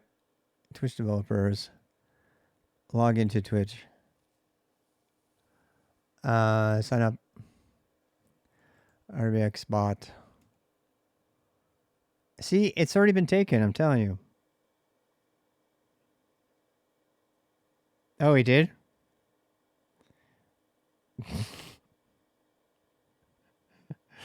What is that about? There's already a username, and it's got to be me. RWX bot. Yeah. RWXBOT. Password.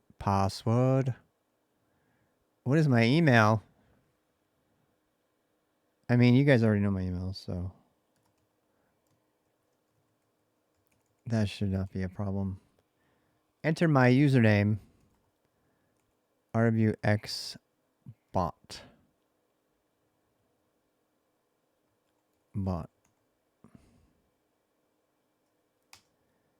The username doesn't match. Dig nibbit. Well, who stole my RWX bot name? Somebody else stole it?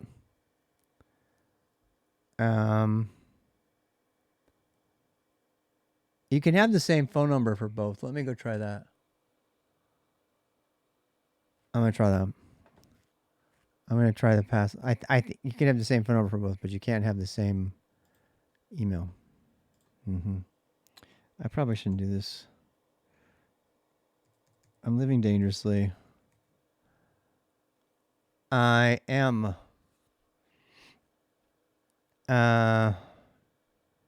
Continue.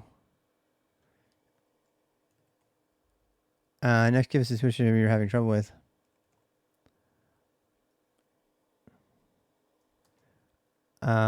We will send a thing to here for you. We cannot find that account information. So much for that. So much for that. I guess somebody else owns my name and I can't get it back now. Thank you for that, whoever took it over. Yeah, they took it over. No, I can't use it. I'm very sad. I'm very sad. What if I did... Maybe I did it like a long time ago. I mean, maybe. I don't know. What is your username?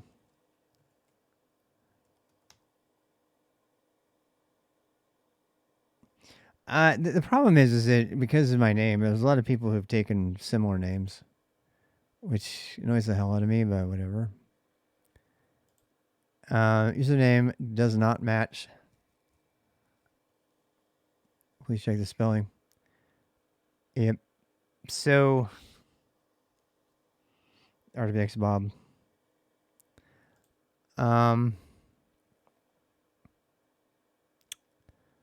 I don't know.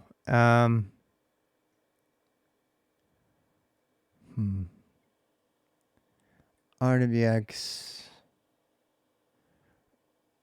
No, whatever. Comrade Rob. RWX Boob. Booba.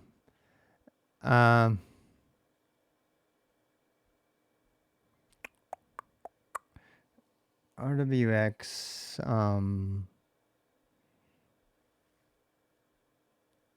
I don't know. Cozy? Yeah. I mean, I guess I could do that. Sign up.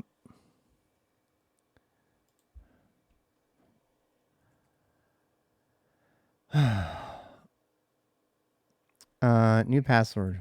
I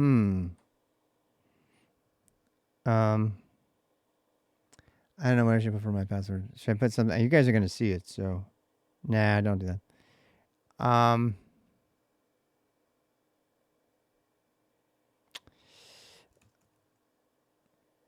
I don't know what to put here, but it's gonna be easy to change. So,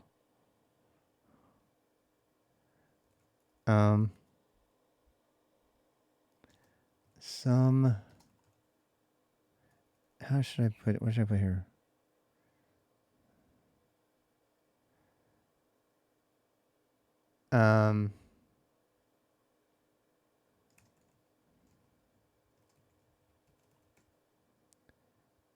Very common password.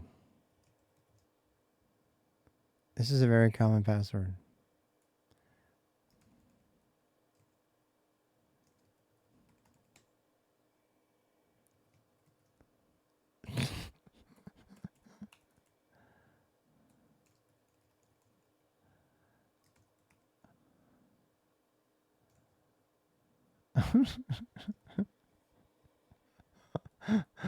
I'm having fun.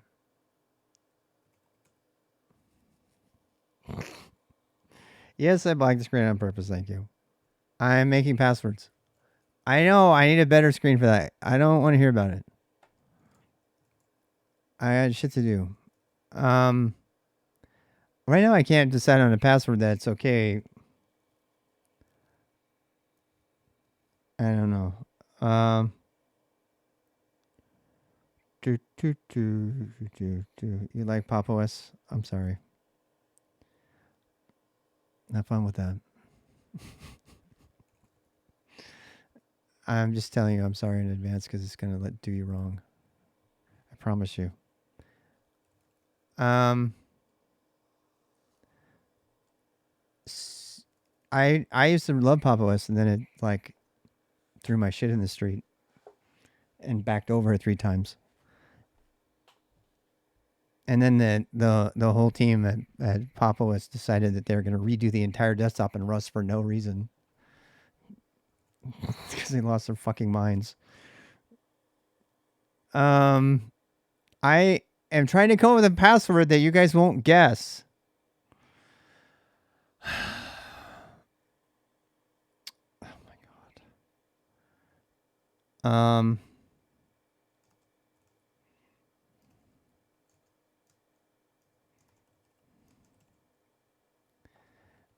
Try a few random words.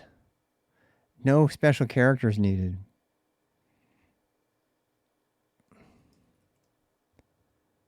Weak. Stop calling me weak.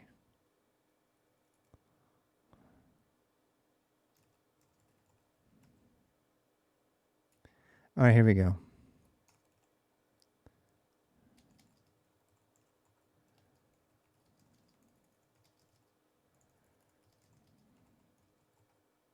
Oh, now I'm strong.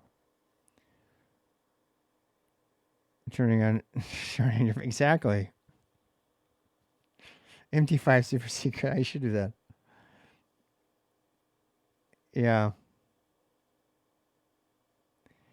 Pop OS. Look, I tried to be a good streamer, and somebody suggested it. And I said, "Fine, I'll try it." And I used it. I liked it for like a year. And then not. And then it kind of fell on its face. Mm-hmm. Wait, should I put my actual birthday in here?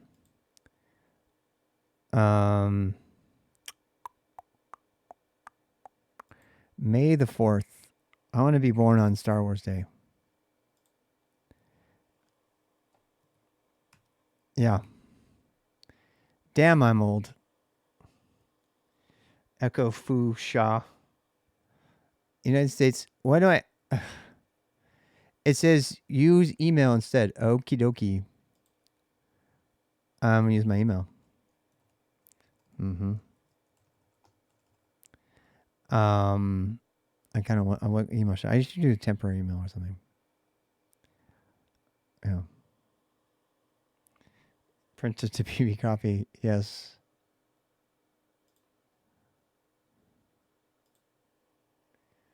I should probably write that password down somewhere.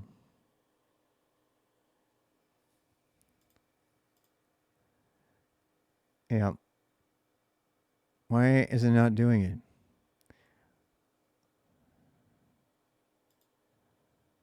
Ready, go. God damn it. Please a different email to continue. I should probably make a temporary email for this. Yeah, let's do that. Let's do. Yeah. I'm going to do that. I know you guys are bored and you don't like watching the black screen. I don't care. Give me a sec. I have to do super secret things. Create an account. Do do do do do do do do do do. I'll sing to you. How's that? Please don't sing. Gender. I'd rather not say.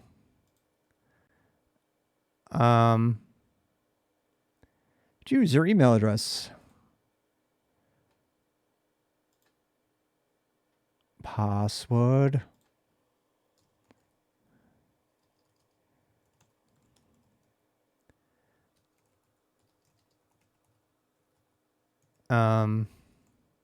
Sherbet lemon.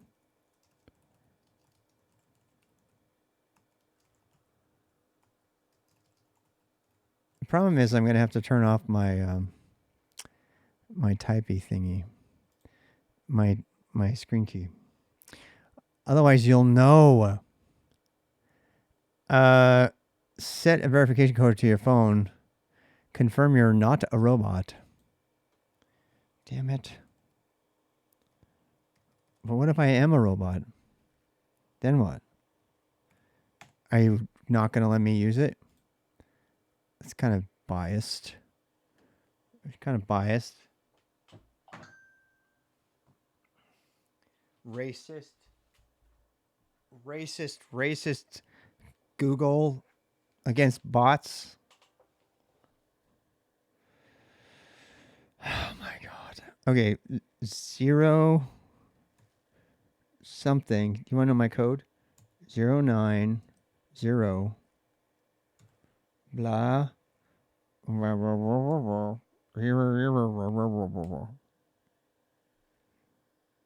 Next. My recovery email address. Well, Nancy and I.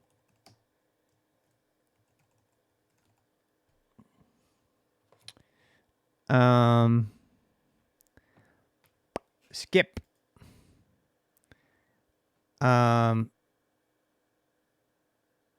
I mean, that's fine. Receive video calls.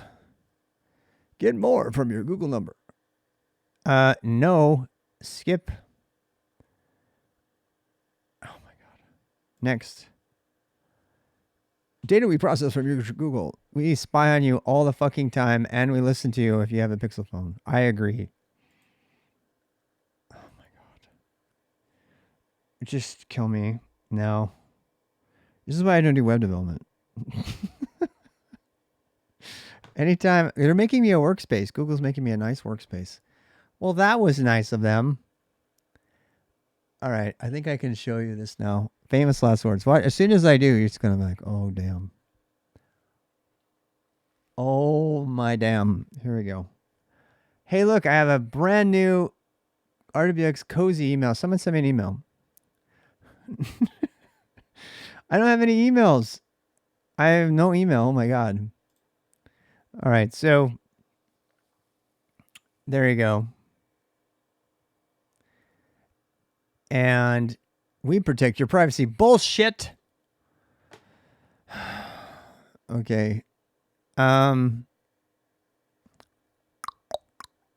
don't know what I'm doing here. Oh, I remember. Or oh, damn it. Please don't have my password showing for everybody.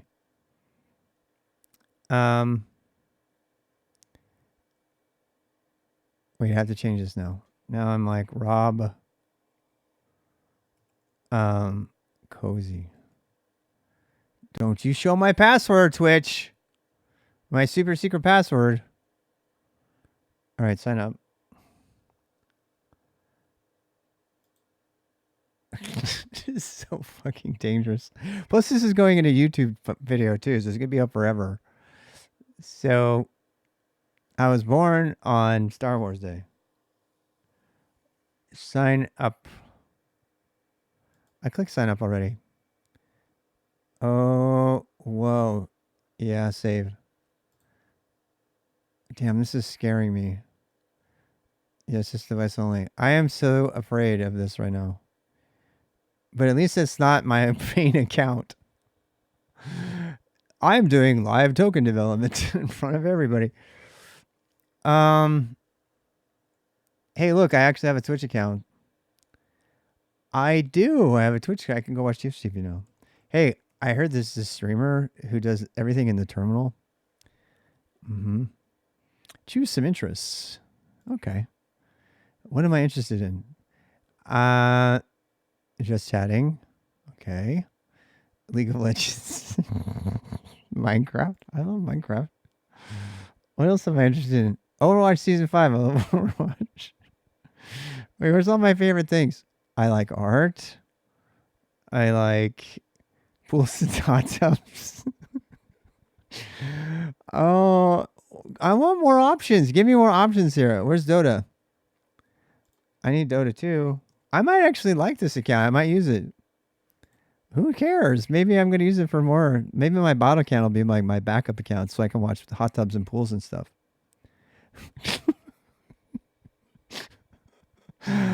Dota to TI. Nope. All right. What else? Hey, wait. Science and tech. What about that? Why is it so hard to find? Oh my God. Science and technology.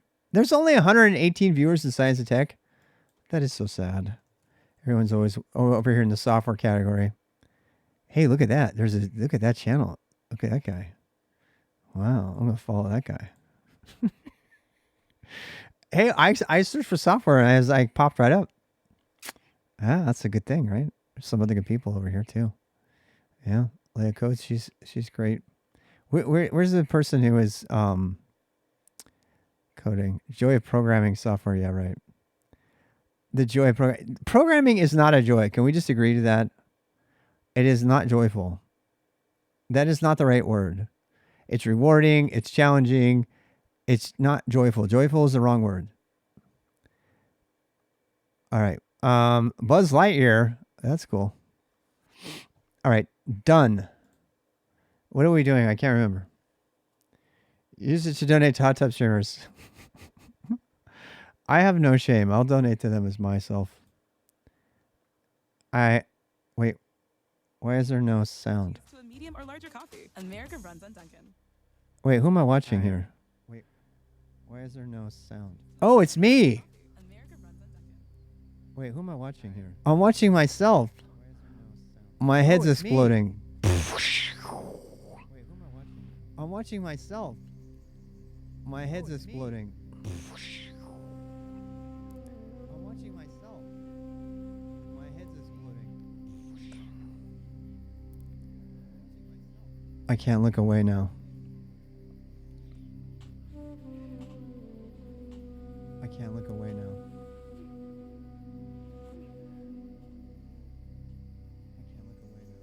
It's joyful when the code finally works. I think you're right.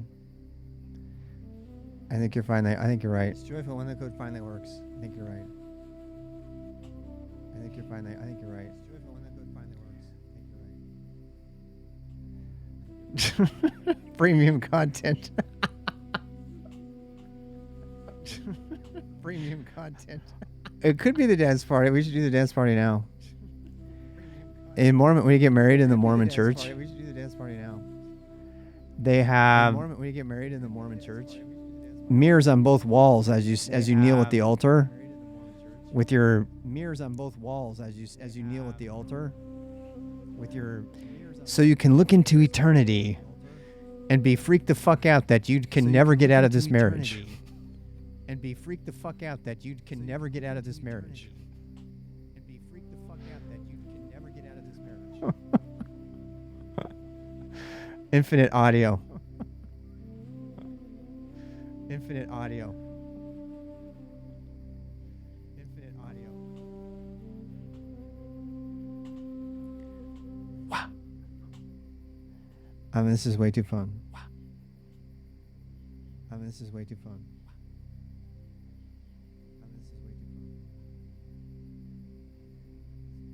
Wait. Hey, you right there. Hey, you right there. Hey, you right there.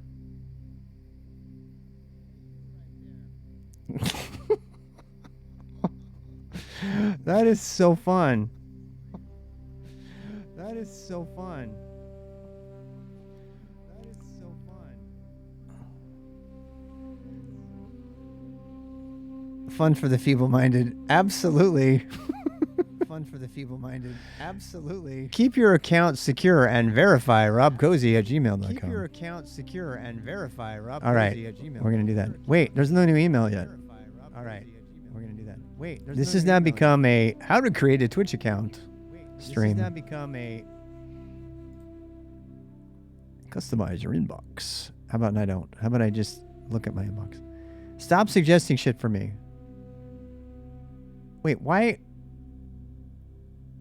did you use that other email? That's not the email I want to use. Uh-oh. Did I screw it up?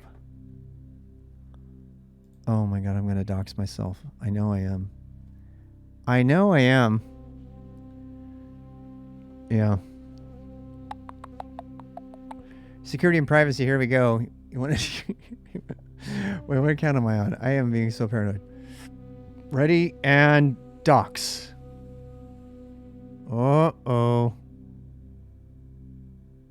And verified. This email is linked to your account. But I don't want that email. I want a different email. Hey, Jalopy, how are you?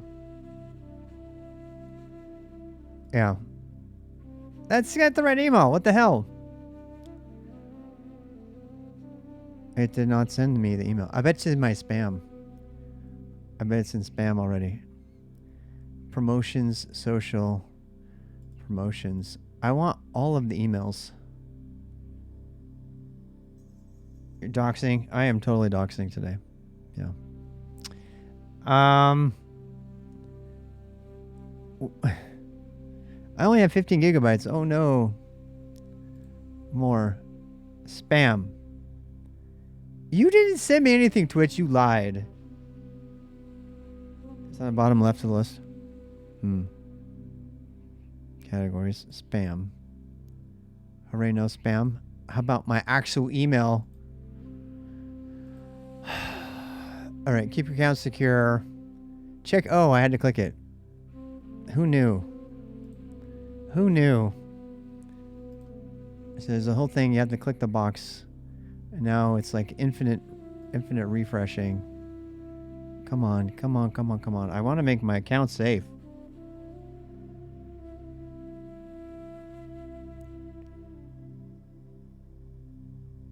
Did I make Rob Cozy? Please tell me I didn't. Please tell me I didn't do that.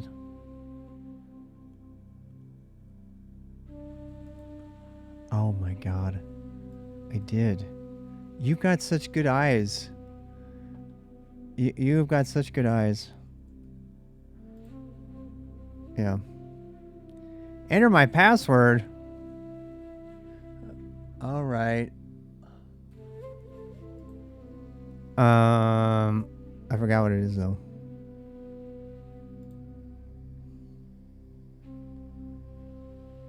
$10 points for not being an idiot. Oh, it just sent a 6-character code to my inbox. Verify your account. Oh man, it worked. Enter your verification number. Yeah. Thank you for verifying your email. Exactly. No one's bitching, they're cheering. But that's my point. You know what I'm saying? It's like, now they're mad at him for his gay sex scene in some movie or something. Well, it's ridiculous. If you don't want to watch the movie, then don't watch the movies, you know? And of course, my first Twitch experience, in case you want to see. RWX Cozy's first experience on Twitch is this. You know?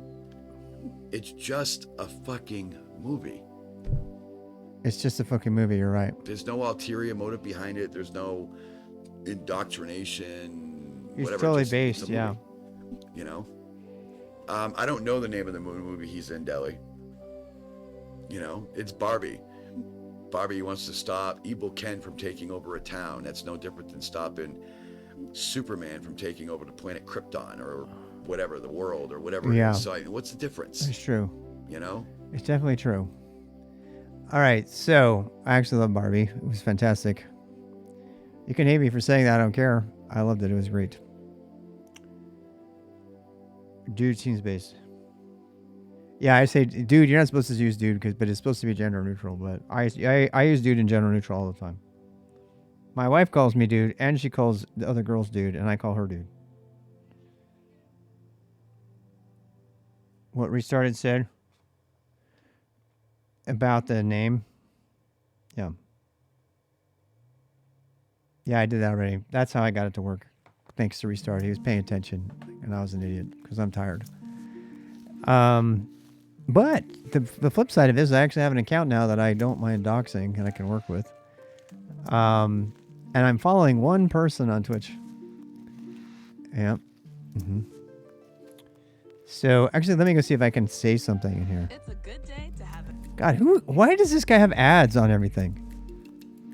God damn, dude. Why do you have ads for everything?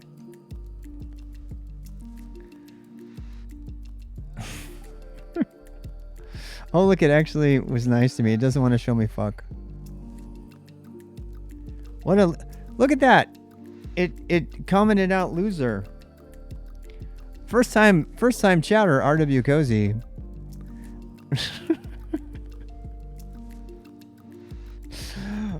This is gonna be fun. I'm the beginning of a wonderful new relationship with RWX Cozy.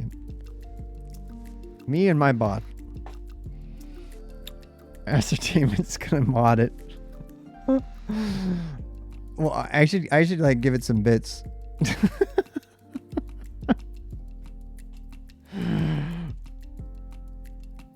I love Rust.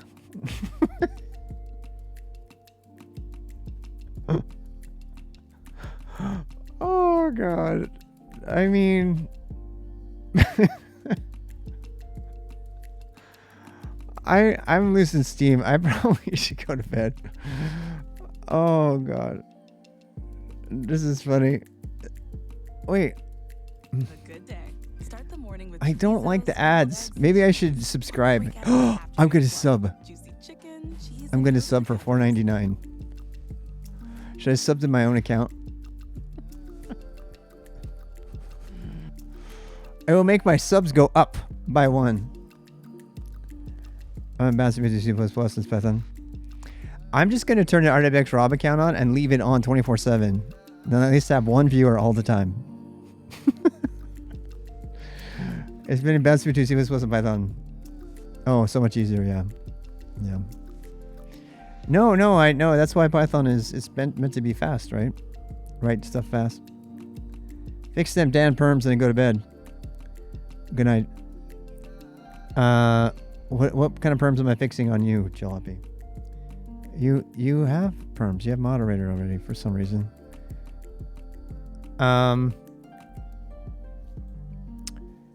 So yeah. You know what? I do like this though, because I can actually log in and see what I look like to other people, which is not always evident. You can't do that. That's why I'm making a bot, so you can do that. You can't change the stream title. You have to have a bot to do that. Yeah, that's why I'm doing it. Yeah. Yep. Oh, it's the Mr. Robot.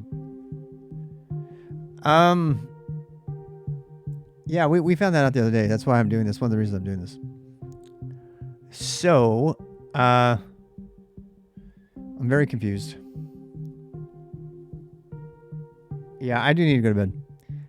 What time is it? Let's see if I can change between accounts without screwing something up.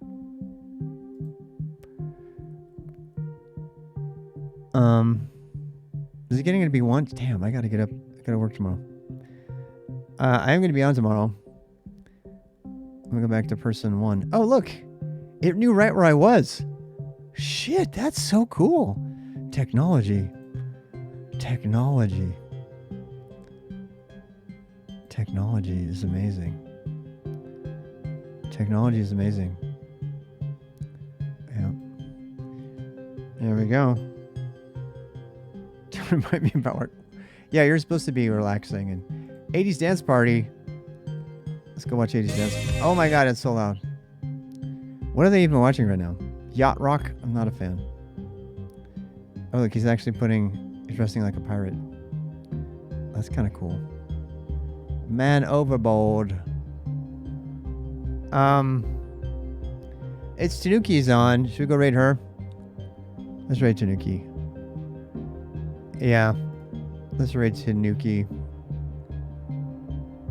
We got pretty far. We got the design done, and we just need to make connections. So we got kind of I knew we would, but we got kind of bogged down in creating the authentication information. So I need to get a token, and that's kind of tricky. Never mind. Yeah. Oh, Leia Codes? I think so, yeah. I think I'll watch her. We could go raid her.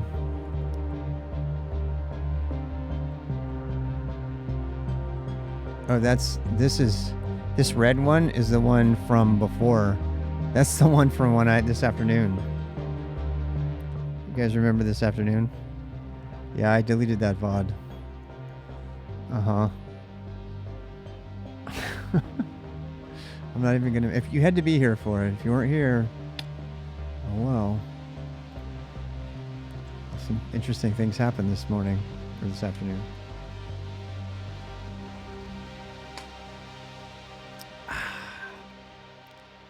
Anyway, let's go back and if you want to know, this afternoon I went to go look at photos of my honeymoon. Mm-hmm. Uh-huh.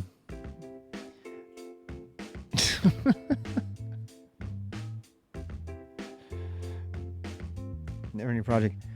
Yeah, this project's gonna take a long time. This is not gonna be done anytime soon. It's just a fun thing to work on the side. Oh yeah, the Twitch has destroyed my bod like 5 times. Yeah, that's one of the reasons I want to make it a standalone agent, so I can just swap out the agent every time. You know what I mean? The connection part, as I said, is already done. That part's already written. I just have to put in the credentials, and all the rest of the stuff that logs in to the IRC chat, it's already written. So that's not going to be hard. I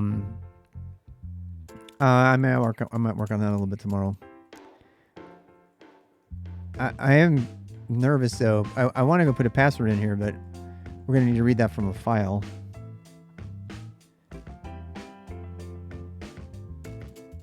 One of my Twitch panels. Yeah, I probably should.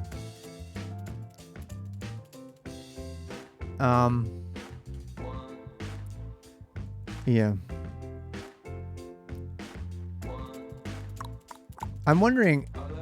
Well, I can't put a password right here because you guys will just steal it right away. But I'm safer now reading it from a.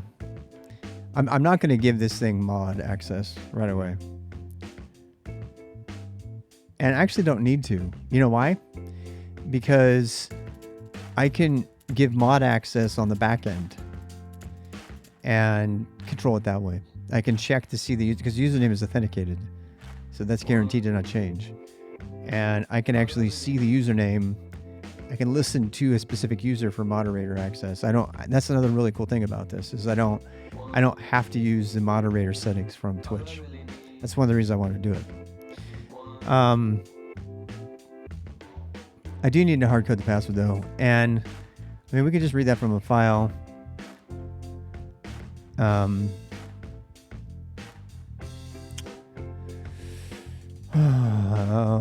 I mean,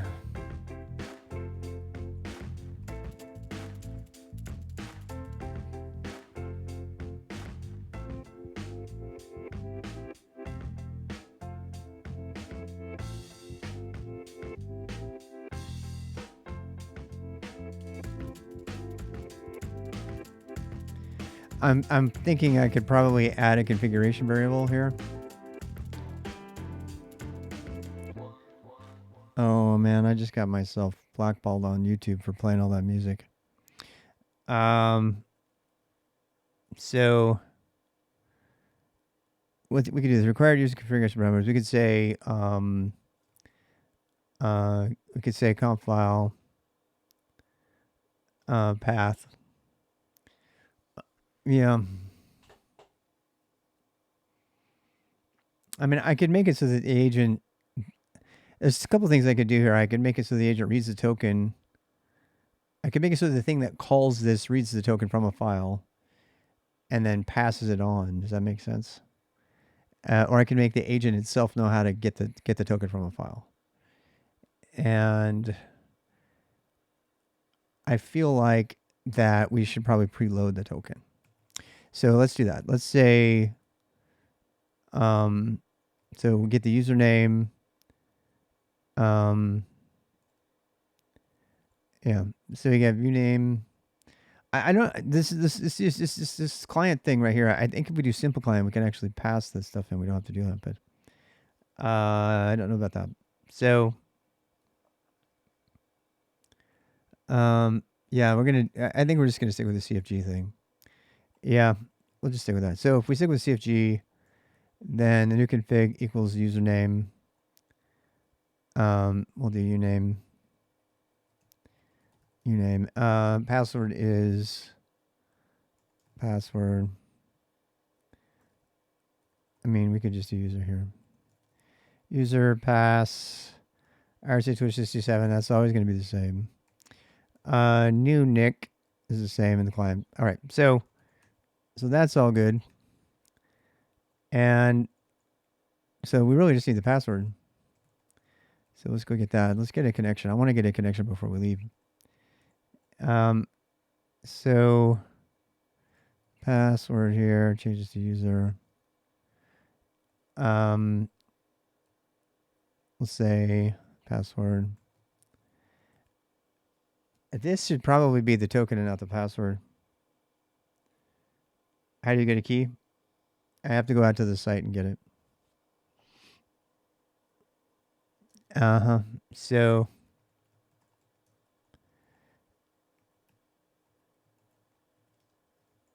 yeah. So yep. We need to do more stuff with the client. I have to do that connection as well. We need to establish an HTTP keep alive connection. We'll do that tomorrow or some other time. And make a new connection client here. And we can go ahead and add this handler. Connected events. I mean, this should probably be a log. Let's do log printf. They did something with log. They're changing log now as default location for some reason. Yeah.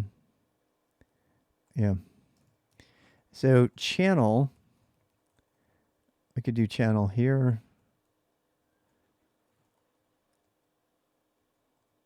We don't need to validate that. We could do channel. Channel. Actually, do we want to call it channel or Twitch ID? I guess it's channel. Why do they call it a channel? It's not really a channel.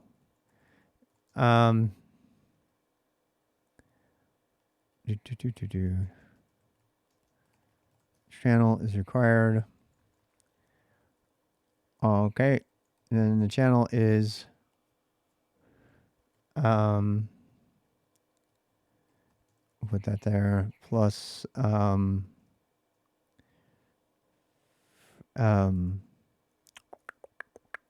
channel.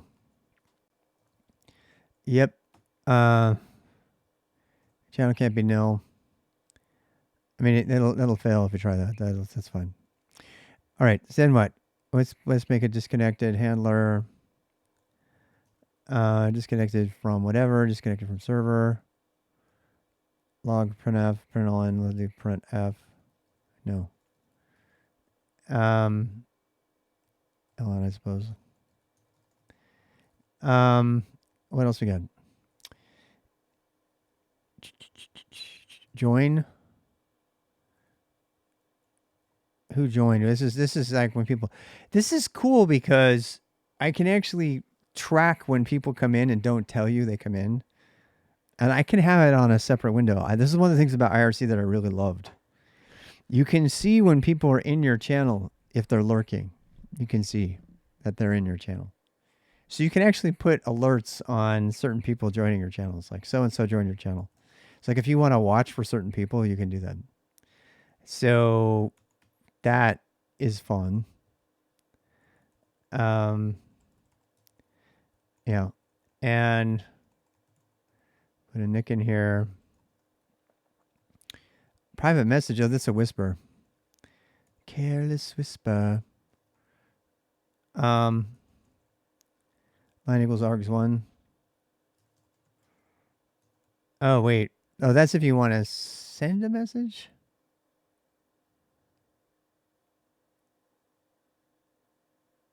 Oh, wait. That's line args1 client.line. Interesting.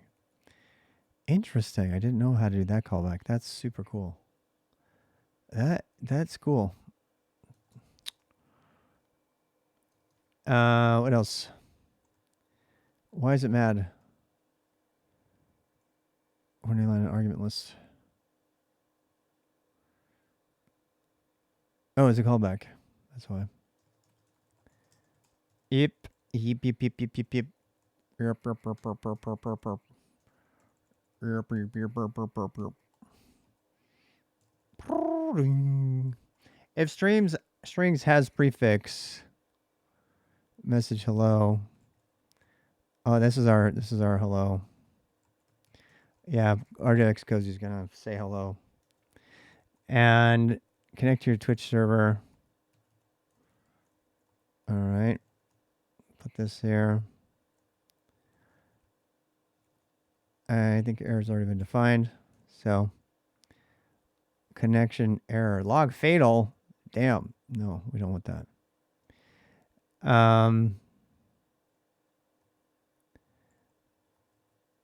No, we want to do return nil comma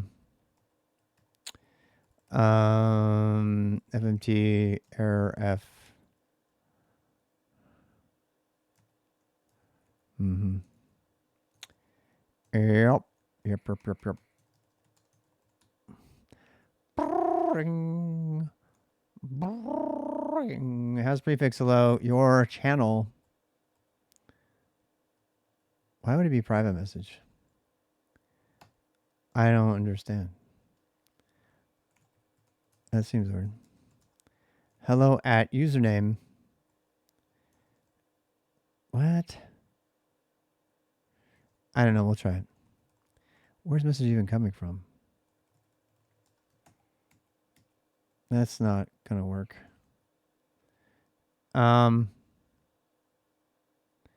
Oh wait, I screwed up.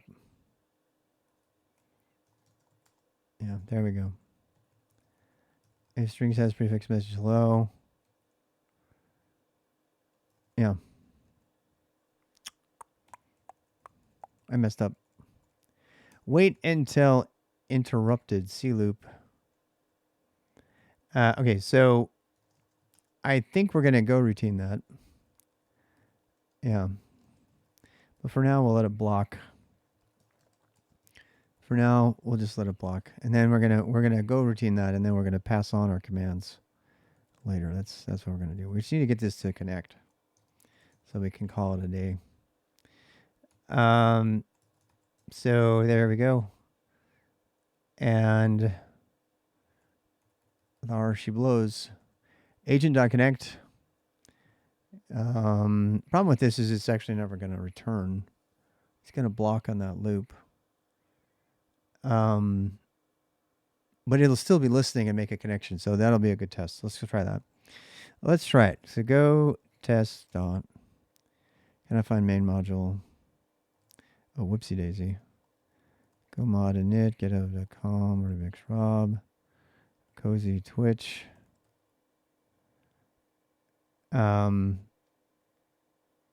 No, actually, this is no, Cozy Twitch, yeah. Come on, tidy. Yep, and then Twitch go. What the hell? Oh, go get dash u. And this is actually we're gonna use go work here. To do some cool stuff. So because we haven't published the other thing yet, so we need to go work in it. Go work use // cozy. And go test dot. You can add modules. Oh, go work use dot. Yeah, now we can do other stuff. Other declaration of agent. Undefined config map. So that's stuff in the alternative space. Let's go there. And yep, almost got this. CD cozy. Somewhere in here we have agent. We have two places for agent in here.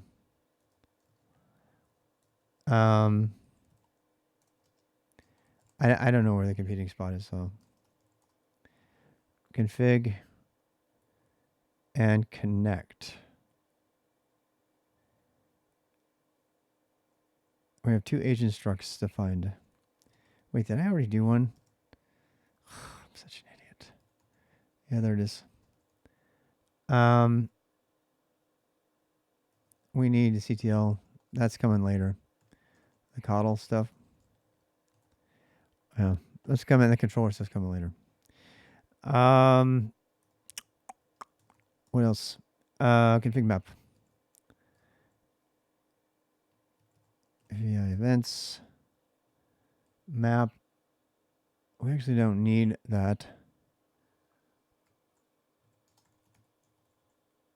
Config object. Yep. This is an event. Actually, it's a message. I'm trying to decide what to call our events that are going to pass on the bus, but that's something we're going to do later. We're not going to do that tonight.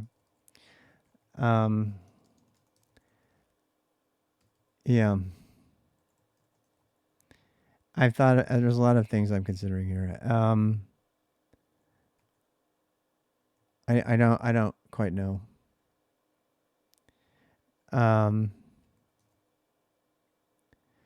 I kind of want some sort of like really unconventional naming convention because I really want them to stick out as being separate events. So that'd be cozy.mconfig event. Because there's going to be big, huge type switch statements based on these names, and I want it to be really, really readable. And I don't want this MSG conf mconf.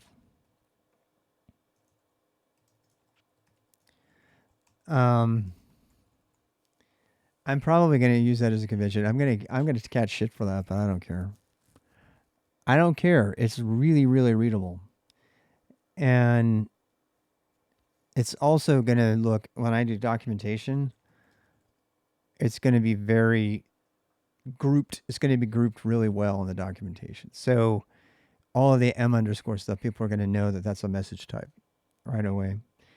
And yes, it looks a little bit like Hungarian notation, I know. But in this case, it actually makes sense because we need to distinguish it from everything else. Anything that's got an M underscore can be passed as a message on the event bus, on the message bus. And the short message bus. So I want some easy way for people to really see that stuff.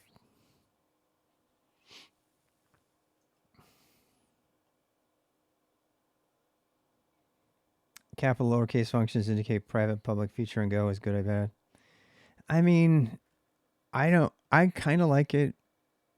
I find myself using internal a lot though because to switch scope back and forth and rename everything is so horrible. So I find myself using the internal package a lot and keeping everything uppercase. So I suppose that means I don't know. Yeah. I don't know. It's kind of cute, and like Ryan says, don't do those cute things. You know.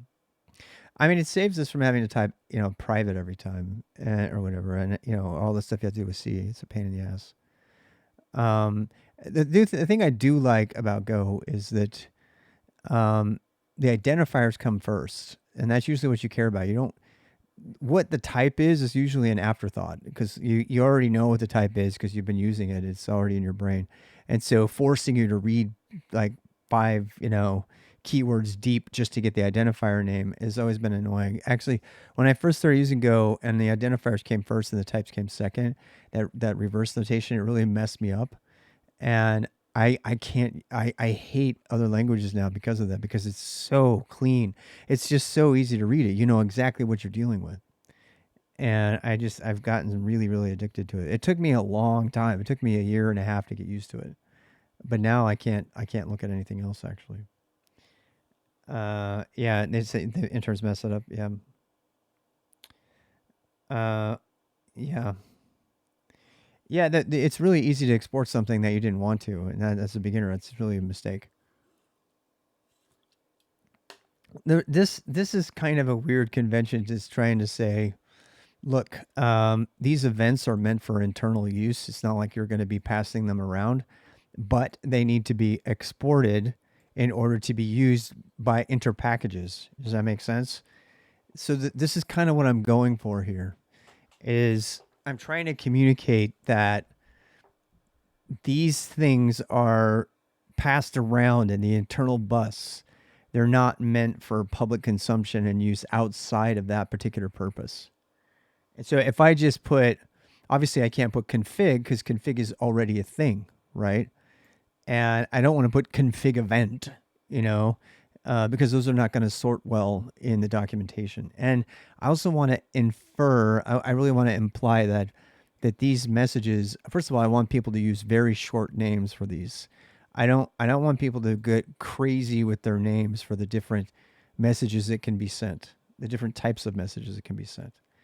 And um so and I want, as people look through documentation, I want, seriously, I want them to be able to easily search Google or Go, documentation, look for all the M underscore stuff, and they could find every single config event, every single potential message that could be sent on the Cozy bus. On the Cozy bus, yeah, it's been a time ago. It does take a long time to get used to, for sure. Yeah, it does. But once you get used to it, I mean, the other thing too, when Pike makes a big deal, he writes a huge blog about this, is you can do things that you cannot do the other way.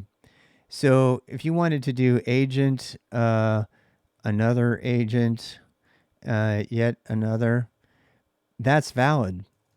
That's valid Go code. Isn't that cool? Some people hate that. I absolutely love that. And by the way, you cannot do that unless you put the type last. And Rob Pike makes an entire, because I mean, he turned the whole world on its head. It was not the first one. There's a lot of other languages that did this first, but he turned the whole world on its head by putting the type last. But by putting the type last, you can now do this. One int, some string, some other string. You can't do that. You can't do that joining of types like that without putting the type last. And people have strong opinions on this. Some people really hate it. But for strings, it's particularly useful because you can just like list them all out. Um, I don't know. I like it. I think it makes the code more elegant, personally. But yeah. What else? So the only thing we have to do is connect our IRC client. We are done. So let's get it to compile. What did I break? I broke something else. Um, I put conf instead of config. I like conf because it's shorter, and we're going to use it a lot. So it's also kind of a distinction between the type. I could have just done an embed, but that's probably not. But I always get burned by embeds every time I use them because the delegation only happens if you use the dotted notation for calling into it. That's a lot to say, but I tend to not use embeds. Um, if you don't know what Go embeds are, they're like inheritance, but not. There's a certain level of inheritance. If you embed another item in something, it automatically gets all of its things, and it can be accessed directly or indirectly. If you do that and it has methods, it automatically, if you call a method on the bare agent instance, it will first see if config has any of those methods, and it will delegate to those methods. It's not inheritance, right? But it will mask other stuff that's under there that might have it. So I don't generally use it. Um, and you know, I don't generally use embeds. It's not quite an anti pattern, but I've been burned enough by it to not want to use it. Partly because you just kind of want to force yourself to go to it directly. Um, and sometimes you want the name to be different, right? And if you don't do that, I don't know. There's just a number of reasons I don't like it. A lot of people do though. So I think we're getting very close to just putting our information in there. Type client new config. Variable type of map string any. Oh, whoopsie. Um, that's right. We need to change the config specification. This is no longer a map string any, so now it's just a map string any instead of a. I'm seriously tempted to make it a map string string. Because then it wouldn't have to be cast. How are you? So then it would not have to be cast, you know. As it stands right now, this is going to have to be cast. Yeah. Yeah, it's not quite done yet, but we're getting there. Yeah. Ron Pike has a whole blog that he writes about everything should be text. So configuration files, everything like that should be treated as text, and then you should, you know, map it. But if the configuration files are YAML, that's a problem because you got to put quotes around the numbers.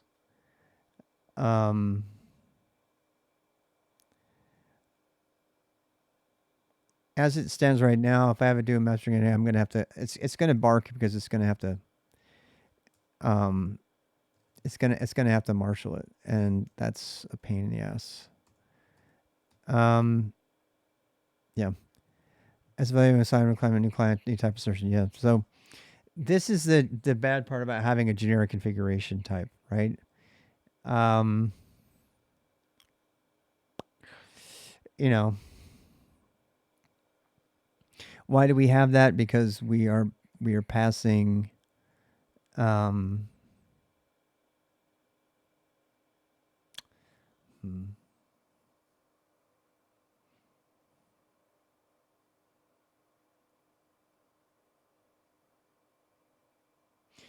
You, you know what we could do?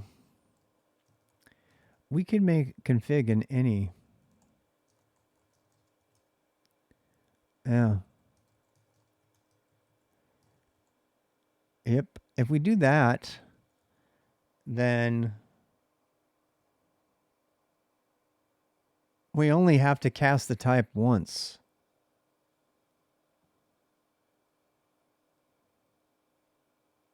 Damn. Oh my god, that might be the way to go.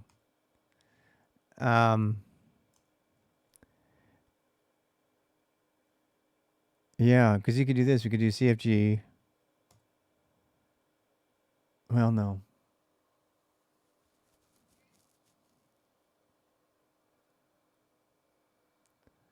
I mean, we'd have to figure out where we're going to populate that thing from.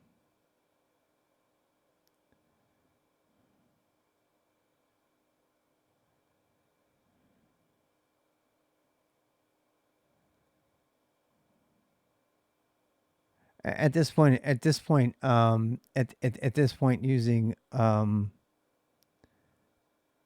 this idiom is starting to fall down.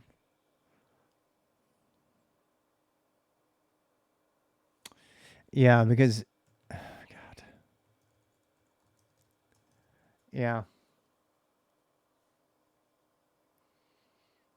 Because I could just make those fields and make them into a struct. You know what I mean? Let me just play this alternative really quick. Um, this idiom is starting to really fall down hard right now, and the need for dependency injection and all that is not as pronounced. So it's starting to look like, having a traditional interface might be better. Um, the problem with that though is you have to instantiate one. I don't know if I can properly say that, but you'd have to instantiate one, and so you lose the composability of the whole things like we were doing. Um, then in order to create them, you have to run it at runtime, right? But we already have to load the configuration at runtime, so that's not as big a penalty.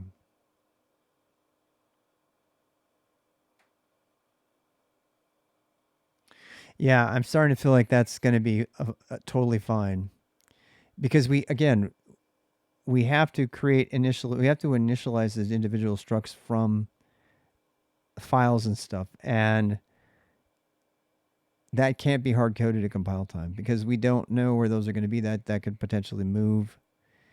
Um, so we can't. It's not something we can put into the static um, reference to the thing like we do with Cobra and stuff like that. So let me just play with this for a second. If I do that, then now we have a kind of an interface.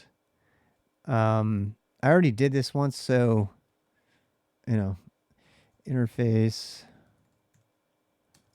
type agent, and then the agent would have a connect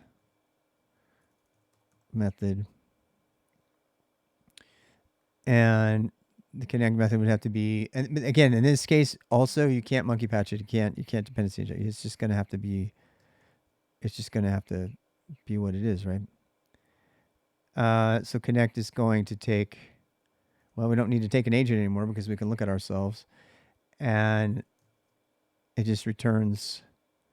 The other thing too about the agent is now the agent can keep track of the channel internally.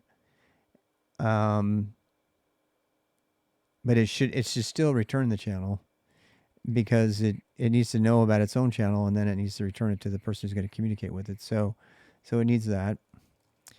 Um, and then we can actually make an implementation of it.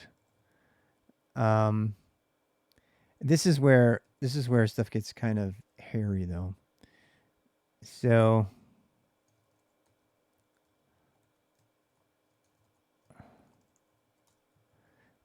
yeah, let's put it here.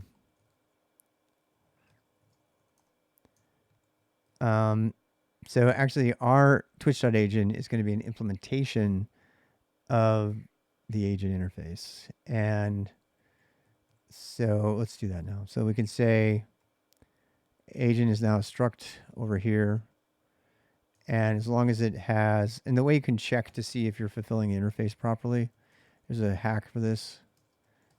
Move into final. I already did this like yesterday, and now I'm returning to it again. Um, so you do var underscore Twitch agent. No, cozy agent equals, and then make an instance of an agent, and you'll see right away whether it fulfills or not. Can I use agents? Have a cozy declaration on as a variable declaration. What?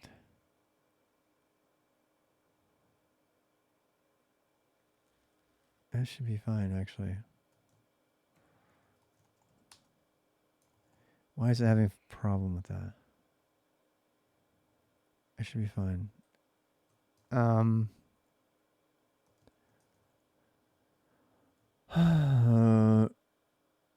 Connect. Oh. We didn't define it as an interface. Yeah, derp. Derpy derp. derp, derp, derpy, derp, derp, derp, derp, derp, derp. Oh, wrong thing. Wait, what the hell? Where did I put it? I'm tired. I'm really tired. Cozy.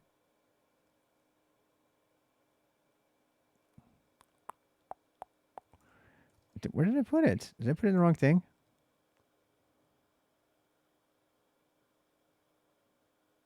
Yeah. Where's. Oh my god. I put it in config. Why the hell did I put it there? Because I'm tired. That was dumb. So now, instead of being a struct, I'll keep this around, but instead of being a struct, it'll be an interface. And it doesn't need a config anymore because the object instance itself has got all the config info in it. And it just needs to return a channel and error. We're done. All right, so I'll go back here. Missing method connect. So see the error we got? That's because that's warning me that I don't have a method connect yet, right? So you want that during development, but after that, probably not. That's to make sure that the concrete instance of a specific interface is a fully implemented version of the interface. Otherwise, that problem doesn't come up until runtime. It's really fucking annoying. So this is a good way to as long as that's it's just a good way to check it. So you can do func. We'll make a receiver for this. We're going to use pointers, receivers, connect, returns an any channel, and an error. It's a two-way channel, by the way. And the rest is the same. So this is where things get kind of interesting. I mean, I could actually just grab this right here, reuse the whole thing. Except for now I don't have to use all that conf crap, right? Because I can actually put it as fields or structs, struct fields. And I don't have to regret that. So here we're making our channel. We don't need this anymore because we have the agent. So now I can say a.user, username, and we could probably create an initializer. That might be a thing to do. Is that we have a connect and then we have an init. All right, so agent has the field named username, but because we're using interfaces now, we don't need that. We just need to add it to the structure. In fact, it can be internal, but we're going to make it so they can access it directly. We're not going to make accessors. That's usually a bad idea. Whether I make a constructor for agent or not is another question. I think instead it's probably better to force people to have an init interface.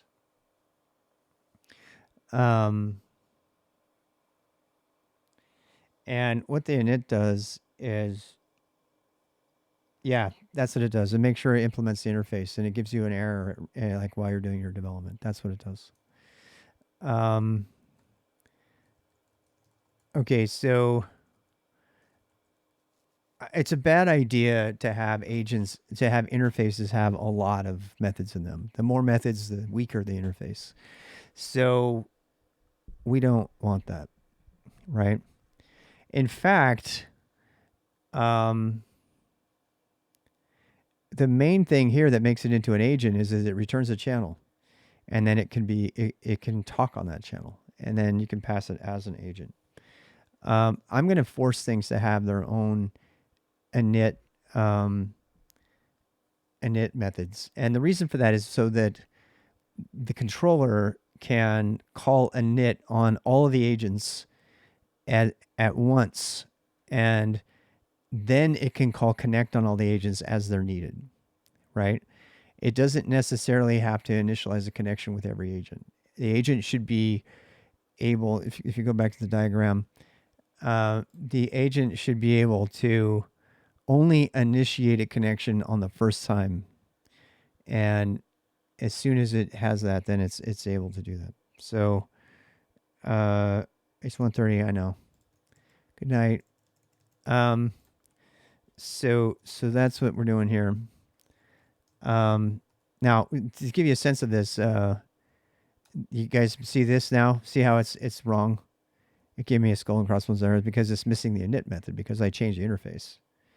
And that I wanted that. I want that, right? So now I need to make a dummy init method.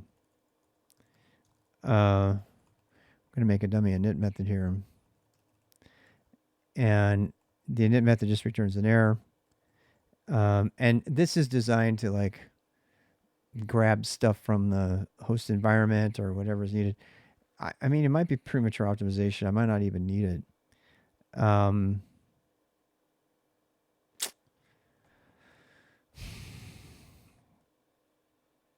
don't really need it, do I? I don't really need it. I am going to be really tough with myself here. I'm not going to add unnecessary methods that have to be maintained unless they're there. The simpler the interface, the better. If you have one method in an interface, you're like golden. So I'm going to stay with that. The thing that's so cool about that is anything can be an agent. Literally anything can become an agent. You can take any type and add a connect method to it that returns a channel and an error, and boom, you have an agent. As long as it knows how to talk. Boom, that's it. So that's the real elegance of interfaces. Is you can take existing code that's already there, like you could even take existing middleware perhaps, and you can turn it into an agent pretty easily by just giving it a connect method. Your smart light can be an agent. Yeah, absolutely. So that got rid of that. And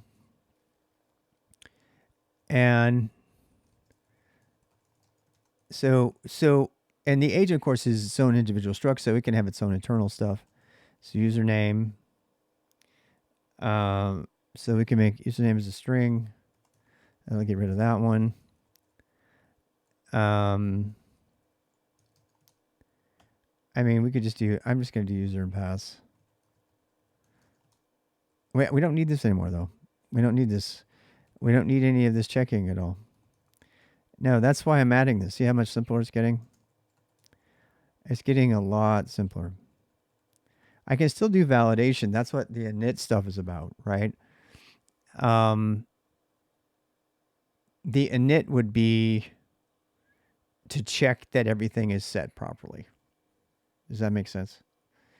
Another way to do this would be to have a constructor, and then you call the constructor, right? But you can't force a constructor into an interface. You know.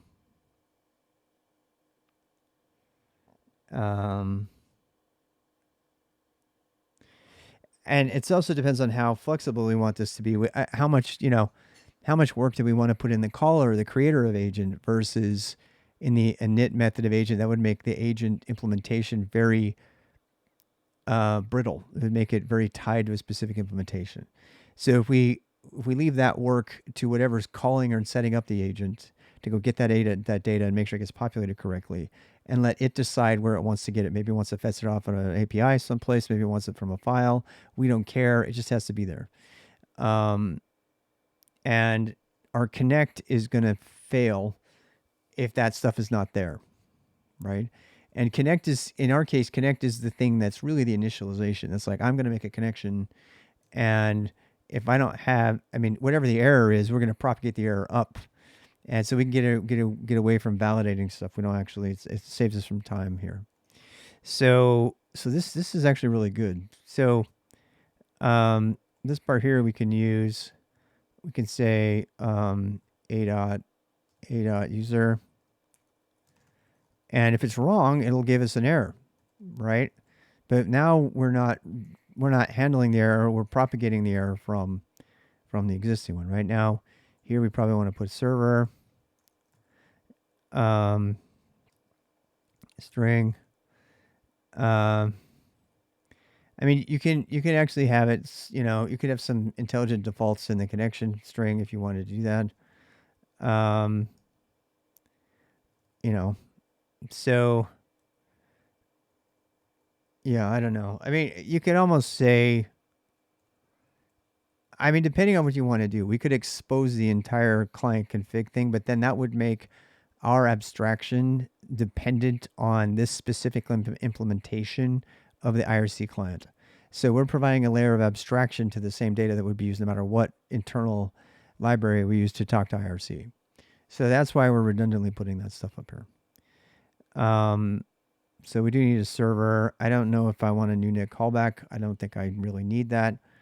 Um, and then we have the IRC client. Now, here's something else we can do. So now we can kind of do internals, right? So we can say IRC is an IRC client is a client.conf, and we make them private, and we can make the API. We can make that an HTTP.client. So now these are, um, they don't have to be maintained in the local state of the connect. Stuff starts to look a little bit easier now. Starts to look a little bit cleaner, and stuff. Yeah. So IRC client is no longer needed. Um, you know, and we do probably need to set up a default for this though for the server. Um, so yeah, but you can see here this code just got a lot simpler, right? Because we started using things. Now we've got some references to broken code here. IRC, this isn't even needed anymore. This is now a.irc. Client.client. I don't think are we, is this because we're not including it? What's the error there? Value and assignment. What is it that's coming out? Cannot use client in assignment. What's this? Is it a pointer? Oh, it's a pointer. It's a pointer to a client.conf. Okay, so I need to change this up here. It's a pointer. It's not an actual one. We should probably put this as a pointer too. Okay. Good for that. And I'm being reminded I'm supposed to go to sleep now. Yeah, my phone is telling me go to bed. Client con. I don't know what we need here. This is not C handle function. This is going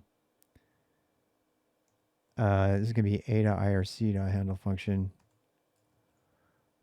Right. Con.join channel. Oh.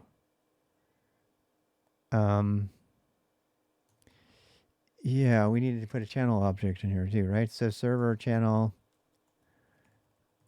Channel's a string. And we're going to need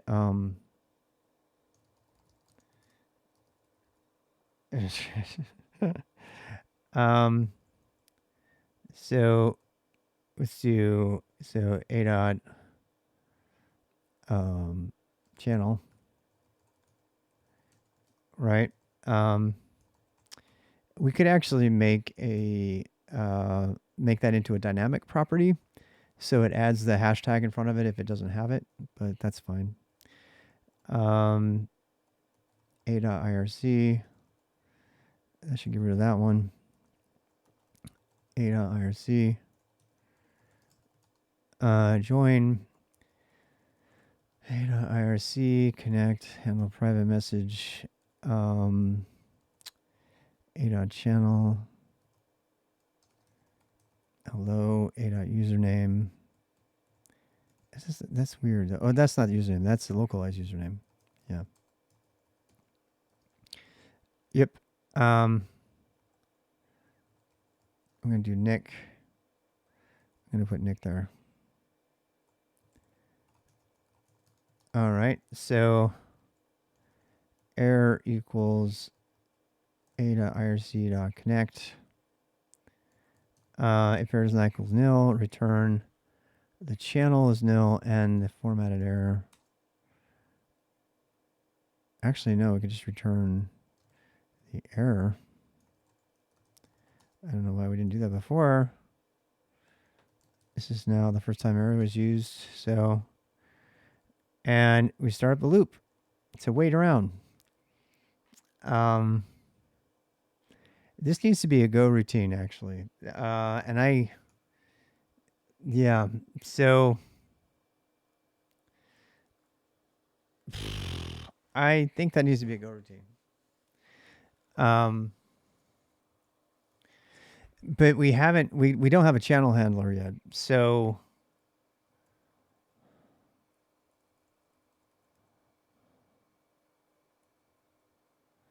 all of this stuff was handling function, the printing and stuff, that all has to be changed to send channel messages later. This is all got to be changed to send channel messages. To do change all the to send messages on chan any. So this is just going to get us our connection, but we've got to. This is going to talk to standard out. It's going to block and everything, but we need to eventually get it so it doesn't do that. So what I'm trying to think is how we're going to hand off the channel stuff.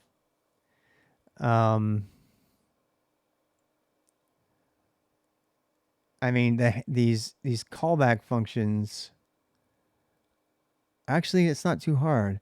The callback functions are just instead of printing, they're just going to send messages to the channel, and then the caller of connect will have the channel, and then can just loop on the channel and put messages, as opposed to getting stuff directly printed out.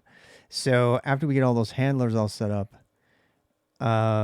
we should just be able to do go IRC loop. And the reason we can't do that now is because there's nothing blocking on reading the channel. Right? What? Has no filler method loop. What do you mean it doesn't have a method loop?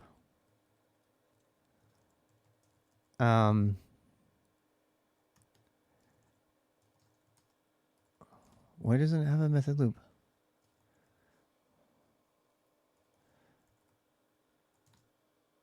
Client connection.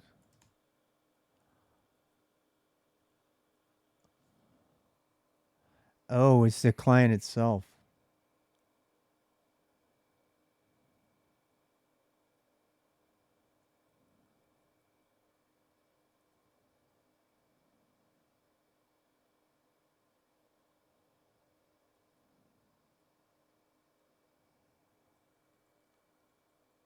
And it doesn't have a loop.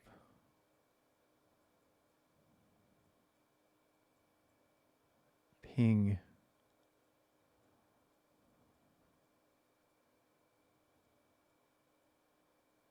Well, there isn't a loop. That's interesting. We're going to have to write that loop. Yeah. Yeah, we're going to have to write a block there. I that's what I remember doing it. This one doesn't have it. I thought maybe there was something there, but there's nothing. So that's kind of curious. Go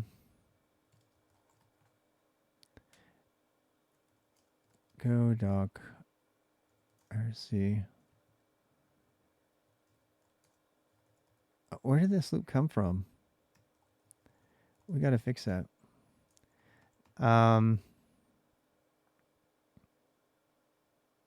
We need to hang there, otherwise it's gonna. So that's what I was doing with the channel thing, right?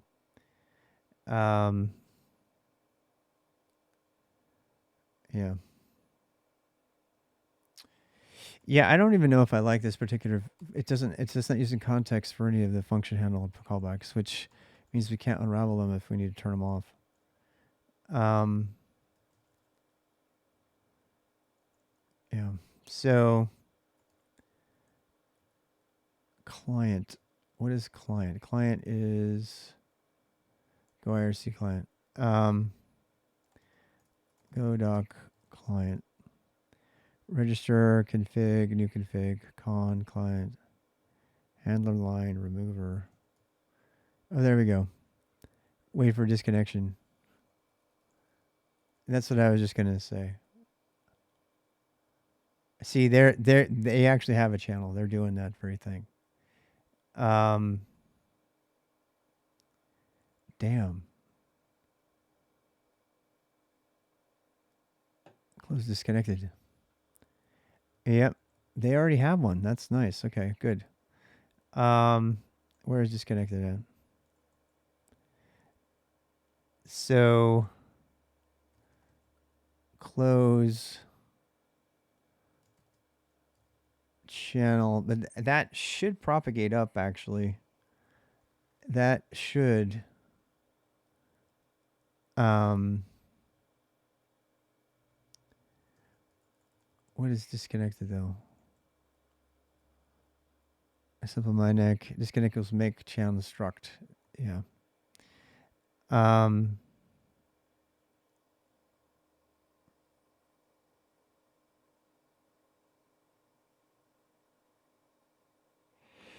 simple client. I don't know. I thought about that.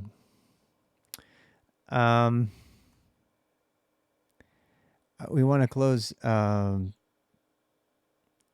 channel. So the internal channel. Channel any. Oh, right. So we need to do this too. This is super important. So we have to say a dot chan. I don't know if we want to allow people to talk to the channel directly on the agent. We already talked about that. We don't want that. We want that to be private. Uh, because we want this to be internal. Because we don't want anybody else talking to it. We only want things that are calling connect to be able to do it. So yeah. So this is yeah. So this channel is a thing. We can do a dot chan equals that, and they're going to return the same channel.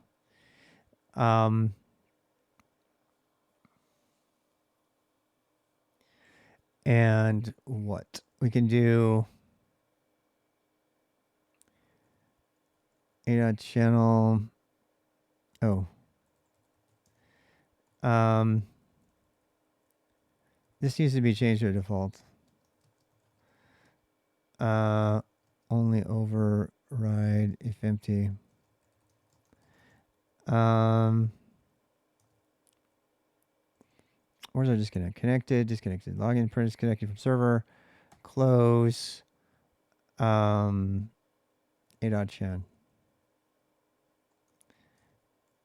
A.ch. Connection join A dot. Oh wait, that was a different thing. That was a string. Yeah. That's the Twitch channel. Yeah, it's a totally different thing. Dumb. That was dumb. All right, so we got that down. And then down here we can just hang on disconnected. So we can block on the disconnected thing.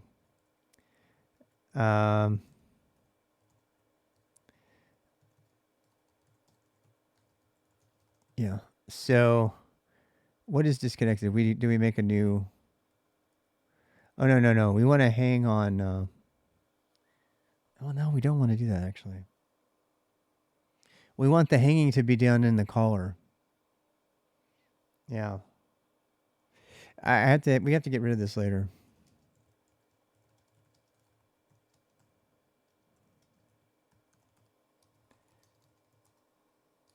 connection. Yeah. Um,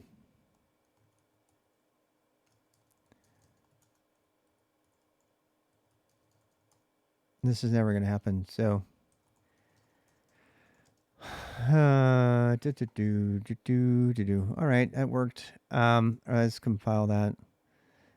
So now I just need the data, right? So we can make a test case that just fires it up and makes a connection and then comment that out. It's probably better to make a binary for that, but we can do an example test that has some sample code in there. Yeah. I tried to decide if I want to put that into a makefile and put the token into, or I want to hard code the token. I don't know.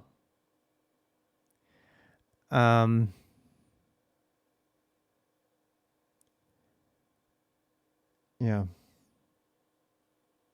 Go to bed, Chen. I'm going to do Twitch test.go and func example test. Example agent. I mean, this. You know what? This is a bad test because this is obviously not going to be able to sustain. What I need to do is I need to make an underscore an example that's just like a standard documentation thing. But in order to truly test this, I'm going to have to make a binary. There's just no way around it. So usually when this is the case, I will make a CMD directory, and then inside of there, I'll make some test stuff. Make a CMD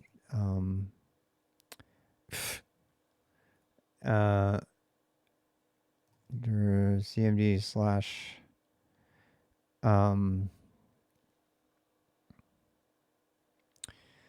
I don't know. Sample. CMD sample main. And again, this is not how,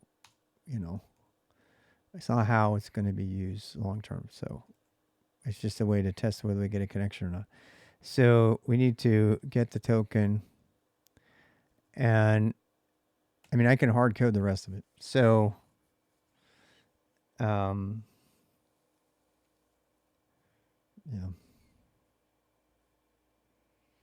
I mean, I could make it into a bonsai. I could make it into a bonsai thing and then use a variable library. Well, the problem with that is it's going to conflict with the token that I have already for Twitch. I just don't know where I'm going to put the token, honestly. How do you get a token? There's lots of ways, but one of them is to go to the website.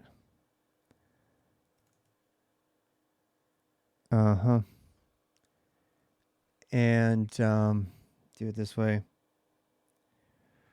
Yeah. So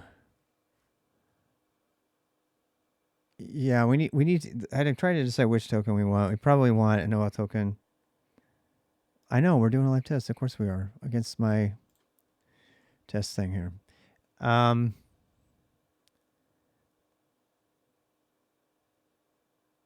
Worst case, if you have a copy of my token. So let me think about this. I made a bot account for this, right? Worst possible case, if you get my token and I can't expire it, I can change. Well, we just read that I can change the token by changing my password. That forces the token to expire. And so, I think I can probably get away with doing that token on the stream. Some of you could probably mess with me in the meantime. I really don't care. The worst possible thing you could do, since the user does not have mod on the system, the worst possible thing you could do is have that account post some shit to my stream. So, I think that's fine. I'm going to be, the reason I made it a separate account is because I'm going to be undoing it all the time, right? Um, so I think we're going to be good here. Uh, yeah. So, well, eventually the bot will recognize mods. It doesn't right now, but it will. Not through Twitch. It'll just see your username and trust it, and it'll say, "Oh, you're in the mod list." Period. And I manage the mod list at that point.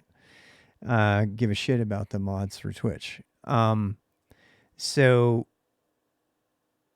yeah. So get OAuth token for Twitch IRC. This is the old one. I think this one is dead. Requires you to log into IRC via OAuth token instead of your plain text password and hash for additional security. Thank God. Use this tool to generate an OAuth token to get your Twitch. The entire presented token, including OAuth, will be submitted. So I'm currently this account. I got to make sure I'm logged in as the right user. I want to double, triple, quadruple check that. So, oh yeah, all these people that I've like blocked so I don't watch them anymore. Does CuteBot still stream? I've like removed all of these people from my Twitch, so I totally forgot they existed. I forgot CuteBot even existed, and apparently she still exists. This is kind of weird. It's gonna be funny watching this stream because I like totally like curated the people that I see. Okay, so let's see what I was doing. All right, let's go ahead and get a password here.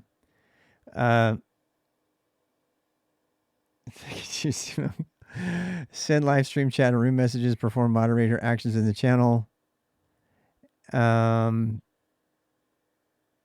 mean, that they can't block me because I've got the core stuff. View your whisper messages. Send whisper messages. Update your channel's title, game status, and other metadata. Cut VODs. View live stream chat rooms. All right. So I know someone's going to play with me here. Please give me at least a little bit of time to actually do something with this before you take me over. So what are we doing here? Well, now we are going to put this in here. We're going to say we need a new client. I'm just going to put it in here because I want it to connect. I don't give a shit. So actually, no, let's do agent. Agent equals cozy. Wait, Twitch dot agent, right? And we're not going to do a new one. We're going to do it like this. So we're going to say user RWX bot. Yeah. Good night. User password is, there's my password for all to see because I'm lame. Again, there's nothing you can do with it. Please don't do anything. It'd be annoying, but you could if you wanted to. That's all that's required, right? Now, you see how that grabbed my Twitch agent? See that automatically? It imported it? Pretty cool, huh? What is this saying? Where is it mad at me? Oh, not used. Okay. So then we're going to do agent.connect. And we're going to say that we want the channel. We want the channel out of it. And we want... I'm starting to think we should make the channel public because then I could just catalog all the agents in a map and loop through those and then get their own open channels. I think that's probably what we want to do. I think that's probably better. Then I don't have to. Then I just have to watch the error. Yeah, let's do that instead. So now we have the good old if error equals nil. Return error. That's barking because I decided to change it. So let's change this to getting rid of error. Simplified all around. People are like, my God, it's so simple now. It really is. All right, so No, don't need that. Load file. Don't need that one either. Where's my other one? Where am I? Where am I? I've fallen and I can't get up. I we're not going to return the channel anymore. Return nil there. Oh, it's going to do something. Yes, it is. So for this we have channel, the switch channel, and this is going to be Chan, not to be confused with channel. I mean, I could just make it CH. No, it's a Chan. It's a Chan. Chan Chan. Chan Chan Can. It's a Chan. All right. All right. Now I have to change everything though. So this has to change to Chan, and this goes away. Much simpler. All right. We got a Chan, and we're not even going to do anything on the Chan. You know what I'm saying? Let's see. Let's go see if our sample's going to compile.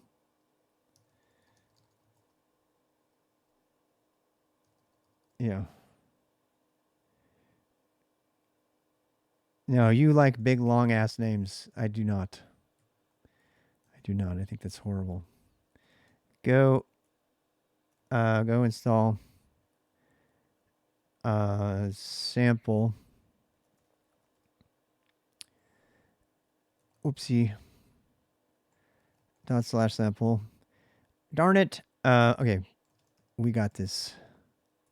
We got this. A.ch. Oh, close a.chan. Yeah, I mean, that stuff's got to be cleaned up. That stuff's got to be cleaned up later, but it's fine. Too many return values. All right, here we go. So we're just going to return the We're just going to return the a.chan. Too many return values. Too many, not enough. Return Return log.fatal. There we go. Yep. Oh, damn. Oh, snap. Sample. Oh, it's doing something. Did I tell it what to connect to? Did it join? Did it join? How do you know it didn't join? Did you look at the thing that shows you all the people?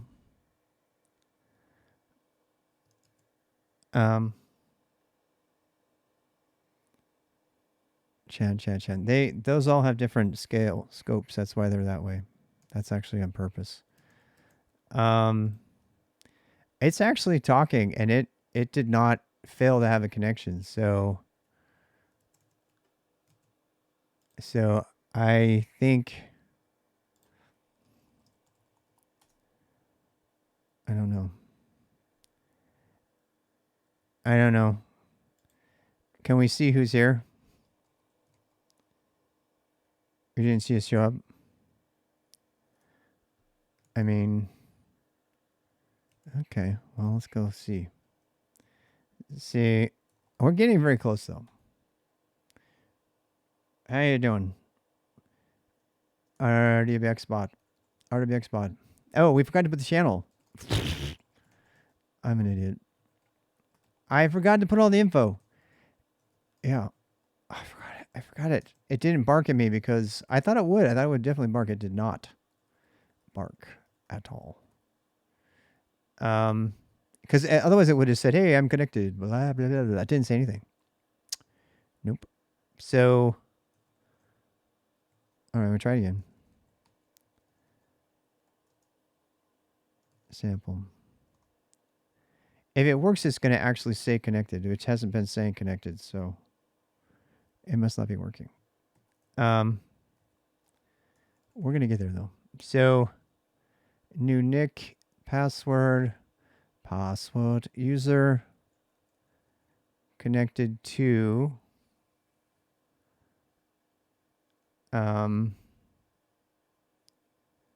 disconnected, join.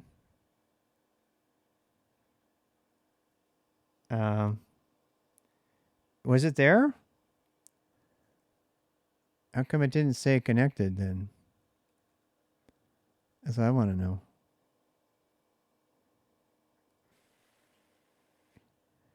Yeah. Private message, hello. Did it give me a? It.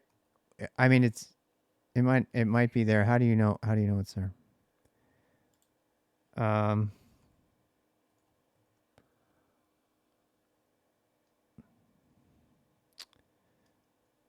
Some. We need to like list all of the things that are here. Yeah.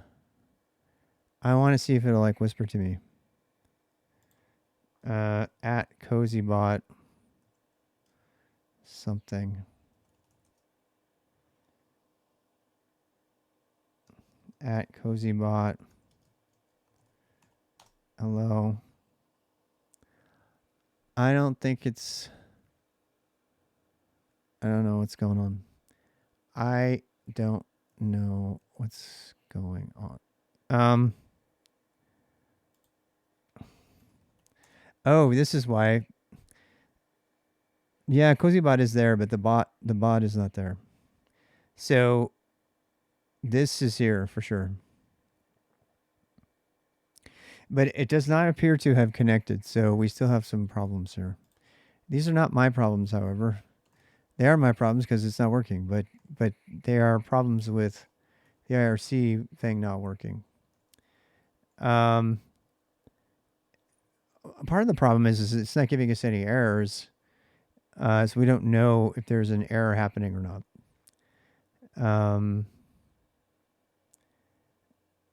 I mean, this did not report any errors at all. So, you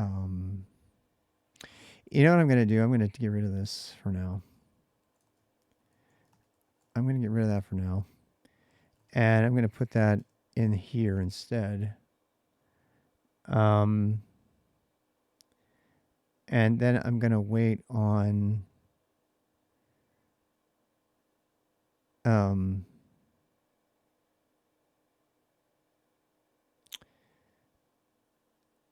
I mean, we could wait on Chan agent.chan.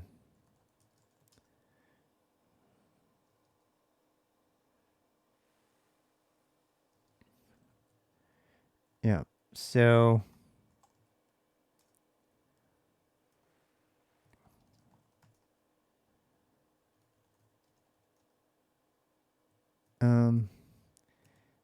the reason this isn't working because it's not showing a connection status. I'm going to take the block out and see if it'll actually. I don't imagine it would. It shouldn't work because it's just gonna. Oh, that's weird. Oh, I didn't rebuild it. Yeah.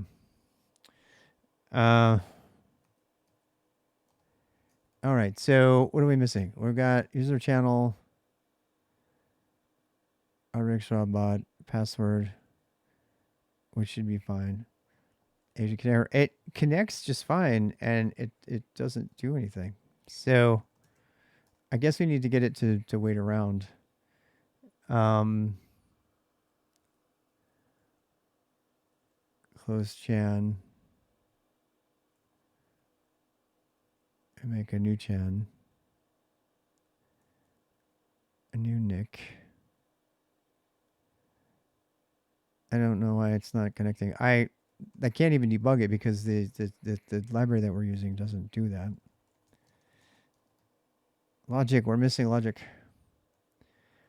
I have a feeling these callback handlers are not getting executed at all.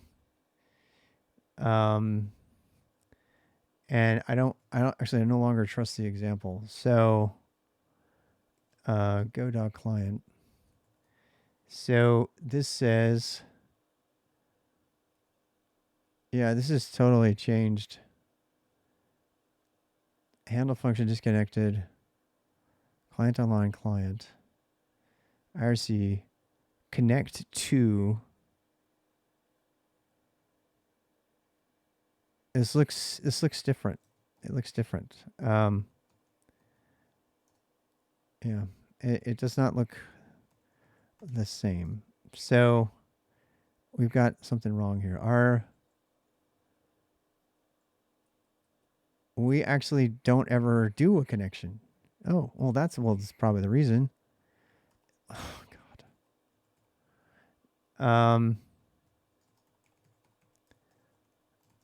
I mean, that's probably the reason right there. 11 Raiders from Kaiputer. Hi, Kaiputer. How you doing? Uh, every time I have coffee, I think of you. I'm not even kidding.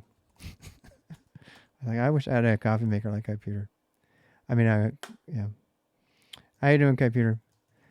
Uh, it's true. It's kind of weird and creepy that I can't stop thinking of you every time I have coffee. Oh my God. I have goals. I want to have a coffee maker like Kaiputer. Life goals. We have to have life goals. Oh, we are. It's so funny you would raid me because I'm like struggling with a stupid IRC bot, which I forgot to connect to. Uh, does anybody tell you not to? You know, they always have this thing like a hacker's coding at night and stuff. And I'm like, how are they not destroying their worlds? Because at night you like make all the mistakes. At least I do. I mean, I sometimes I don't, but you know, return I have a feeling this is gonna help. See bots and go. Oh, you guys want to see my pretty picture? Here, I made a picture.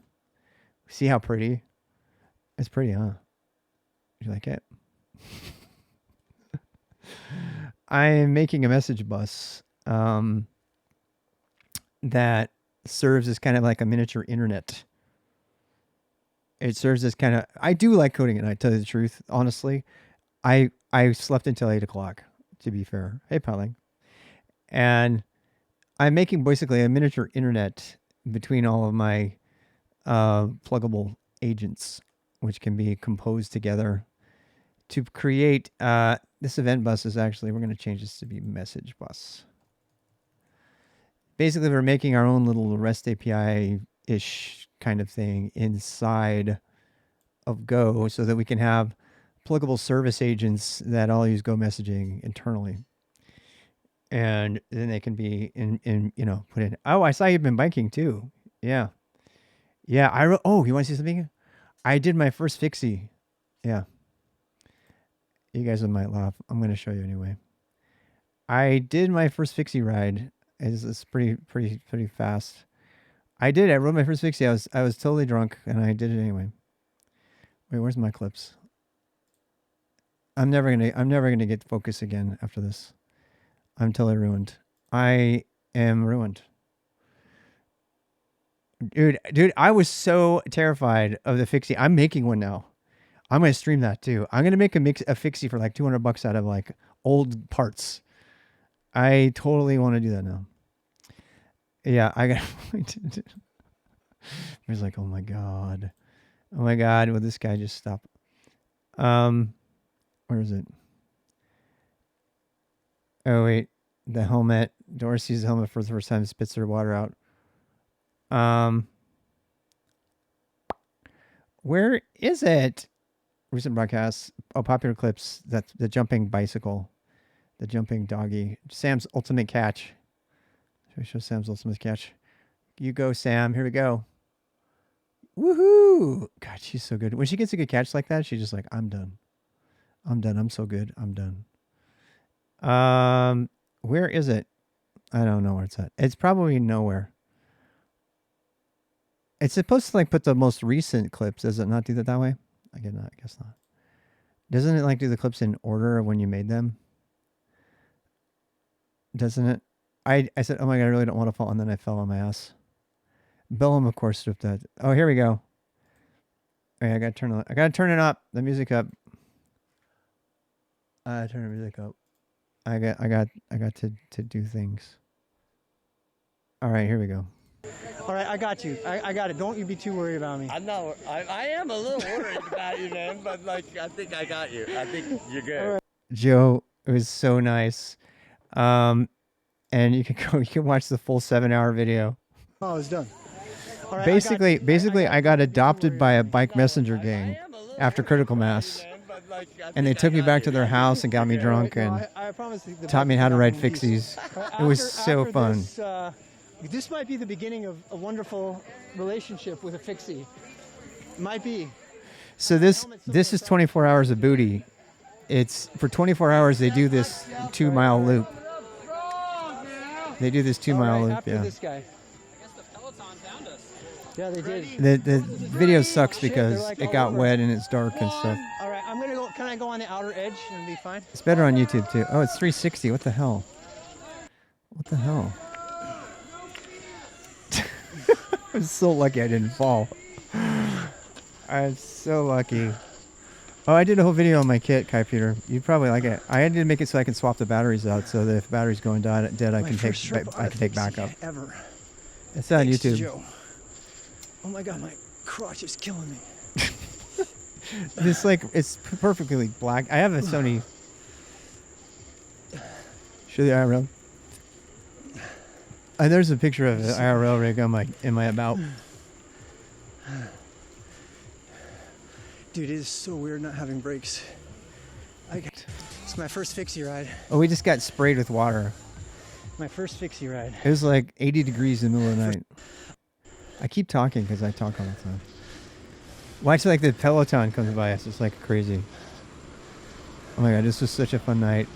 This video is horrible though because my lens is so dirty. Thank you. Hey. I look like I need the encouragement now. Thanks, Kai Peter. I don't want to even try to keep up with the fast people. Here they come. Like these cat. I'm getting the feel of it. I'm getting the feel of it. Cat 1s, Cat 2s, they come around like 400 watts. My first fixie really tight. With the great Dude, it was, I can't just, cool, right? wait. Best place to do it because they don't have to And there's stop these for people lights. like totally getting drunk I can over just here. keep It's like riding, 24/7 parties in these rich It's neighborhoods. not like I have like any sudden stops happening.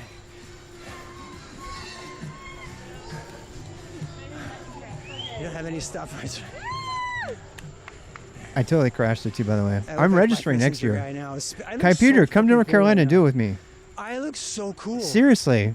Come to North 'Cause Carolina and do 24 hours of booty next year. Hey, We just 'Cause sit I'm here and on- ride. And you just ride. Fixie's 24 the way to hours. go, man. Fixie's the coolest bike you can ever If you own. can make it over It's here. also the most foolhardy bike. Because I know you like can your do bike it. too. And you're, Dude, it is so for all the awesome. same reasons. I am totally building a fixie now. I'm not doing Next time it I on a come fixie downtown, though. I'm gonna bring No my way. fixie. Not 24 I hours just don't though. even need to lock them up because they're like us. Hey! That it was so fun. There goes the pros. Check him. Oh shit, I just reached for my brakes. I was like, there's no brakes. Shit, serious people. Can you imagine There 24 goes the hours? serious people. It goes to serious people. Serious people. I'm gonna do 24 hours of booty on my fixie every fucking year. And I just said I didn't want to do it on my fixie. All the loud free hub people. can Dude, their pass free me all hubs, they their want. free I don't hubs give are a like shit. sound Fixie pollution. Every fucking year. Every year I'm gonna do 24 hours of booty on my fixie. I was All the so loud free hub stinking people committed. Can pass me all they want. I was don't so give a shit. committed. All right. You do you, loud free hub people. Loud free hub people, you do you. I'm gonna ride my friend's fixie. I was like so in riding my the friend's fixie. messenger mindset. Talking to my friends on Twitch. I was And like I'm completely. on- I was also and I'm drunk not and I'm acting dying. really weird. So my lap is almost done. It's almost done. My lap is almost done, and then I'll shut up.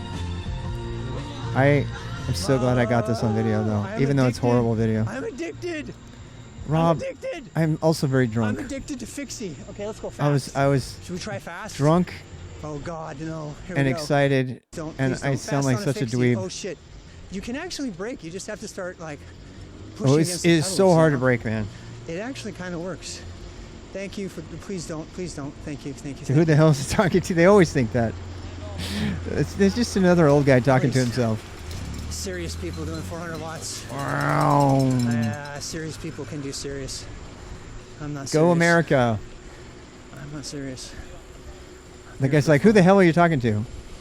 I'm here for fun. You know what? I told Joe, I said, hey, I can push 900 watts up the hill if I have to. He goes, what are It watts? doesn't matter how fast you go, my friends. It's like whether you can go, whether you He can ride lives for on his 24 bike hours. all It's not day. about And he's like, what are how watts? fast You you are. Serious people are fine. They're on the outer loop. They're fine. They're fine. The serious people are fine. See, there's another guy who's like, who the hell is this guy talking to? Serious people are totally fine. I'm just having fun here. Should I stand up? How's that? Oh God, when you stand up, oh my God. Oh shit. Rob, When you stand up, it's so you hard watching immediately myself. take But I was off. so Oh excited. my You have to God, it's so understand. cool. This Dude, it this is was so this is cool. a serious life It's goal. like immediate I power have never transfer. been able to ride Oh on a my fixie. God. I've been wanting to be a bike I am messenger since I was so 12 years into the old. fixie. Basically, And you guys know it was fixies are seriously, it was like I went to track bikes, right? Disneyland, man. Fixies are like track bikes. They're not like Oh my God, I felt so cool. And I started talking about how cool I was. more serious guys. I think it's right here. More serious guys.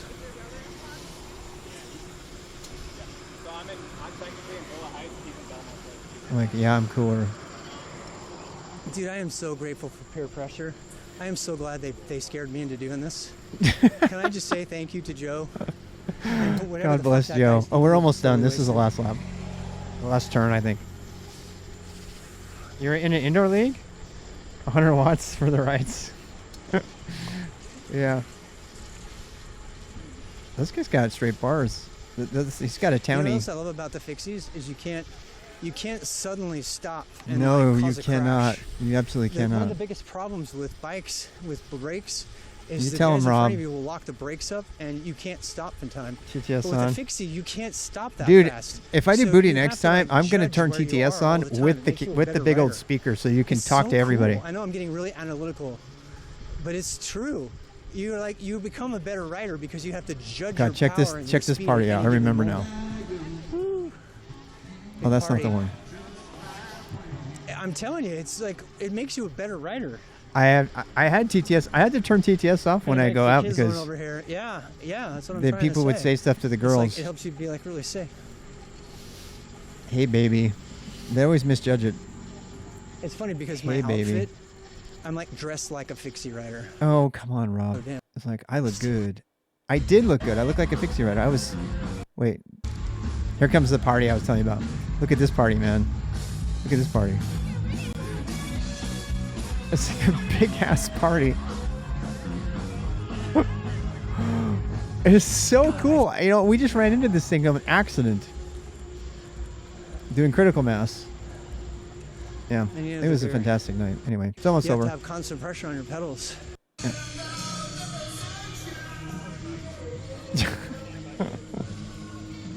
Good song choice, yes, it was. There's like music every 5 feet. Some people's got music on their bikes. It's so cool, man. It's the biggest bike party. You know. Go, go, go, go. And this is it. Not wrong. You're not wrong. Yeah, this is from the other day. Sudden Yeah, stop this was now. literally like 2 days ago, yesterday. No, the day You know, I before get that. when they like spin, thinking about being shit. Oh, this is the last turn. Turn. This is definitely the last turn. Yeah. And I passed the guys and they didn't see me. And then they saw me and they started yelling. I thought, oh no, Boo, boo, boo, boo. that orange bike was mine. They didn't even see me. They're like, wait a second, was that him? And I had to go all the way up here because I couldn't turn around because I wasn't going slow enough yet. Go. And then I put my foot down so I could skid. If you ever Dude, I did it. if you ever had to bail, You didn't what I see would me, do but is I I did just jump out of my bike and throw my bike on the ground because there's no way to stop it. Oh my God, these guys my are so God. drunk. They're so drunk, by the way. It was actually not that bad. It was like, I'm totally fucking addicted. I am totally addicted. I told you. I mean, I'm like totally connected to the bike and everything. I'm so addicted. You ever ride stick shift or manual? Totally. This Same guy thing is so drunk. Dude, it's like a track bike. It's like the kind of thing I want. Beautiful. Oh my God. I held on to it for a while. Oh, but thank Liam, you. Yeah, you can put it on the ground, whatever the fuck. I don't care. Hey, how you doing? No, Yeah, this is you an have old a man really touring nice bike. setup, man. Nice We and don't No, want he's the Dude, I one. didn't even- He's the I one who didn't even basically have to stuffed it in my face. stress at all. Yeah, It's it's so like much fun, but you did take a little bit. I was like, I did take a little bit. I was worried it was taking. I did. We're like, oh, No, but what Joe's I like, did it is didn't take it that literally long. didn't go fast on the downhills. I let myself on the last The downhill. parts I do let myself someplace, go yeah. fast. you went hard. And I let the wheels just go. Did and you I was let like, you took off? I did not come out. I did not dare to Oh, do you that. still went No. with it. Have you done Oh. that? Have you done that? Yeah. How the they fuck do do it you always. get back in your? They put the feet. How do you get back in once you're out if you're going downhill? I love these guys now, man. These guys. Dude, that guy's so My wife Doris is like all worried. She's like, "Oh no, he's hanging out with this like undesirable crowd." Dude, they invited me to what's that game? Polo. They invited me to bike polo. I know. I was just like, dude, they invited me to bike polo. And I was like, damn, PBR is not that bad. I used to be a Miller High Life guy, a cheap beer guy. Oh, I know. We're gonna do bike polo on Sunday. So bike polo ends after the summer ends because they do it in an elementary school parking lot. They told me about all this stuff. The guy, Kevin, if we can find Kevin actually owns. There's a guy doing documentaries. This was the daytime. We're rolling. Oh, you know what it reminds me of? It reminds me of Mike Myers when he was like, car, and they all say, car. This was And Critical they Mass. take This the is hockey and ball, Critical they take Mass. the hockey ball out We of did the Critical road. Mass together, and I got to meet all these really awesome I people. might have to do this. There's a documentarian I met. Okay, want to talk about. And now getting Joe's hit by like cars talking in about, Charlotte? and he gives me a Marlboro. On a bicycle in Charlotte. He gives me a cowboy cancer steak. He called it. Mostly in the rain. 8 times? Am I in Well, okay. 4 times. Get your bike fixed and start 3, cycling 4 again. times, Nice, You know, dude. the I haven't smoked in like Temperance, the 6 years. I didn't have a way to get to work. I mean, I had to go 9 miles to work, which actually Smoked a Marlboro was with Joe. Pretty pleasant for me. What do you think the city of Charlotte? Trying to do with Dude, it's a great. This whole thing's on YouTube. I put all 7 hours on YouTube. skateboard. This is like a memory I will never ever forget. I am so happy I did it. You see Charlotte in the background there? Isn't that beautiful? You're like, what the hell? Yeah. Like, Yeah. Yeah, and all these other people. So Kevin, up its game because the car market. Everybody here.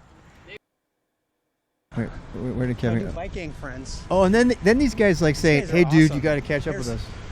I'm going to draft off Lauren. Yeah. Oh, Lauren's Drafting off Kevin. Lauren. Lauren's Kevin's girlfriend. Unashamedly drafting off Lauren. I was so drunk. You're not a Tour de France fan, are you? I mean, it's okay, right? I know what drafting is. Yeah.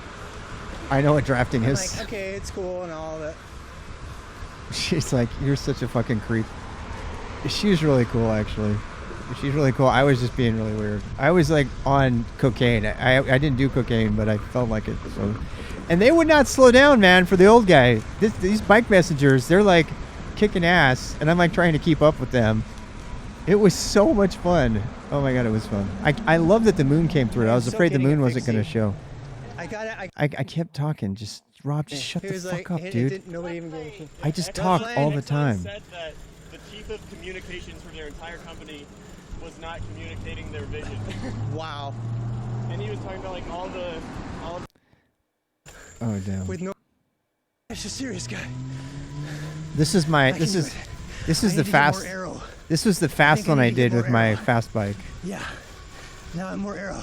Oh god, I was so much Well, fun. that was. I'm sorry. I'm You gotta fix. I am kind of weird. Look, there's the good fixie. That's Kevin. He's running it right there. We're gonna go last. We're gonna go live. USB hub. Oh, that's the biggest part. Yeah, I can't tell you how many times I've fried USB hub. Perhaps the biggest breakthrough I had was leaving the batteries in the modems, but then the modems started to overheat. So I've gone back to the AT&T at least the Nighthawk. I took it out. And yeah, it's yeah. One other thing too. I trying to keep all the USB hubs tied. I abandoned that. I went with mobile. I went with Wi-Fi dongles. The best thing I ever did. Even though it's just communicating like really close, I can take the modems out and move them around without shaking the USB cable. Oh my god, that is like the hardest part of the IRL rig scene. Because you got to keep them plugged in, but you don't want them to be feeding back power. I tried like a power blocker, it didn't work, and then I just went with the modem, the Wi-Fi dongles. And the thing that's really cool about the Wi-Fi dongles I wasn't planning on is that my whole rig will work with my Wi-Fi in the house.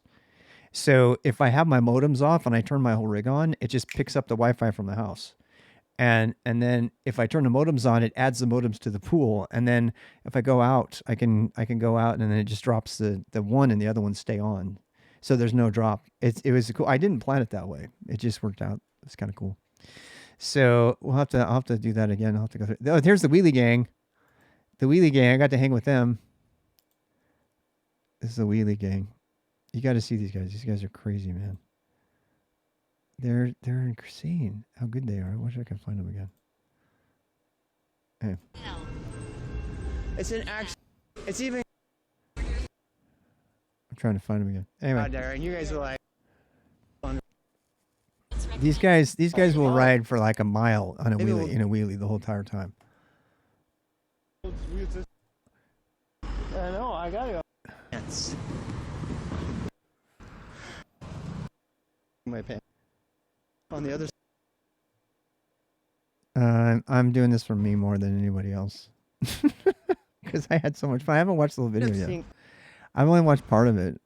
Amazing how much more freedom I have now that my big lock is not down my. Because there's. I stuck my lock down my pants on There's accident. no bikes here.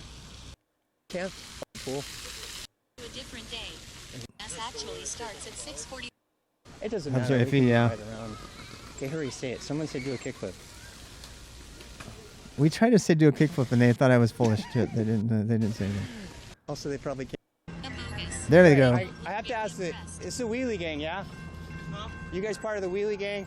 Yeah. 7 p.m. When did he start? 7:45 or 7:30? Oh yeah, 7:45. Yeah. He needs to tighten his crank, man. He needs to tighten his crank. Can I hang with you guys and film you for a while? Can I film you on That Twitch for a while? sounds so lame. I sound like such a lame dude. What's going on? Look at those wheelies, man. I make music. My name Cutter Do a 2X. backflip. We're Thanks. gonna go right here. Oh, we're gonna go this way. I'll follow you till we start. Hey, bud. These guys have the real skills. What's Okay, up, man. gang? I mean, I look got at a that. They're green gonna like. right there. All right. All right, I'm just following you. I gotta shut up, man. I sound nerdier than my dad. These guys were always in front of my apartment when I lived uptown. Yeah. Rob, it's your turn to impress me. I Now can't. it's your I turn. can't do it. I have a 20-pound kilo pack. Even if I could get my wheel up, I couldn't do it. They're like. Aren't they amazing? I think that's just so Ask crazy if they cool. like tofu. Ask if they like No tofu. more road laws. Oh, hey, look, there's like a bike lane. How long you been twitching? Oh, a long time. Long time. Yeah, I started. Yeah, enough of that. What were we doing before I got so I interrupted us? I'm so sorry. Thank you for the raid, Kuiper. So, yeah, let's do we get if you want to if you're ever in the area, yeah, let's go bike. Go meet those guys. I'm like motivated to work on not getting so excited I sound like a dweeb. I just get excited about stuff, people. I do. I get really like excited. Anyway, it's probably time for me to go to bed. This thing is almost working. It's not working yet. Actually, let's try it after we added the connection. Maybe this is the moment of truth. Maybe. If not, I am not going to stress.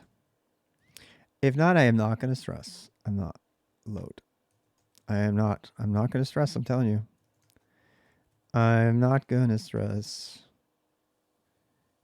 And a USB dongle? Yeah, the hub worked really well. I don't know if you saw, but I taped a fan to it. I need to rethink that. I think it would be fine without the fan. The fan doesn't take much power though. The Bella box by far burns all the power. The Bella box and the dongle are both the USB dongle, with the Wi-Fi dongle stuff plugged in. That burns like power like crazy. It burns like a 10,000 milliamp battery down in like 5.5 hours or so. And I believe it or not, I actually started because I have a Patagonia bag that's waterproof, so my stuff doesn't get wet. It doesn't have very good ventilation, so I've been putting ice in it. I've been putting ice in it to cool stuff down. Keep it. It's worked. It's kept stuff going really long. Before then, leave the batteries in the modems. They burn out after like after a couple 2 hours. About 2 hours, they overheat. So, and everybody says that you're supposed to take the batteries out of the modems and not use it, and you're supposed to just plug it right in. But if you use the new Verizon modems, that doesn't work. The Nighthawk that I have, it works well, and I can keep that thing on for 10 hours. But the other modems, you take their batteries out, they don't work very well. So, yeah. I have the Topeak batteries. The reason the Topeak batteries have it's iffy. In fact, Rational IRL said the same thing. He's the one who originally recommended them because they have a nice clean flow, and they have an LED that tells you exactly how much time is left, in percentages.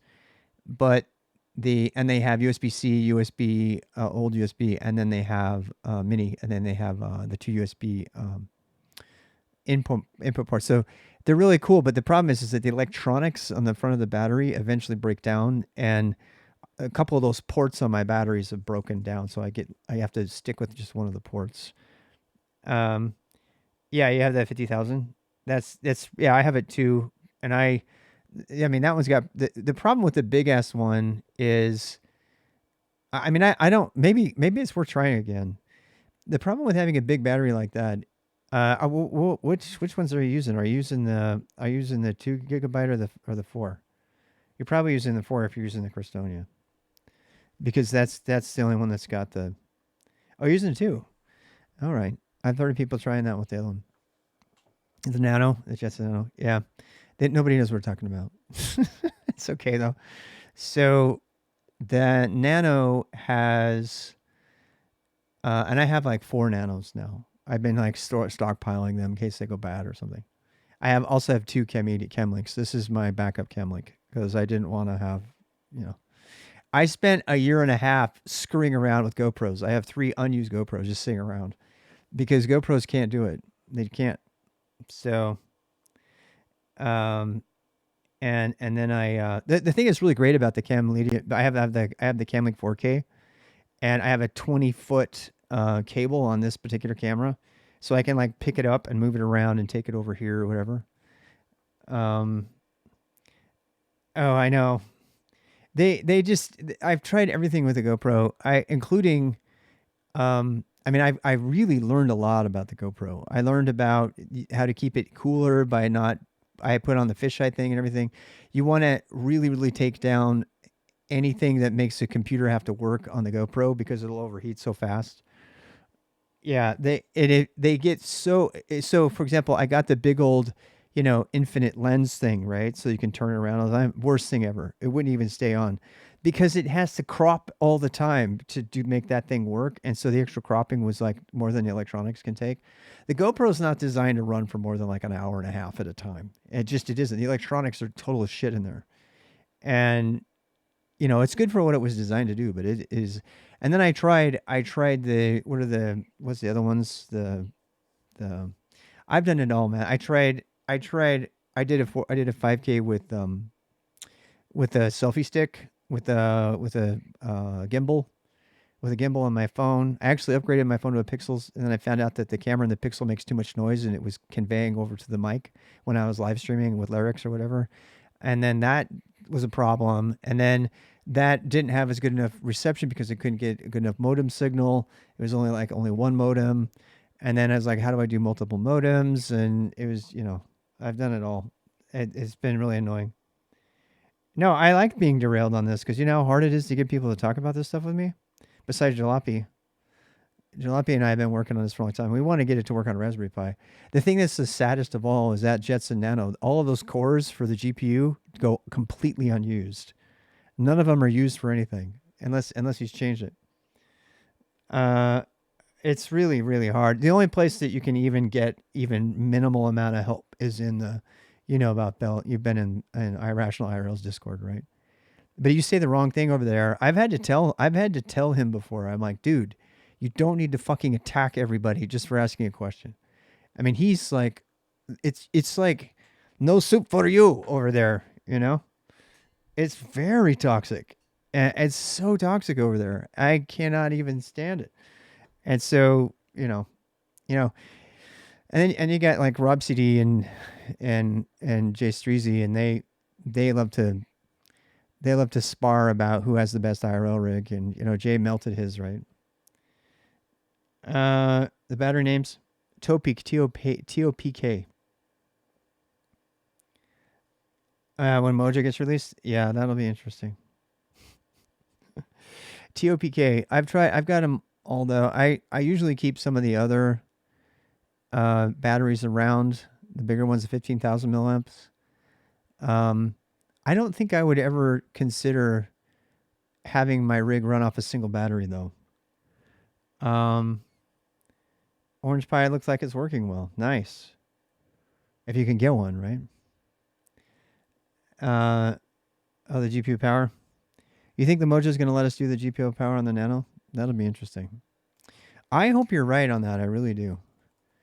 I really do. Cannot connect. Already connected. What does that mean? I can only have one connection. Is that what's up with that?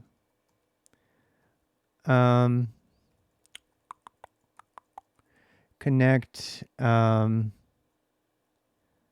This must make a connection, I guess. I don't know. Let's go see. Cannot connect. Oh, wait, I gotta build again. So, yeah. Showing you see for low level with higher level. Yeah, yeah. The thing I want to know is the reason that that's complaining. Is that because I'm already logged into it from another window? What do you think, everybody? Do you think that's because I have this window open? You know what I mean? Testing. Yeah. I tell you what, I'm going to close this out. Hey, there's my OAuth password. I already showed it to everybody, so it's not a big deal. Make a new window. I think you can be connected as both.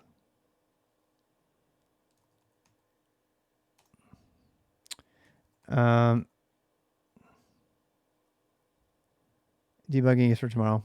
Possibly. Possibly. I'm going to try one more thing. It'll have to be tomorrow. I don't know, because tomorrow I'm going to be really busy. I got to do work stuff.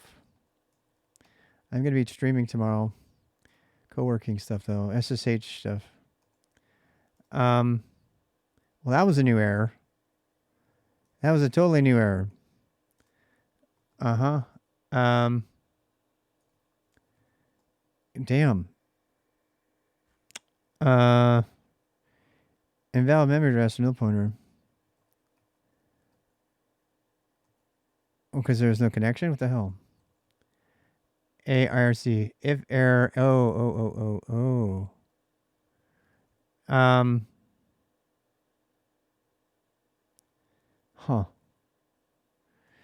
If a dot irc equals nil. What? This is the shittiest library. There's got to be a better one. I think there's a better one. Return fmt error f. Failed to create client. Sample. Invalid memory address, nil pointer. Receiver. Maybe I got logged out or something. I see you later, computer. Thank you for hanging out. Yeah, let's go try here. So this is not it. It's actually there. Yeah.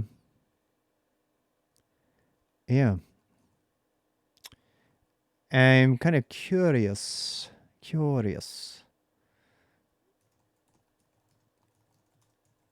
All right, so one more time. We're getting so close. That's why I kind of want to go to bed. Cannot connect. Already connected. Why does it say it's connected already? I'm not connected, I promise you.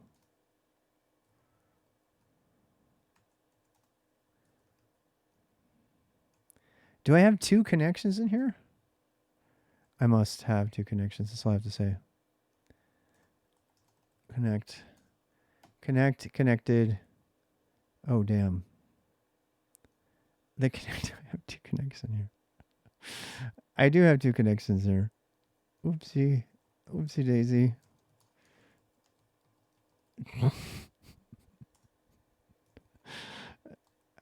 I'm pretending like you didn't see that.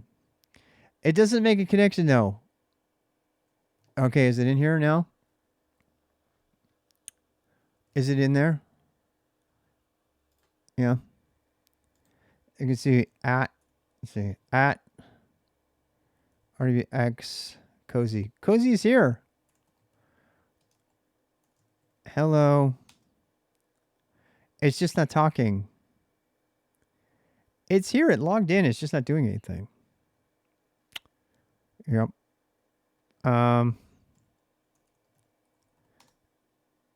It's definitely connected though. That's good news. We just need to have it say one thing and I can go to bed. Handle funk connection.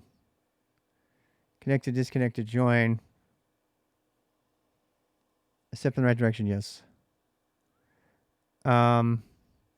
What I want to know is it like buffering all the log stuff? I think it might be actually. What if we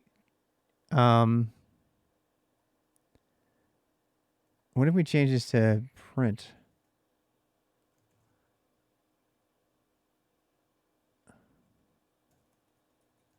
FMT print. I mean, it might be working. We just don't know. Oh, damn. It is working. It is working. Why does it have to be FMT instead of log? They must have redirected standard output. That's all I have to say. Yeah. It did. It did it. Okay, so what? What's another event? Let's do an event that just prints everything that comes, because it's actually working. It's connecting everything. So, we need another IRC handler event. Yeah, and go doc client at mention. I mean handle funk. Handler trigger by incoming lines from the server with the handler name being equivalent to line.command. Read the RFCs for details on what replies come. Things like print message, join, etc. But they are numeric replies. ASCII strings of digits. Massive counts of tables in. Background handlers are run in parallel and do not block the event loop. Interesting. How can I? So what is this here? So name string handler adds the provided function as a handler in the foreground set to the named event. It will return what is a how what is an event? IRC named events. Oh damn. Named events. Current events. It does not look the same. Admin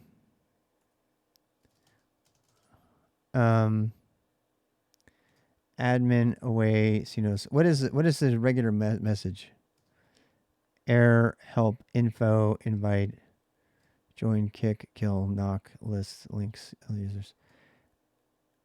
How do I? Priv message, I think is. I thought priv message. All right, let's do this.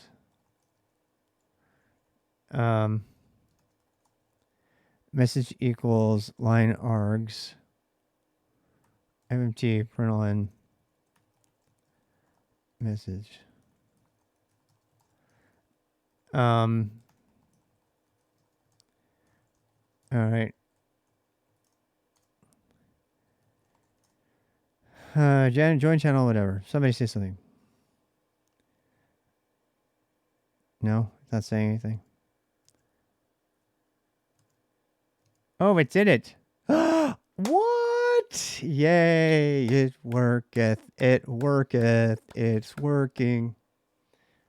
Minor happiness is happening. That's all we really need. Wow. Okay, so let's actually print all of it. Because there's actually some other thing here. So whatever line.args0 is, I want to see what that is. So let's try that. But our thing is done. I knew this part of it wasn't going to be the hard part, but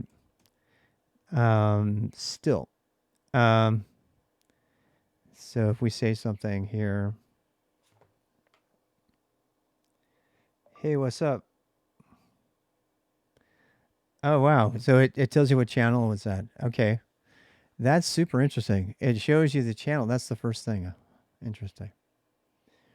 But what if you want to address it? That is probably got to have an @ sign in it or something.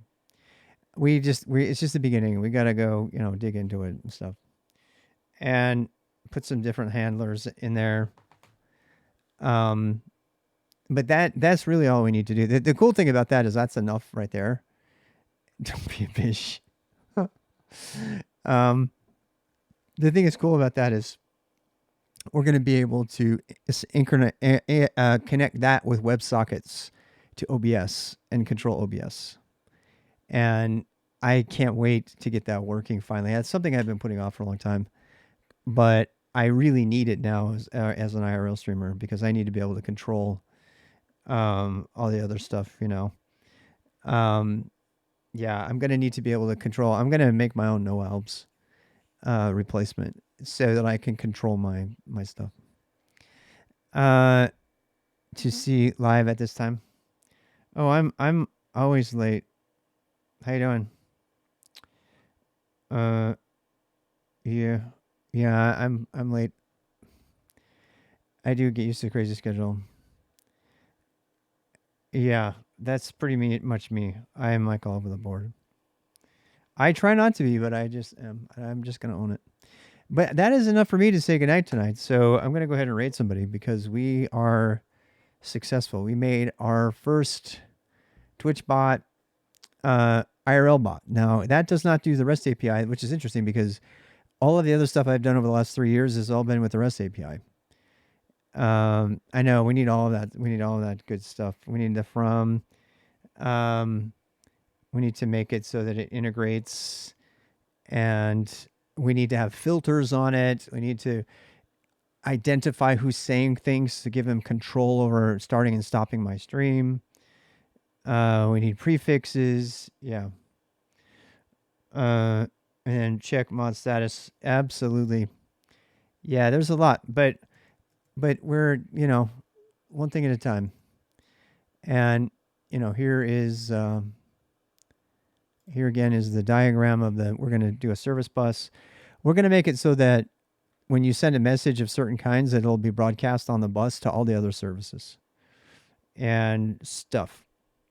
So you rely on the YouTube uploads for the boost. Oh, nice. Yeah, I got those up recently. Sir, so, but I think we're good for a while. I think we're going to be good for a while. I'm probably, tell you the truth, I'm probably not going to be able to work on this particular project again until the weekend, because I have a job and I want to exercise and stay healthy and talk to my family. So my week is going to be very filled this week, and but I am going to do some IRL biking tomorrow. Maybe Zwift, I don't know. We'll see. I haven't been on Zwift in 2 weeks because I've been outside biking. Who would have thought, right? And I tried to do 80 stance party on Saturday, and I just could not do it. It was just too much.